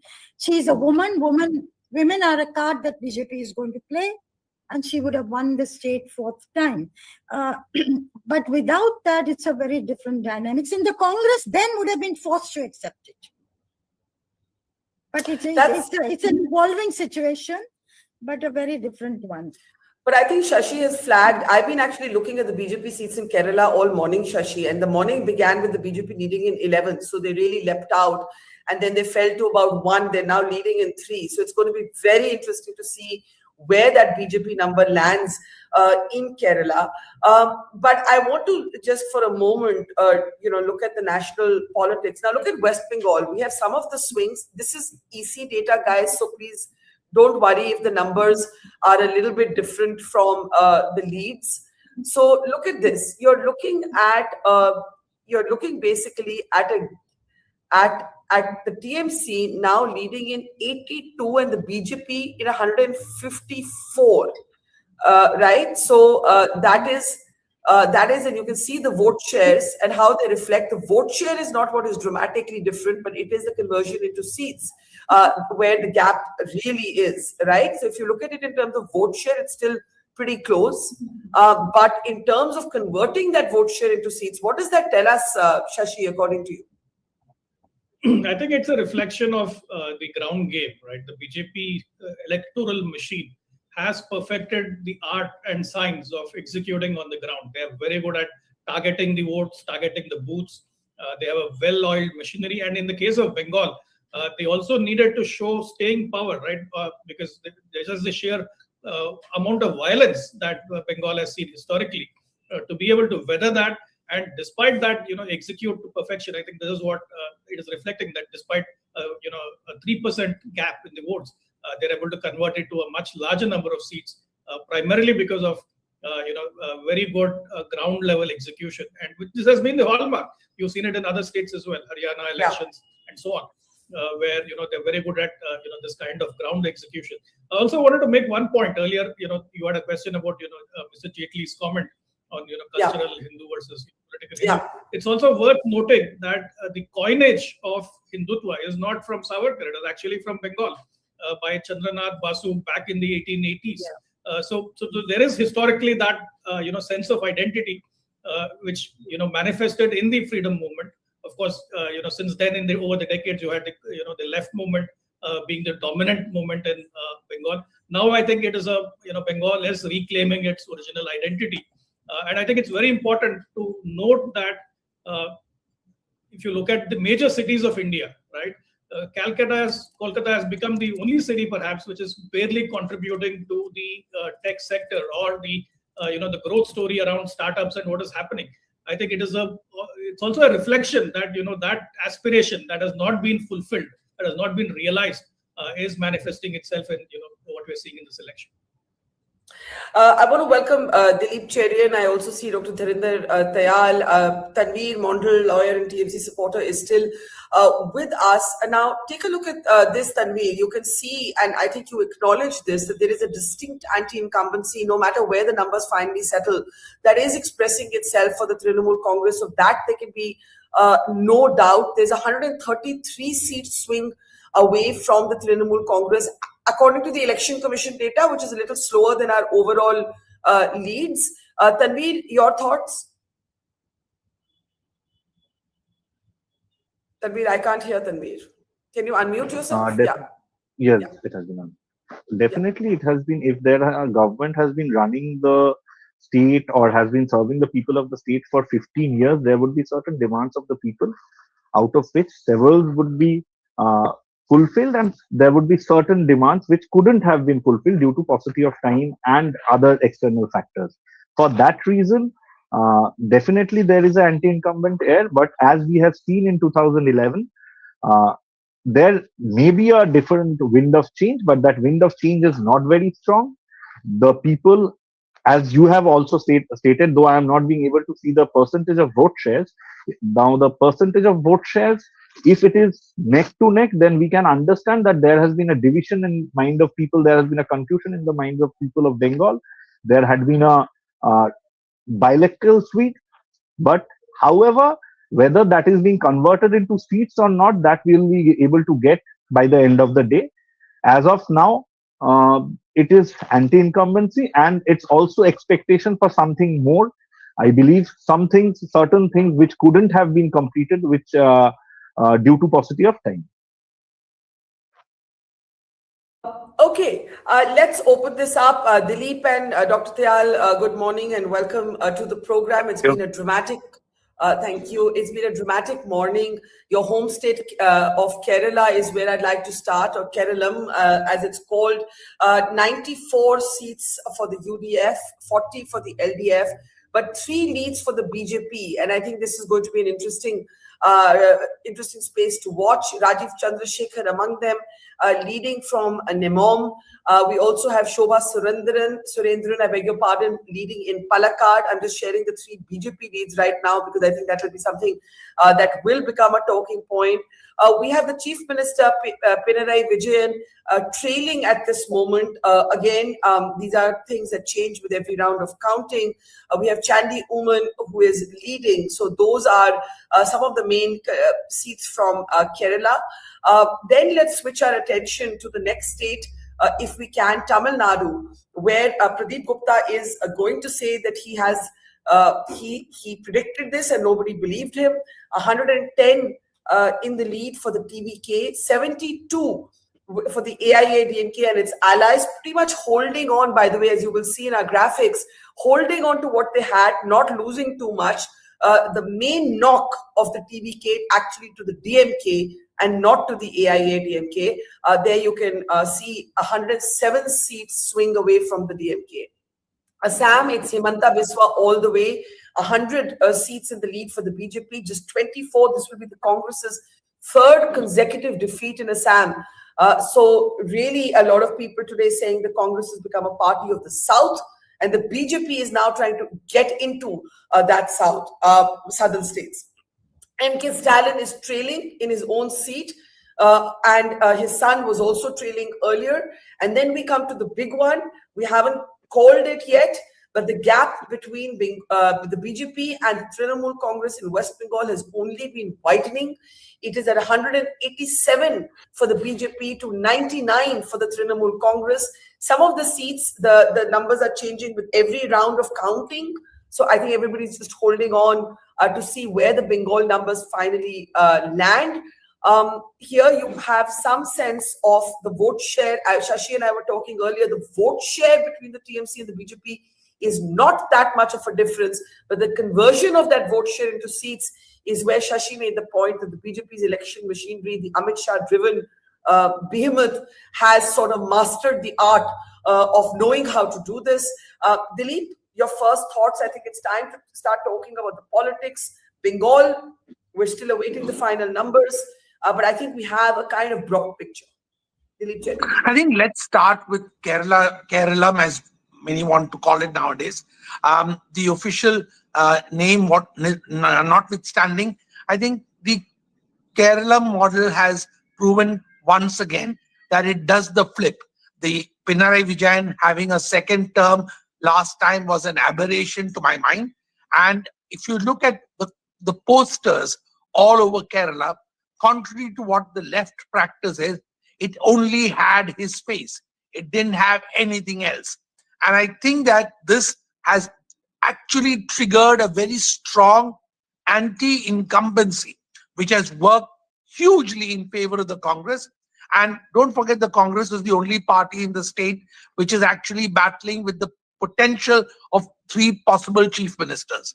So, you're really talking of anti-incumbency falling into the hands of a party which is all geared to go because it thought it would win last time. It didn't.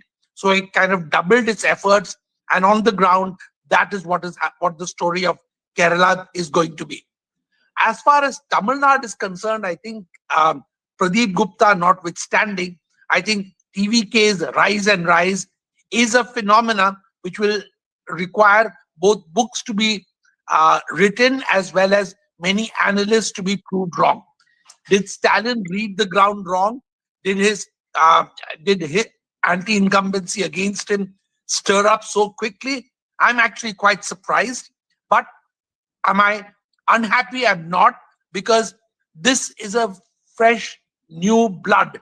And it really is, to me, it reflects in terms of politics, a kind of Kathmandu moment where the young have actually, the 18 to 30-year-olds have come out, and you will see eventually when the analysis is done, it will be between women and the young, which has triggered this vote.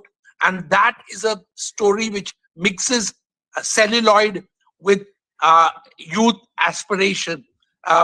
Were aspirations not fulfilled under the DMK? I wouldn't say so.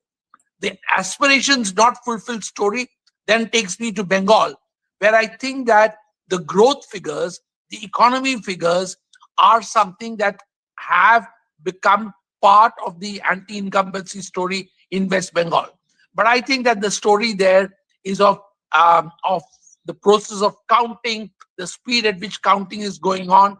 What I'm hearing from the ground there is that while there are many chances for the BJP to actually have enough to celebrate, I don't think the Bengal story will be known till about 1 o'clock. So I think you're doing a good job by avoiding calling that as yet. The Hemanta story is a story which is astounding.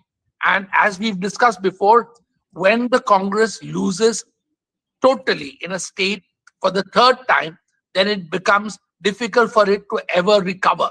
And this was the best chance it had for recovery. But people on the ground and in Assam have been pointing out of dissension within the Congress. And that probably has played a bigger role than we will understand as yet.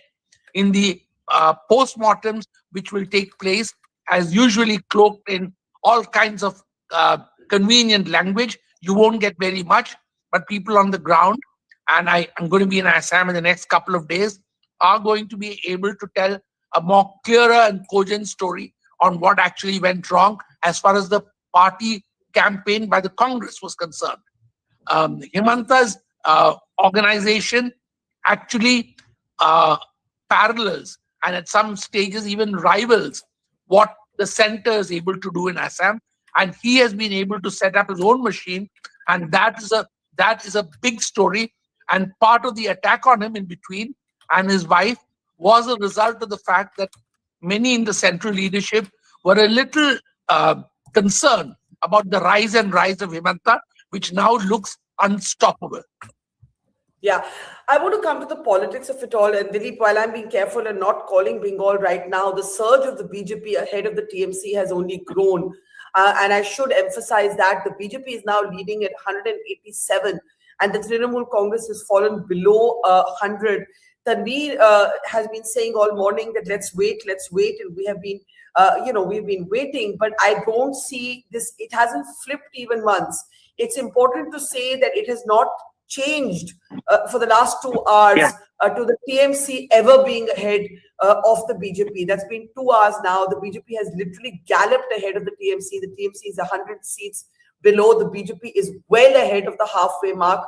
And indeed, if this holds, then the BJP is poised really to make history. It will consolidate its hold over the east and then start looking southwards. I want to start talking about the politics of this moment again, assuming that this is where we land, let's say in an hour or so from now, with the final numbers. Dr. Tayal, what does it signify? You're of course from Punjab, where there's other khel happening with the AAP, and we don't know what's going to happen there. So go ahead, Dr. Tayal.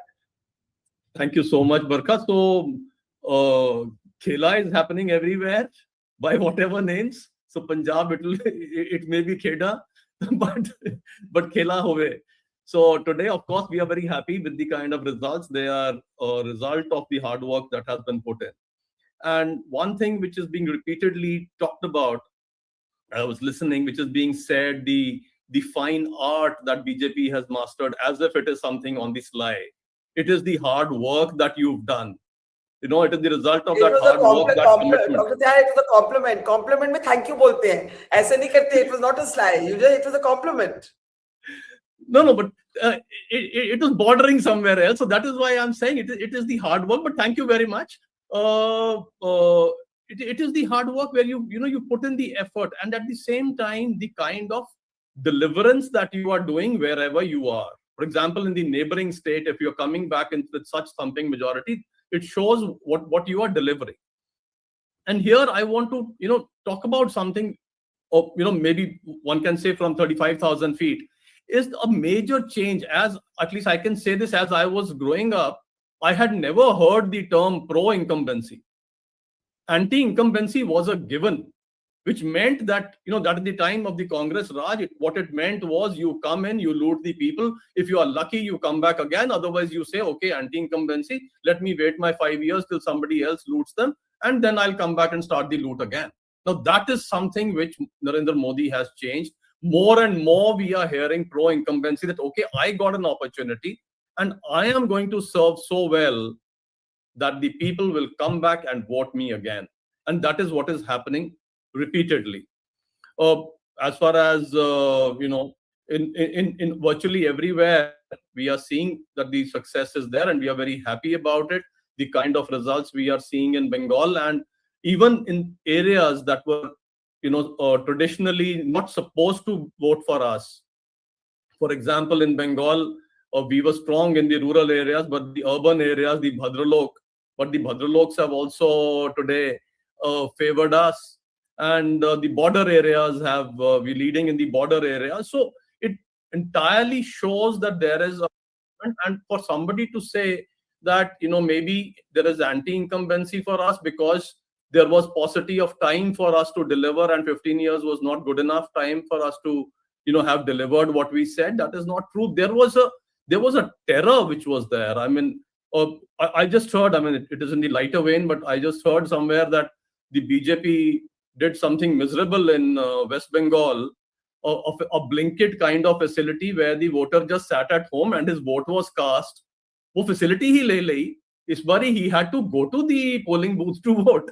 In the old times, TMC would provide this service that they would go and vote for him. But that kind of terror, where Pradeep Gupta said, I'm not releasing the exit poll because 70% of the people are scared to talk, even in confidence.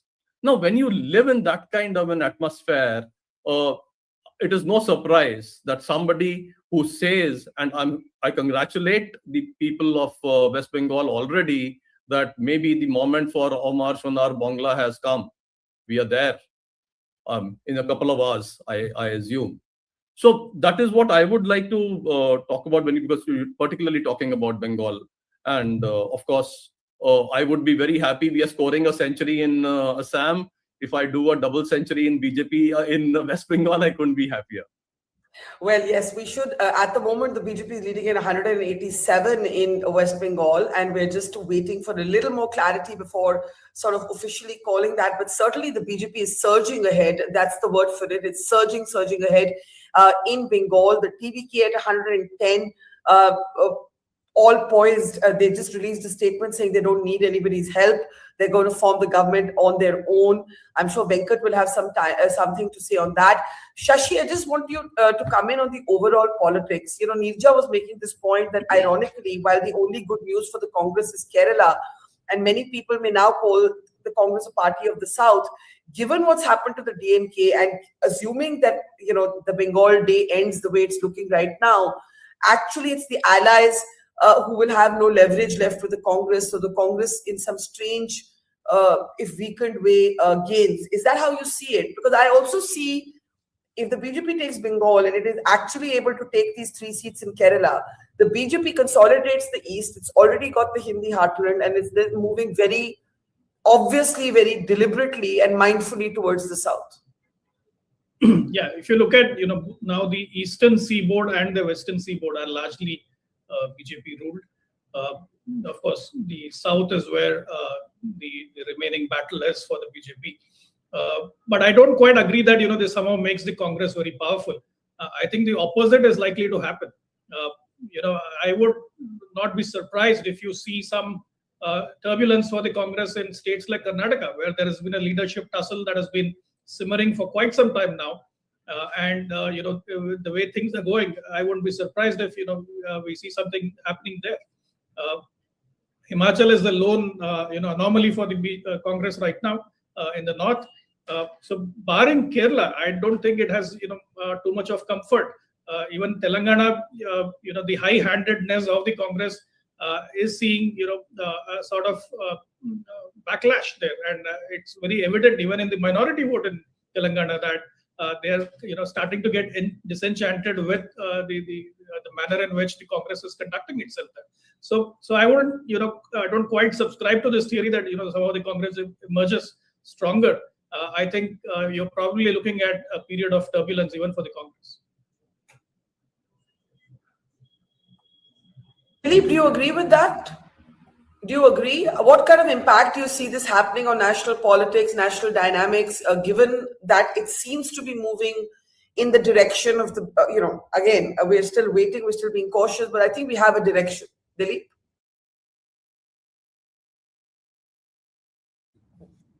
Dilip, just unmute yourself. I think you muted yourself by mistake.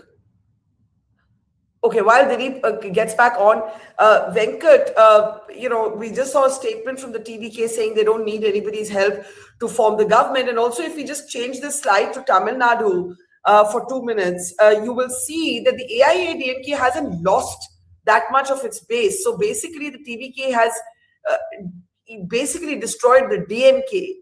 How do you look at Vijay now? You were forecasting 115 seats for him. Nobody seems to be able to speak. If you could unmute our guest, it would be great, guys. Yeah, Venkat. Yeah, see, the thing is, entire media in Tamil Nadu, mainstream media, were giving all the edge to DMK. Like mostly, I would say nearly 70 to 80% were giving edge to DMK. But my take is, they were there in 5 years, so there are surely anti-incumbency is there. There are high possibility like ADMK will perform relatively better than DMK, or in the worst case scenario, the maximum seat difference between them is only between 10 to 15 seats. So that's how I predicted earlier. That's how my model were there. And so far, I'm looking in the results, like closely, TVK, Vijay's party is closely hovering around somewhere 100 to 105. So looks like, in my opinion, they may not get the full majority, like because these two were gaining momentum, like DMK and ADMK were gaining momentum. So still, I'm not sure whether TVK will be with nearly 115 or 95, but above 17 or 18, 118, I don't know how far they will go. hope this momentum will be stay as it is, or like a sixth or seventh count if anything changes happening. That I really don't know. And one more thing, where the media, I would like to highlight, especially the Tamil news channels, they were so biased against TVK. You know, they didn't give a proper platform for them to express. Their representative were cornered, and there is no voice at all for them. So they were entirely relied on the social media, YouTube channel, and other medium. I would like to tell you something. I don't know how far the national media or other people from the other states know it. See, TVK is a whole disruptor in the sense how the whole election campaign or how the party function, because it's very attractive towards the people below the age of 40. So what they did was, throughout the campaign, there is absolutely close to zero paper advertisement. Okay. And there is no advertisement in any of the major news channels or any other mainstream Tamil channels. Okay. Then the third one is, there is no posters. Nowhere you can't see the posters. And then there is no cutout. Okay. And then no YouTube ads or Facebook ads or Instagram ads. And then there is no, I don't know nowadays whether people were doing the advertisement in radio or FM. I really don't know whether that's happening. So they completely disrupt the way the political party functions. You know, see, the thing is, hardly they put a printout. So they changed everything. And I would say the main supporter for TVK comes from the YouTube channel or the independent journalist, and the people in Instagram. I would say the Tamil Nadu people is the campaigner for the TVK. See, I would like to point out few things which may not be known by other people or who are not all followed in Tamil Nadu. That is, the entire campaign is a family campaign. The campaigning has happened within the family. See, generally how the family structure or the voting structure will be there is either DMK or ADMK. So the father or mother will be aligned with both ADMK or DMK or either of the one. So they will guide, they will direct their kids or the children to go to the respective candidate. Now, so it's an organic, I understand what you're saying, that it's a completely organic, different way of doing politics. Sorry, Shashi has to hop off, so let me get a last comment from Shashi. Just on the national politics, how this is going to change, what happens to the BJP, what happens to the opposition in terms of priorities? Well, I think the BJP is now, I think, laser focused on the other states where it needs to, win back ground, beat Punjab. And then you have a big election in UP coming up. You have the presidential election coming up. I think building on this momentum, I think we should see a series of political shifts happening. There is no cause for comfort for the Congress. I think it is headed for turbulence. Okay, the latest figures from Bengal: 188 for the BJP, 101 for the Trinamool Congress. The gap has remained, has only grown, and it has remained like this now for about 2 hours. Shashi will say thank you to you. Ketki, I'm just going to hand over to you for the latest numbers, get a quick sip of water, and be back in 2 minutes. Ketki, it's over to you.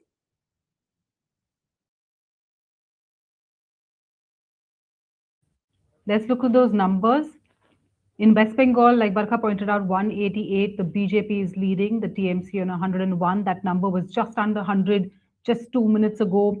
And there are, let's try and see if we can also show you some of those leads, who are leading in West Bengal and who are leading in those other states as well, because that also tells you its own picture of what exactly is happening in this election. We are looking right now in the small little box, you can see there were seats of Tamil Nadu that were coming up as well. But let's look at West Bengal.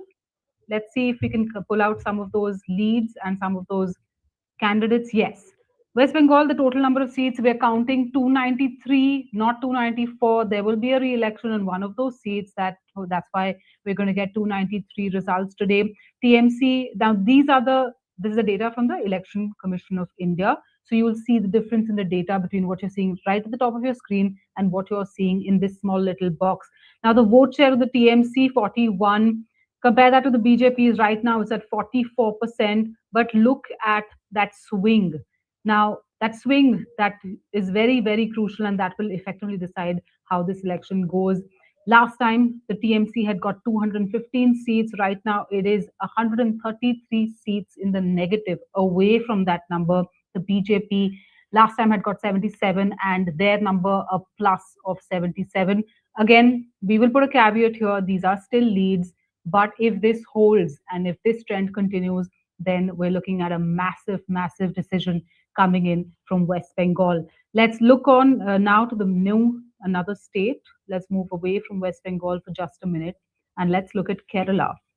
BJP again ahead on 3 seats. Now this number has been quite interesting. In the morning it was at 11, leads on 11. It's now come down to 3. Sometimes it goes down to 2. The 2 consistent seats that we've seen the BJP lead on, one of them is Palakkad and the other Nemom.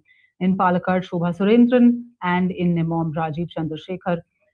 UDF, pretty much on expected lines, leading. 94 is the current number. The Congress Alliance leading in Kerala, that was pretty much on expected lines. The LDF taking a bit of a dip. It was again expected. Anti-incumbency, a 10-year period, 40 seats, leads on 40 seats for LDF in Kerala. Let's move on to the next state now.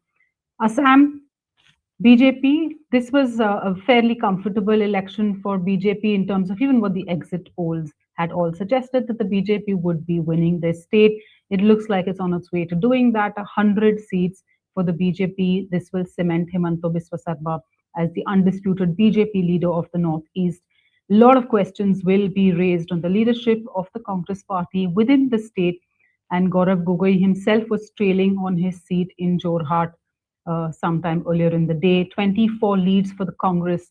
And Tamil Nadu, the story of this election is undoubtedly turning out to be Tamil Nadu. Many were talking about what would happen. Would TVK be a spoiler? Would Vijay be the kingmaker? But if this holds, Vijay could very well be the king. And let's see how those numbers finally pan out. TVK leading on 105 seats. The DMK was way, way behind. It's still in third place, but has recovered a little bit in terms of the leads, currently placed at 57, and the AIADMK at 72. Now, in Tamil Nadu, what is also interestingly happening, we saw the Chief Minister himself trailing on his own seat in Kolattur. His son was trailing a little earlier in the day, but Udayanithi now seems to have taken the lead in his constituency. There are others. Let's talk about former governor Tamilisai Sundarajan. She is currently trailing from Mylapore. O. Paneerselvam was trailing earlier in the day, but he has moved to the DMK. He was trailing earlier in the day. He is now in the lead. And Vijay is leading from both the seats that he is contesting from. So very interesting Tamil Nadu trends as we see them. I would like to come to Dilip Cherian to ask him, when you look at this election and you see there was so much talk in Bengal about the outsider and whether this is an election about the Bengali versus the outsider. Many also said that the BJP didn't even have a face that was a Bengali face in this election. These numbers, if they hold, that doesn't really seem to have played any role. Caveat that we have to watch for how the numbers actually pan out. I think the Bengali voter is signaling in this election the anxiety with the kind of appeasement that has been the focus of Mamata's governance over the last few years. I think that is going to be the big story as it comes through, whether it was appeasement versus consolidation. The consolidation of the Bengali and the Hindu voter behind the BJP is the new story. The older story is that of majority anger against appeasement of the minority. So you are really talking about seeing a tug of war between these two, and whether this factor of appeasement has affected enough in the majority for them to have switched out of Didi Bhakti, as it were. Now, if that is the case, then the results that we are watching will hold. But if the consolidation is not of the level that is being seen in these counts, then you will find the results beginning to change. Most people in Bengal who are not yet willing to give up the theme that they've been running with are saying, wait for half an hour more.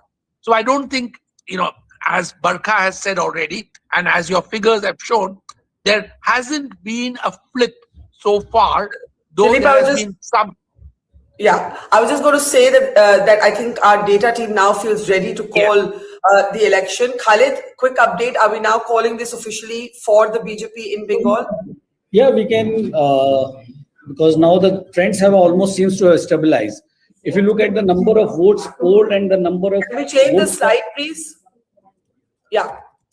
See, if we look at the number of votes polled and the number of votes counted till now, almost more than around 6.3 crore votes were polled. Of these votes, around 1.2 crore votes have been already counted. And if you look at the vote share difference between the BJP and TMC, it is 3%, which has been stabilized for the past few hours. See, the seats might vary in numbers a bit, but vote share seems to have stabilized. So we can see that BJP having a clear majority at the end of the day also. We don't see trends of the vote share after these number of votes being counted changing much.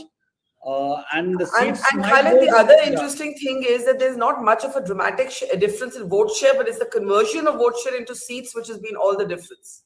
Yeah, but even in the vote share, if you look at the vote share difference in the 2021, it was 10% vote share. TMC had got 48 and BJP had got 38.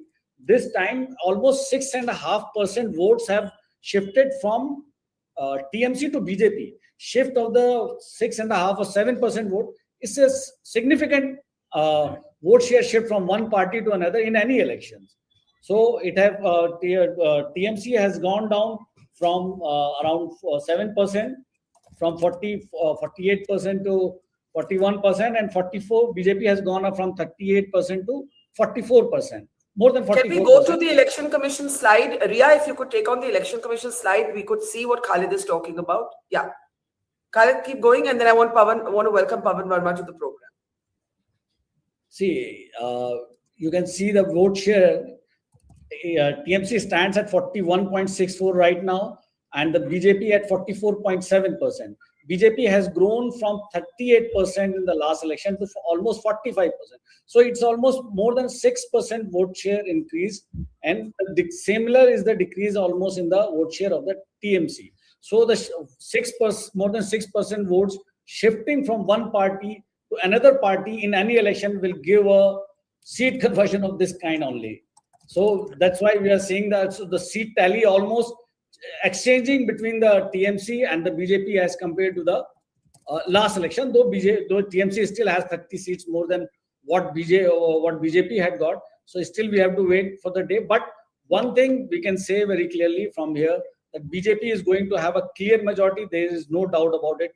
These trends, if we have been seeing the vote share difference stabilize for the past few hours, it won't change in the next few hours also. Seats might vary, marginal seats where the difference between the leads and the trailing person is not very much. We might see some change in the number of seats, but definitely BJP is going to have a clear majority. And the vote so basically the number of the seats, the final tally may vary, but the BJP is easily going to form the government on its own. You don't expect those numbers to change. So we're calling this election now, Dilip, we are now calling it for the BJP in Bengal. That gives us a clear picture in all 4 states now. Pavan, I was going to come to you, but I somehow can't see you. There you are, or you're on the phone. Pavan, let's get first thoughts. You are somebody who has been in an earlier avatar with the Trinamool Congress. Mamata Banerjee's 15-year hold over Bengal comes to an end. It's a historic win for the BJP. We were being cautious in calling it, but our data team now says there's no chance of this gap now being bridged. This is going to change politics as we know it nationally, but also in Bengal. Pavan Verma, your first thoughts. Well, Barkha, it seems that in general, this has been an anti-incumbency election against the TMC in West Bengal, against the DMK in Tamil Nadu and against the LDF in Kerala. The only state which bucks this trend is Assam. Yeah. As far as the West Bengal is concerned, I must congratulate the BJP for its sheer perseverance that from 2019, its rise in Bengal, even prior to all the controversy SIR, has been steady. There have been setbacks, but it has been steady and they haven't failed in their attempt to try and finally wrest the state from the TMC. I think two factors played there. One, of course, is the anti-incumbency factor. The second was, unfortunately, in this country, still religious polarization, Hindu consolidation against Muslim, and the TMC's use of the Muslim minority vote in West Bengal. But over and above that, this vote percentage difference, we have to see how many votes it means. If 6-7% is the vote difference, and 27 lakh voters have not been enfranchised to vote, we have to ultimately ask the question about not the win of the BJP, which is emphatic, but are we looking at now increasingly untransparent, if there is such a word, elections? So I think that is a fact that we must take into account.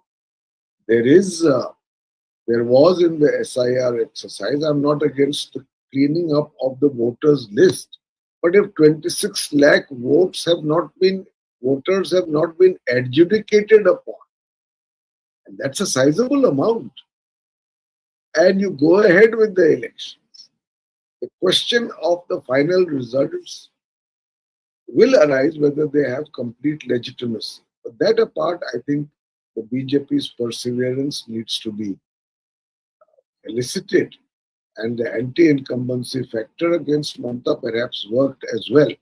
So, on the whole, I think that what is also equally clear from this election is the complete breakdown of opposition unity. I mean, Omar Abdullah has a two-word. Sorry, Omar Abdullah has a two-word why reaction. the Congress was fighting against the TMC. Huh. Keep going, Pawan. Sorry. I mean, here you have a situation where it's a do or die battle. At one level, you sit together on opposition platforms of unity.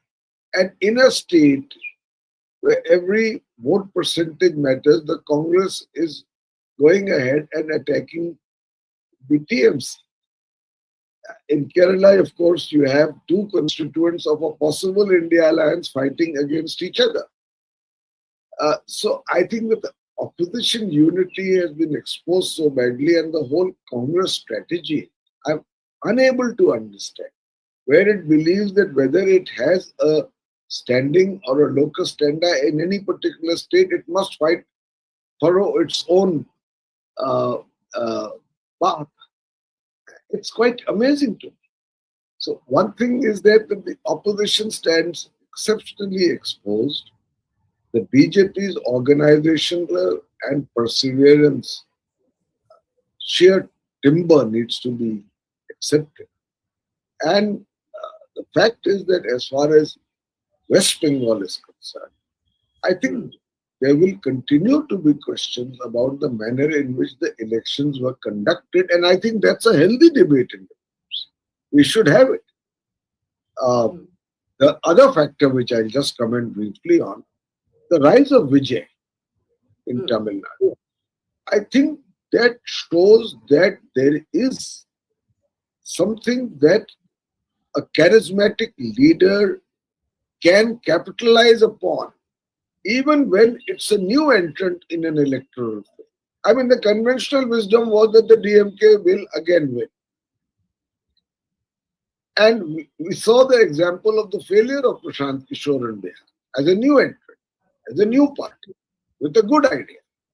But here in Tamil Nadu, you see that if it's a charismatic face, if there is backing, if there is fatigue with the previous party, in spite of everything else, it can happen. So I think perhaps even the opposition should look at the fact that do they have a charismatic face or not to dislodge what is the What do you think has been the biggest opposition mistake? And then I want Dr. Tyal to react to the lack of transparency that Pavan Verma alleges in Bengal, and Dilip also to react to this point about the opposition. What do you think has been the biggest opposition mistake? The biggest opposition thing is that the largest opposition party, the Congress, fails to understand that in order to defeat a much stronger political party, the BJP, if you are doing it on ideological grounds, you must convert that into organizational strength, which rises above silos to create platforms. And that is one thing, if the Congress party doesn't understand, you can't expect the regional parties to follow. Yeah. And so, Dilip, do you agree with that? Before I come to Dharinder Tyal on the lack of transparency, the deletions, the row that will invariably follow now on the voter list, that this has also been a failure of opposition unity. How do you see it? Without a doubt, I agree with Pavan on this, that the opposition wasn't able to make a real issue into an electoral issue and close ranks on it. The problem with the opposition in India today is that it is all self-seeking, silo-creating activity. It is not recognizing that their decimation is a result of their inability to cooperate. So you are seeing that issue after issue goes through. The women's bill fortunately did not go through, but other than that, the steamroller rolls on. And the fact that all of us are not able to see in this a kind of anxiety about a functioning democracy is something that will concern future generations. In fact, I think the TVK win in Tamil Nadu is an expression of the young being frustrated and irritated by the fact that the conventional parties are not calling the issues that really matter to them. Dr. Tyal, I want you to come in on the point that Pavan made about the lack of complete transparency, the row that will invariably follow. Yeah, undoubtedly that is certainly something, because there needs to be something to hide behind.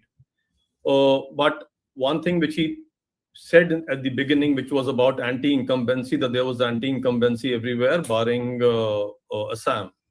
So, which is why that is one of the reasons for what has happened there. Now, I would want to go a little deeper than just leaving it at anti-incumbency. There is something else there.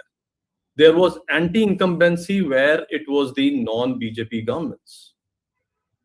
So we need to note there that it is the opposition, I mean, in the national sense, that is not performing. So it was a vote against lack of performance, and we cannot leave it at the altar of anti-incumbency. That, okay, it was purely anti-incumbency, because if that was it, then Assam should also have gone the same way. So it is the performance that is something which is being exhibited at the national level by Narendra Modi, and at the state levels, at the state level by the BJP governments. So that is one part of the story. The second thing which he said was also about religious polarization, that there has been religious polarization. That is something we've seen ever since the country got independent. Minority appeasement has been there, and minority appeasement was given the pseudonym of secularism. And true secularism has arrived today when 14% of the population gets 33% of the benefits of the Modi schemes. So, however, when you haven't addressed the criticism over the deletions, the mass deletions. Yeah, I'm coming there. I'm just saying that when we're talking about that when we create an atmosphere of terror, when people are not willing to open their mouths, when we corner them, then yes, there will be consolidation. When we push them against the wall, it would happen. So that it is the result of that. The third thing which he said was on the SIR. Now, there are two ways of looking at it. One is that the people have been disenfranchised, and it is, as he said, I'll borrow his word of untransparent. And so, I mean, there is there is a court in this world, in this country. There are processes that we can go to if we have a problem. Post facto, we cannot cry about it, number one. Number two, pure data which your team can come up with. Is it that BJP has only won in the constituencies where the number of where the deletions were very high? My data tells me that even where the deletions were very low, BJP has wrested those constituencies. I think that's a good question, Khalid. We should look at that question and be able to answer it. You know, do we have any preliminary responses? Yeah, in this kind of results, BJP will definitely win even those seats where the deletions have been there.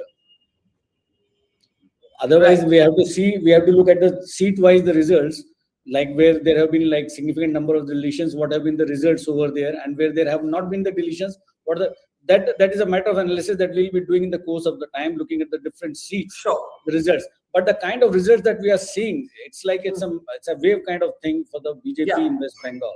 So even in this kind of results, BJP will definitely be winning those seats where there have not been the deletions, where there have not been significant number of the deletions. See, this kind of results is definitely against the is a reflection of the anti-incumbency sentiment that would have been there. I think Pradeep Gupta was right over there when he said that a lot of people are not speaking because West Bengal has been known for the political violence. So people are definitely scared just to reveal their political inclinations just before the elections, thinking that what might be the repercussions even if we reveal our political inclination, the party doesn't come to power or the other party comes to power. Many a times people are scared to reveal their inclinations, but this thing was definitely there, that there wasn't an anti-chief minister sentiment, but there was a anti-TMC cadre, an anti-TMC, a lot of MLAs sentiment was definitely there in West Bengal, that we were seeing, we were reading and we were listening to from the journalists who had visited the state, that there's a certain level of sentiment against the local cadres of the TMC, which they defined as per the locals, that Gundaism of the TMC. So if they could read it that way, then it is a reflection in the results of the... But I think the important part that you're making is that irrespective, Pavan, of the row over the deletions, the kind of numbers for the BJP suggests that the deletions by themselves have not swung the outcome of the state election. I think that's the mota baat. Dr. Tyal, I'll let you complete your point. Tanveer, I'm sure you want to respond. And we'll start. That is exactly the point I was making. So we cannot leave this at the altar of SIR, and SIR was fairly done. And maybe the other way to look at it is that earlier what was happening was actually opaque, because the number of people who were there, who were removed this time, they were the ones, and it is well known. I mean, like I said earlier, that some people said that, the votes were cast on their own. You didn't have to go because that is what was happening. In fact, we need to credit the fact that the vote percentage has gone up so hugely. The number of incidents of violence are almost down to zero. People had the confidence to go out and vote. That is I would call that transparency, when the people are not afraid of going and voting, and which is what we saw in the voter turnout. And if we look at it, again going to data, that the last times where the TMC won, the last time's victory margin, and now if we take the number of votes that have increased, more votes that have been polled, and they far exceed the number of the victory margin of last time. So I've done some data, that is why I'm telling you. So that is where the victory is coming from, that the people were now confidently able to come out, and compliments to the election commission, whatever they had to deploy, as much CAPF they had to deploy, irrespective, but free, fair, transparent elections were held, and it is a result of those that we are seeing today. Okay, Pavan wanted to respond to that. Pavan, just if we look at the Bengal figures, the BJP is now leading in 191. Could you change the figure on the top of the screen so I can have the latest figure, please? 191 to 97 for the TMC.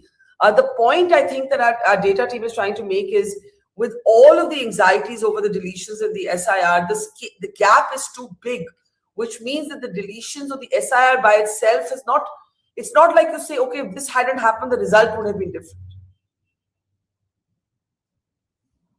If you have the statistics with you, yeah, in the last round in 21, with how many votes did the TMC win its absolute majority?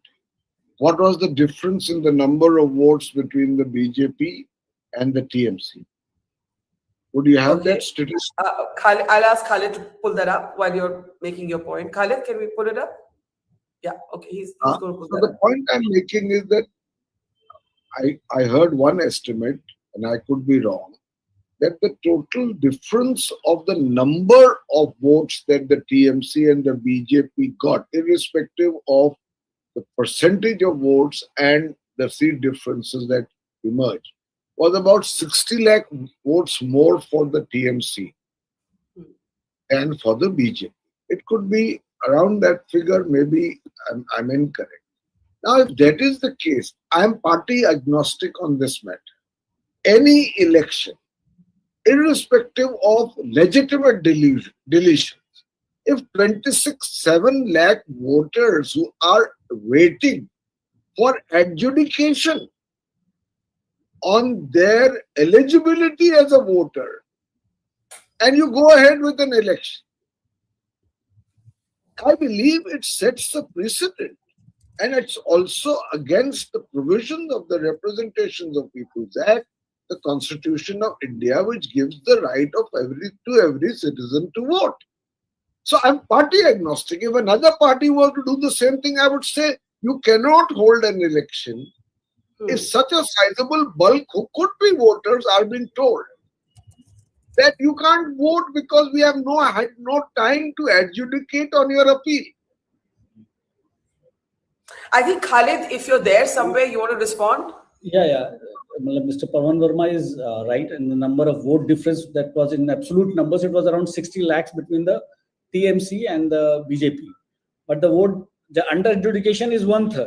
See, I agree with Mr. Pavan Verma on the point that you cannot call it as completely free and fair elections when around 27 lakh people have not been able to vote. So this is like disenfranchisement. But has that deletion of 27 lakh not been there, then the results would have been different. And also, these 27 lakhs, we have to, it's not like that they are uniformly distributed across the states. They might have been just in some districts only, in like some few districts and some assemblies. So, I agree with you that this. I think Pavan is speaking. Could you unmute him? Yeah, Pavan, you want to react?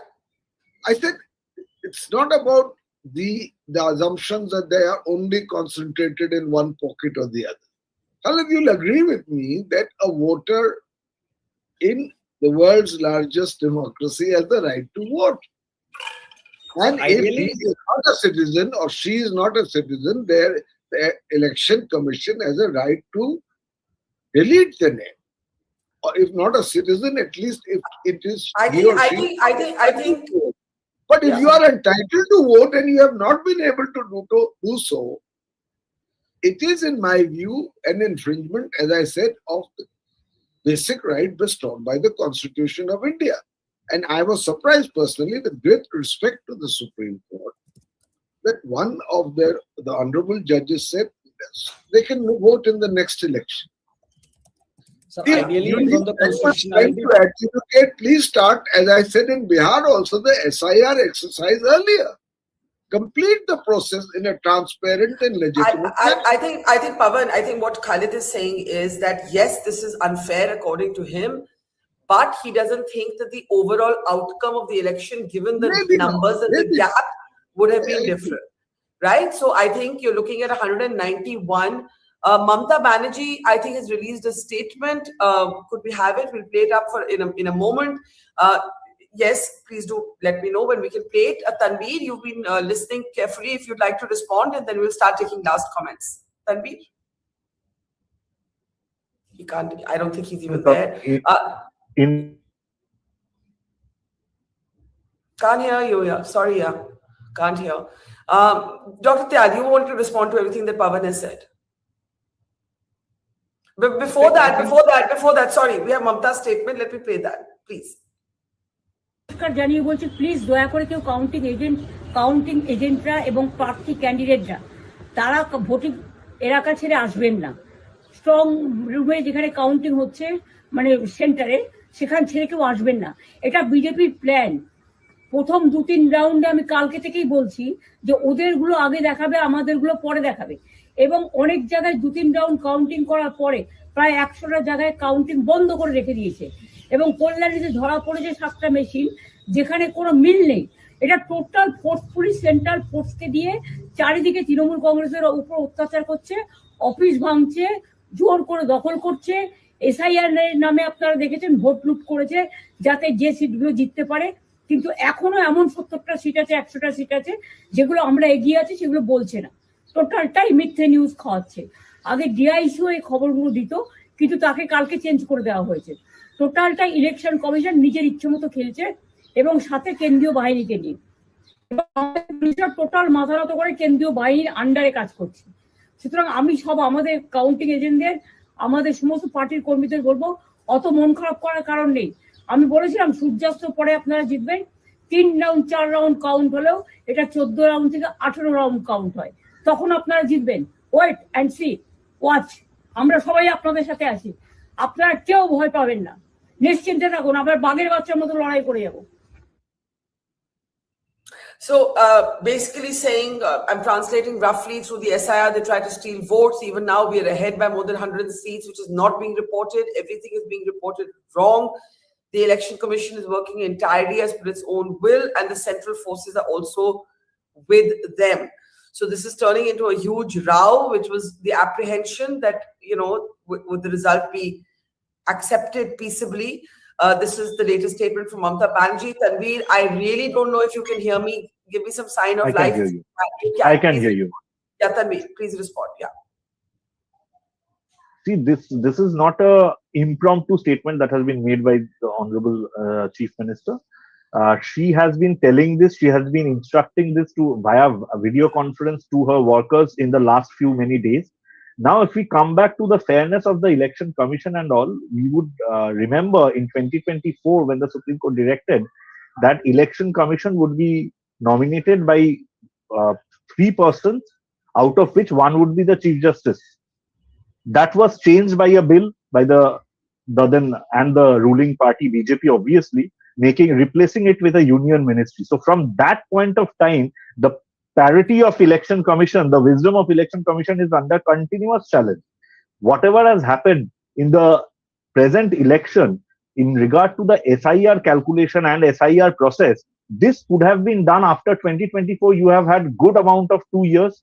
Now, this process was done not only to eradicate voters from or restricting voters from casting their votes, it was also done. If you visit the rural Bengal, if you visit corners of Bengal, you would see there has been a random deletion of names. It is not like that only TMC voters or only voters. Voters are not TMC, BJP or CPM. Voters are normal human beings who are given voting rights by the Representation of People Act and the Constitution of India. Now, those rights have been curbed in a mathematical way, and their rights are being kept at a halt. Nobody knows out of 27 lakhs if these 25 lakhs or 26 lakh people get their voting rights back in due process of law. I do not know how speedy that process would be, whether this election would hold at all any validity, even if the BJP gains certain advantage. That's the point Khalid is making, that it would not, given the gap of 191 to 97 seats, it would not change the overall picture, which doesn't mean that, you know, everybody doesn't have the right to vote. Everyone should have the right to vote. Every legitimate voter should have the right to vote. But let me just welcome Rohit Tiwari, senior journalist and author, who spent some time on the ground in Bengal to the program. I can also see others tuning in. Dr. Tyal, I'm sorry, I didn't give you a chance to react to Pavan Verma's point. Do react before we open it up for our next round of panelists. Yeah. Okay. So a couple of things. One, I mean, where Pavan Verma is talking from I would say from a very high level point of view, that what could have been done and what should have been done. I think that is the talk for another day. Today, we're talking about what are the results, whether they are right, they are wrong, and what is happening. And what is happening today, now when he says, it is very simplistic when we say that what was the gap last time, what is the difference in SIR this time, therefore delete that, where does it work? Which is what Khalid said, that okay, it is about 27, last time the gap was 60, but it doesn't work like that. That is to assume that TMC has got the same number of votes that it got last time, because we don't know how many it is going to get.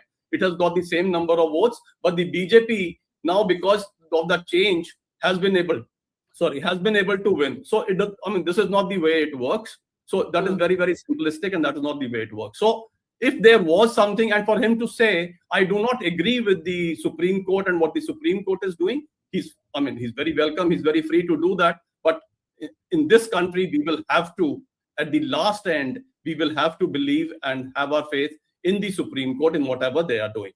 So this is something which is extremely important, that let us not try to cloud this.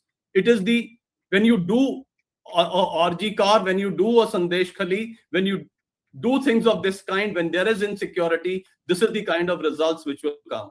And before I leave, on a lighter note, what is being said that BJP has been working hard, somewhere we need to go and see, has the opposition been working hard?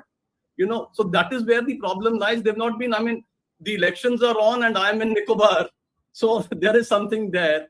And just the lighter vein, somebody asked a question that there are 3 important questions, unanswered questions in India today. 1, Katappa ne kyun mara Bahubali ko?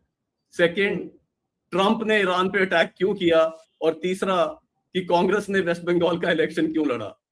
So these are the 3 questions, unanswered questions.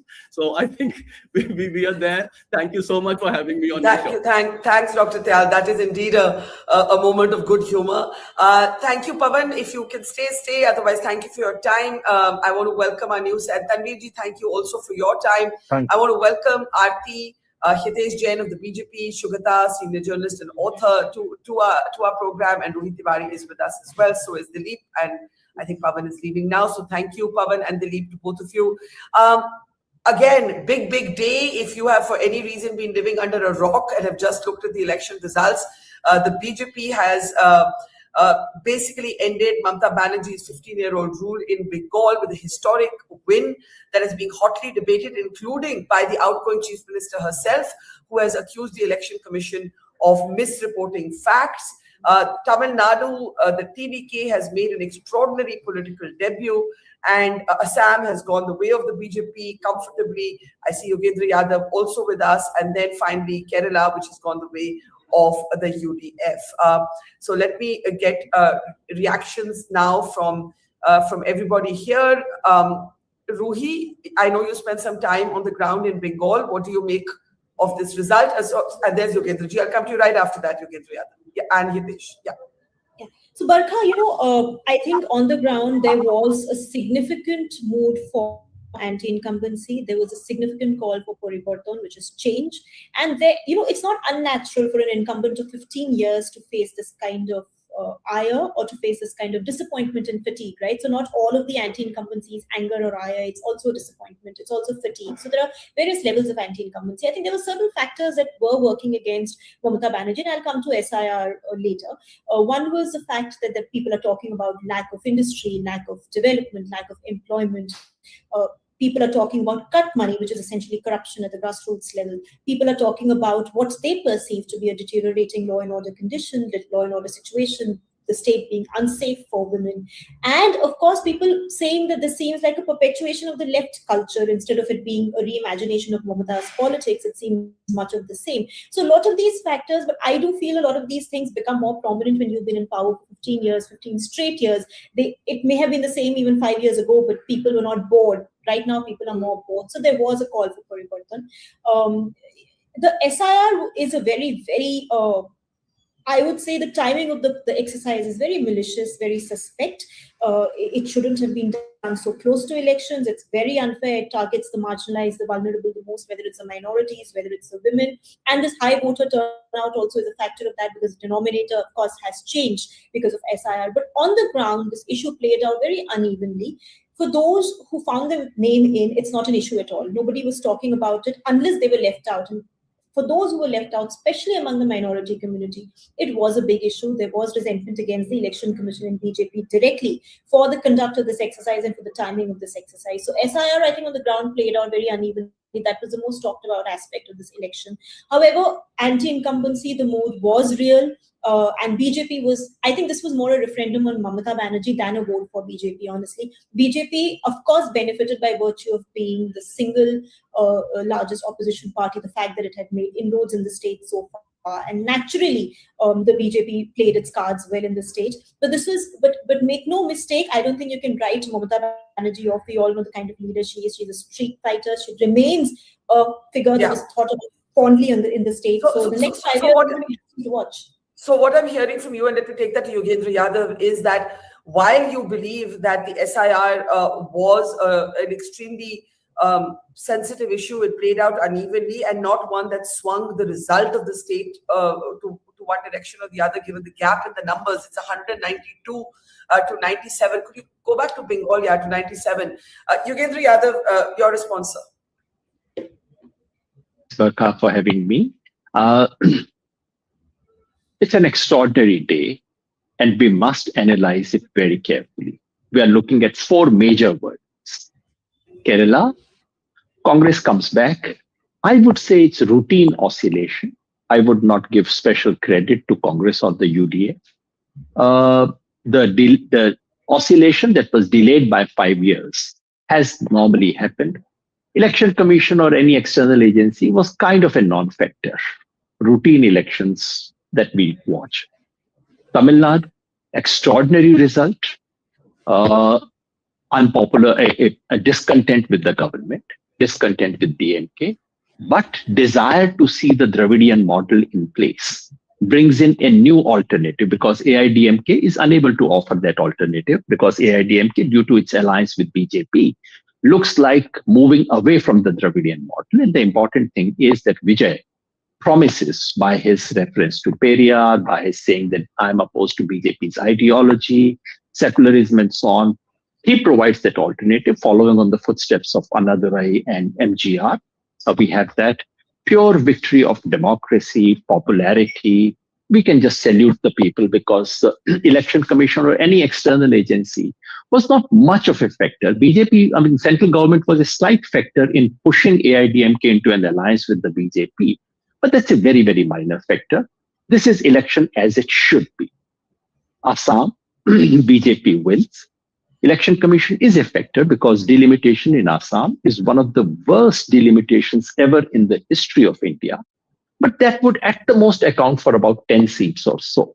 It does not account for the entire, it is not decisive. In the last instance, it's a victory of a party, of a ruling party, which has managed to ward off anti-incumbency.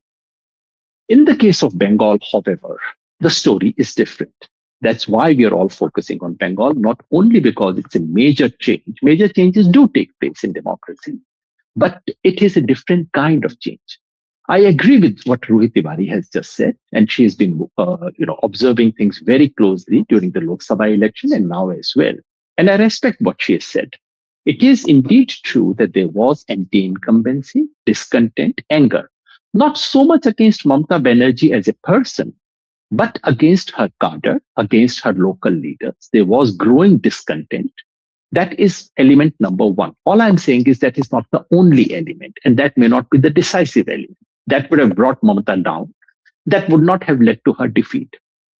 There are 3 other factors that we are looking at.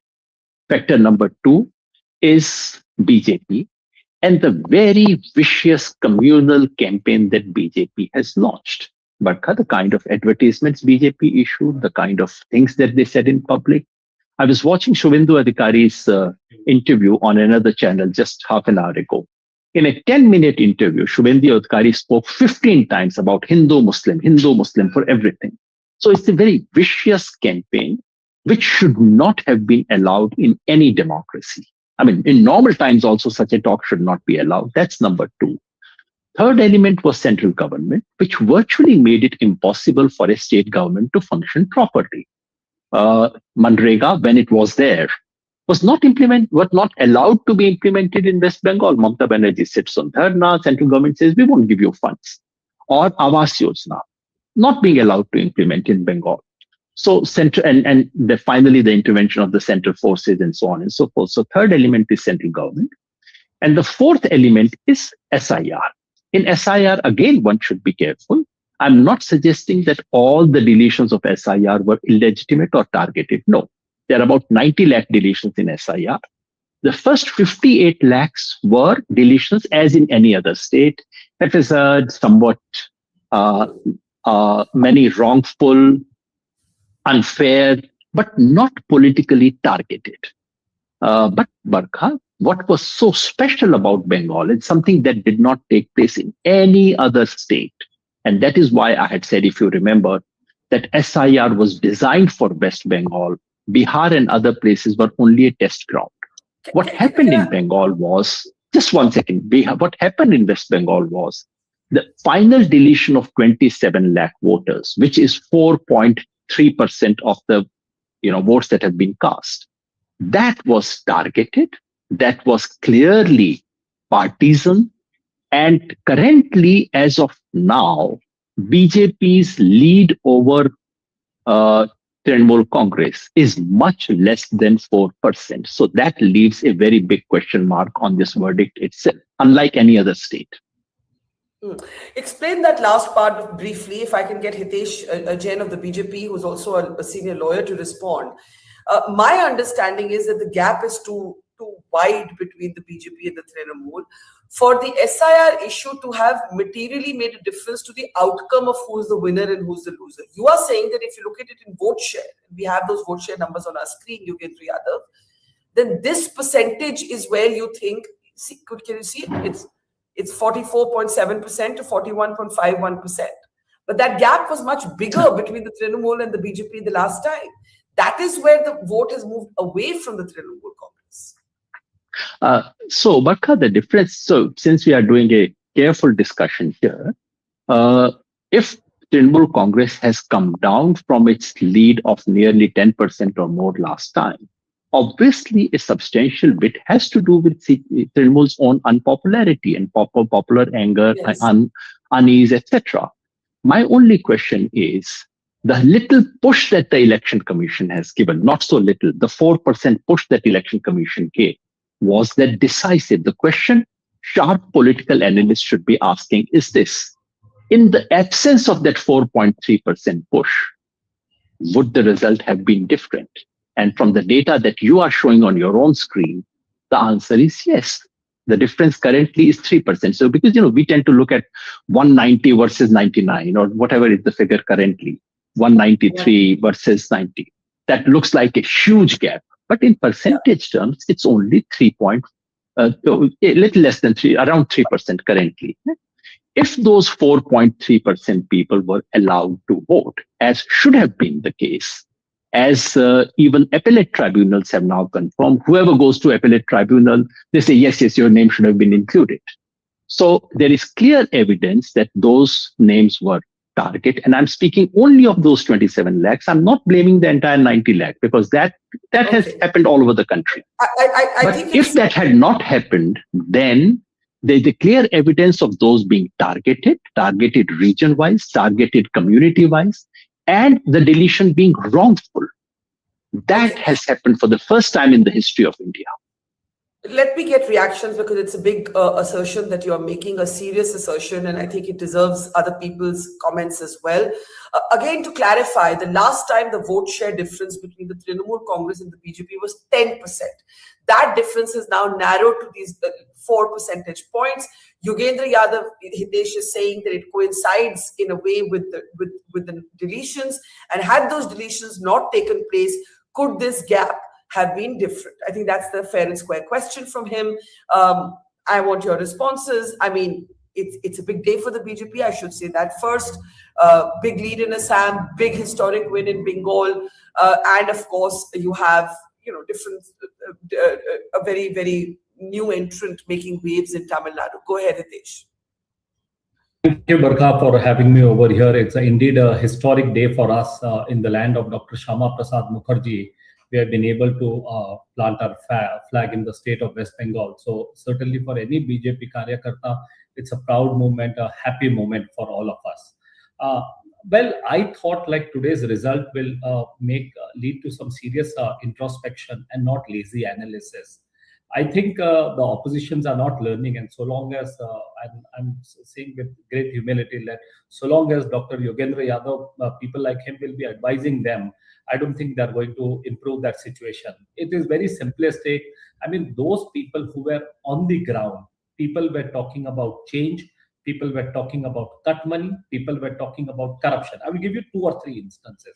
Now take Bankura. Now Bankura is a division where BJP has done extremely well. There was a metal factory with 3,000 workers who were working over there. The metal factory is shut down, all the 3,000 workers unemployed. I will come to Asansol. There was a river bridge that had collapsed, that led to collapse of water pipeline. 51 villages were affected due to the collapse of river bridge and all. The list is endless. Every city, every data point, Barkha, I can share with you, there was a clear problem. Now let us also go back.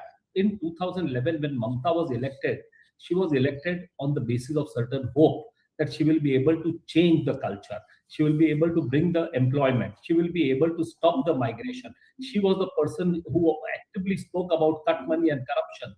But in last 15 years, what has happened? Cut money increased, corruption increased. You had incidents like RG Car, you had incidents like Sandesh Thali and all.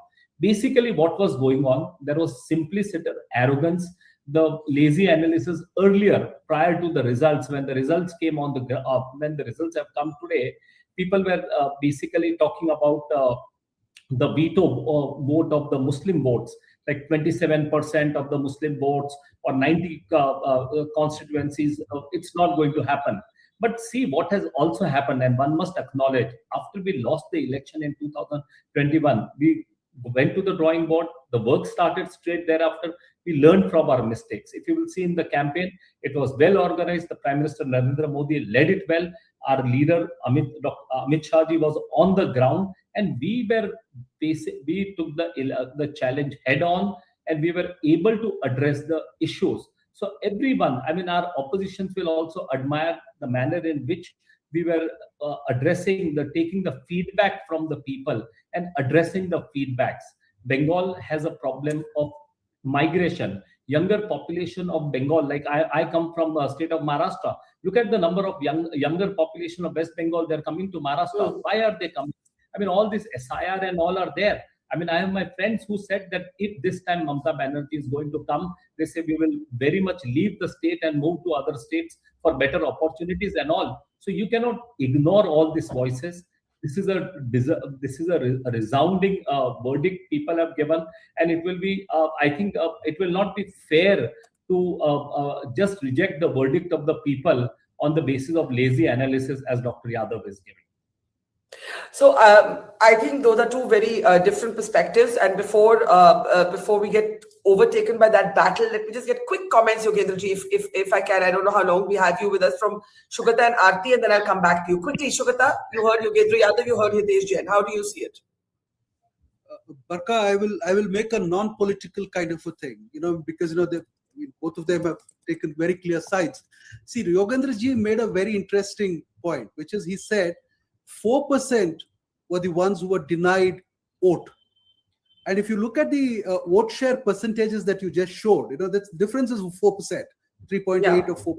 Yeah. So I would still say that BJP has done something else right to equal the vote share of the TMC. See, they were 38.2% or something last time.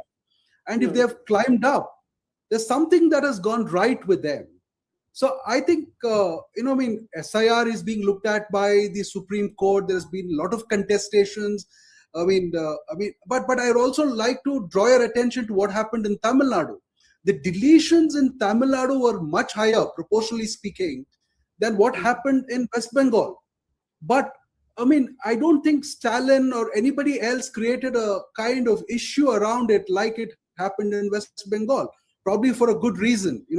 Why it was raised in West Bengal. And let me get Yogendra to respond to that after Aarti comes in. Yeah, Aarti. A rise in percentage for BJP. Aarti? Yeah. Do you have a question for me, or do you want me to Go ahead. respond? You've heard, there's a lot that's been said. I think you can react to it. Yes. I know. So Yogendra Yadav's argument sounds very convincing. The only thing is this 4% difference, which equals the 4% deletions. I think, we need to analyze it much more closely to look at it constituency-wise. I don't think it's, it's simple 2 + 2 = 4. So it depends on where these 4%. 70. Sorry? Yeah. I'm not sure who spoke either. Yeah. So it depends on where this 4% increase for the BJP has come from. Whether, because if most of the deletions, these under adjudication deletions, okay, that's the controversial one, the 27 lakhs. If these deletions took place in Muslim majority places, in Murshidabad, in Malda, in Nadia, in North 24 Parganas, then, Mamata in any case had a huge lead here. And, lopping off 10% of those numbers, I don't think would have made much of a difference in terms of the outcome. So I think I would hold my horses on this till we can do a much more detailed analysis, constituency-wise, to see, how much impact SIR has actually had on the outcome. The other question I want to raise is, this is what Mamata Banerjee and all her TMC people have been saying, that there are about 70 to 80 seats, largely from Mamata Banerjee's strongholds in the presidency area, where the Election Commission has not yet released trends of EVM counting.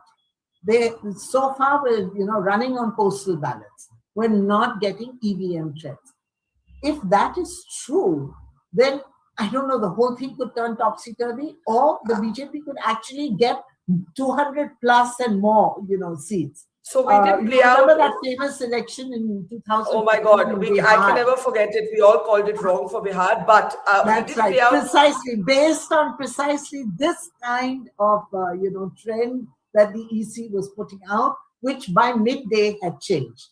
So again, I don't know if what Mamata Banerjee and her TMC leaders are saying is correct, but if what they're saying is correct, then maybe we should go slow on calling Bengal for the BJP. Well, Mamata Banerjee hasn't conceded. We did play out that statement. She said that she felt that the EC was not releasing that data yet, Aarti. But the feeling was that the gap was far too big for this gap to be bridged. I just want reactions, assuming that nothing dramatic happens, that we haven't missed anything. I know Yogendra will respond to everything that's been said, but Ruhi, as someone who was on the ground, does this tally with your sense of the ground? I know that's a very big question to ask a reporter. We are not in the business of forecasting. But you said anti-incumbency was real, but not against Mamata Banerjee. So does this number and this vote share gap feel, exactly what you picked up when you were traveling? You gave that caveat because a lot of people ask these questions, and I often have to say that as a reporter, it's not my job to give numbers. I'm not a psephologist. That's not my craft at all. But I think Barkha, if you're asking me if I'm very surprised by the results, I'm not. Purely because, as I said, the mood for change was quite rampant and was quite widespread, even in terms of geography, in terms of segments of voters. And I think if an election is about an emotion, and in this case the emotion was for Poriborton, then a lot of data, etc., makes sense only later. But more than that, when it's about emotions, you understand that the voter sentiment went in a certain direction, right? But I do feel, and because I'm comparing it with Assam as well, another state that I follow and I have traveled to very extensively, and I'm half Assam, so I understand the state reasonably well. This entire communal aspect, or the communal tweak that the BJP has done to this outsider immigrant issue has resonated more in Bengal, far more in Bengal than it has in Assam, right? Because in Assam, I think it's more a vote for Himanta's work. In Bengal, however, there was a conversation protecting Hindu Dharma, protecting Bengal, protecting Sanatan Hindu. So all of that conversation was happening in Bengal. So I think the BJP's communal pitch to an extent has resonated in Bengal, unlike in Assam where it is largely a vote for the kind of work the government has done. And that's a significant difference between these two states. And I think the BJP, I fear once it's in power, if these trends hold, in Bengal will alter the state's society and social fabric to a significant extent, bringing in more of a communal pitch, and it might succeed more in Bengal than it has in Assam. Okay, I know Yogendra Yadav, you have to hop off, but let me get one more comment from you. Let's assume that this is the result and not what Aarti is saying, that it could dramatically alter by the end of the day. Although Mamata Banerjee's statement did say that, and we did play it out. You have made your reservations, you put them on record, you've heard the counter argument. I want to ask you what happens to the politics of this moment. You know, where does the opposition politics go from here? There are those who've said that the opposition didn't fight as a united front. You have Omar Abdullah going on X and writing bloody hell. There are questions about Rahul Gandhi not campaigning with Stalin in Tamil Nadu, attacking Trinamool Congress in West Bengal, the allies being weakened, and therefore the Congress maybe now being again the party that has to lead the opposition. How do you look at the politics of this moment going from here? Two quick comments before that, Barkha. One is that I think it's very fair to assume that the present trends will hold, because I've been looking at Decoder and they are now releasing postal versus others. So while the percentage margin may reduce slightly, I don't think the seat tally will undergo. I don't think we should look at a possible absolute turnaround. No. Right. So we should assume, we have good reasons to assume that the present trends would hold. Second, I had posed a very, very precise question. There is absolutely no doubt that TMC could not have come where it has if there was no unease or unhappiness, disappointment, or even anger of the public.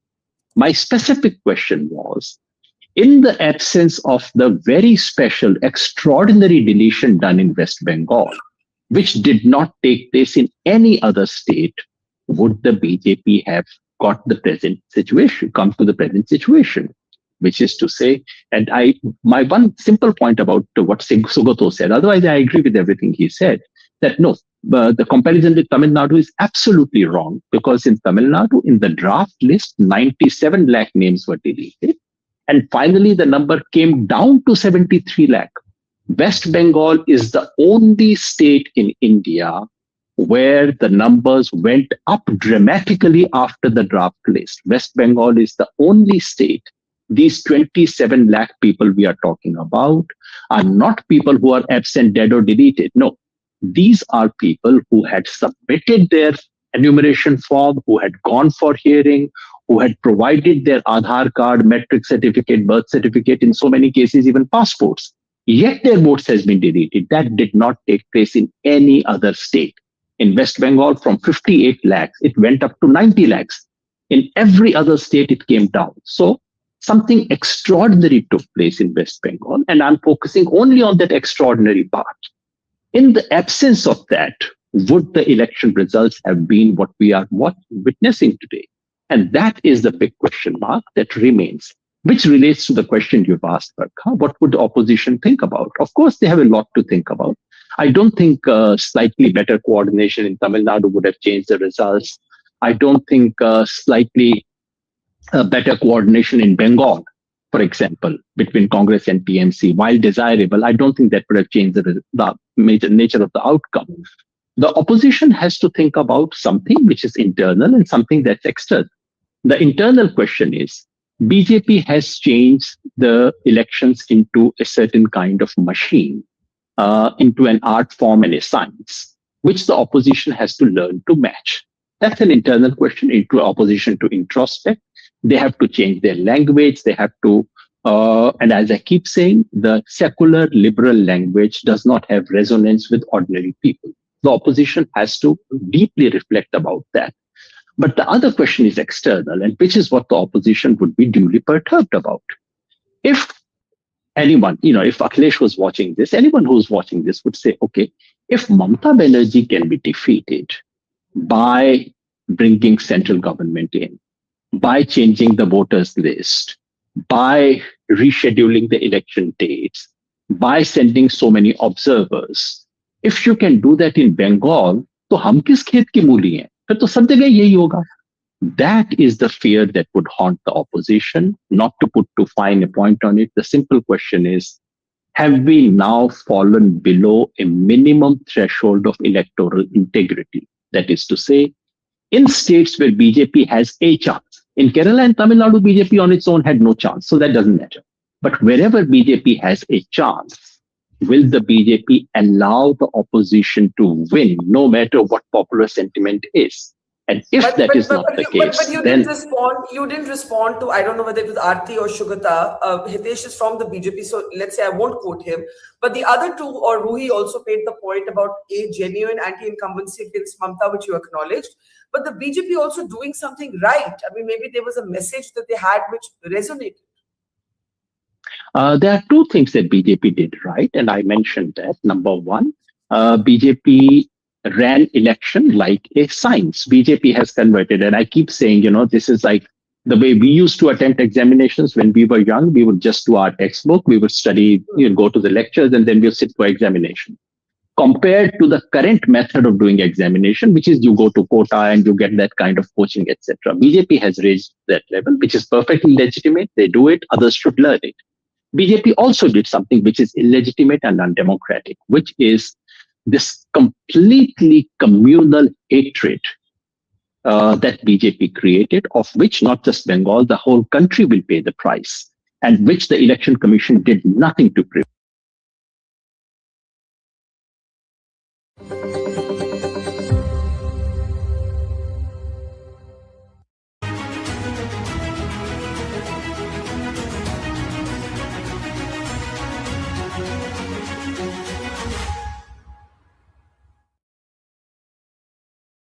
Morning to all of our viewers from across India and the world. It is a D-Day.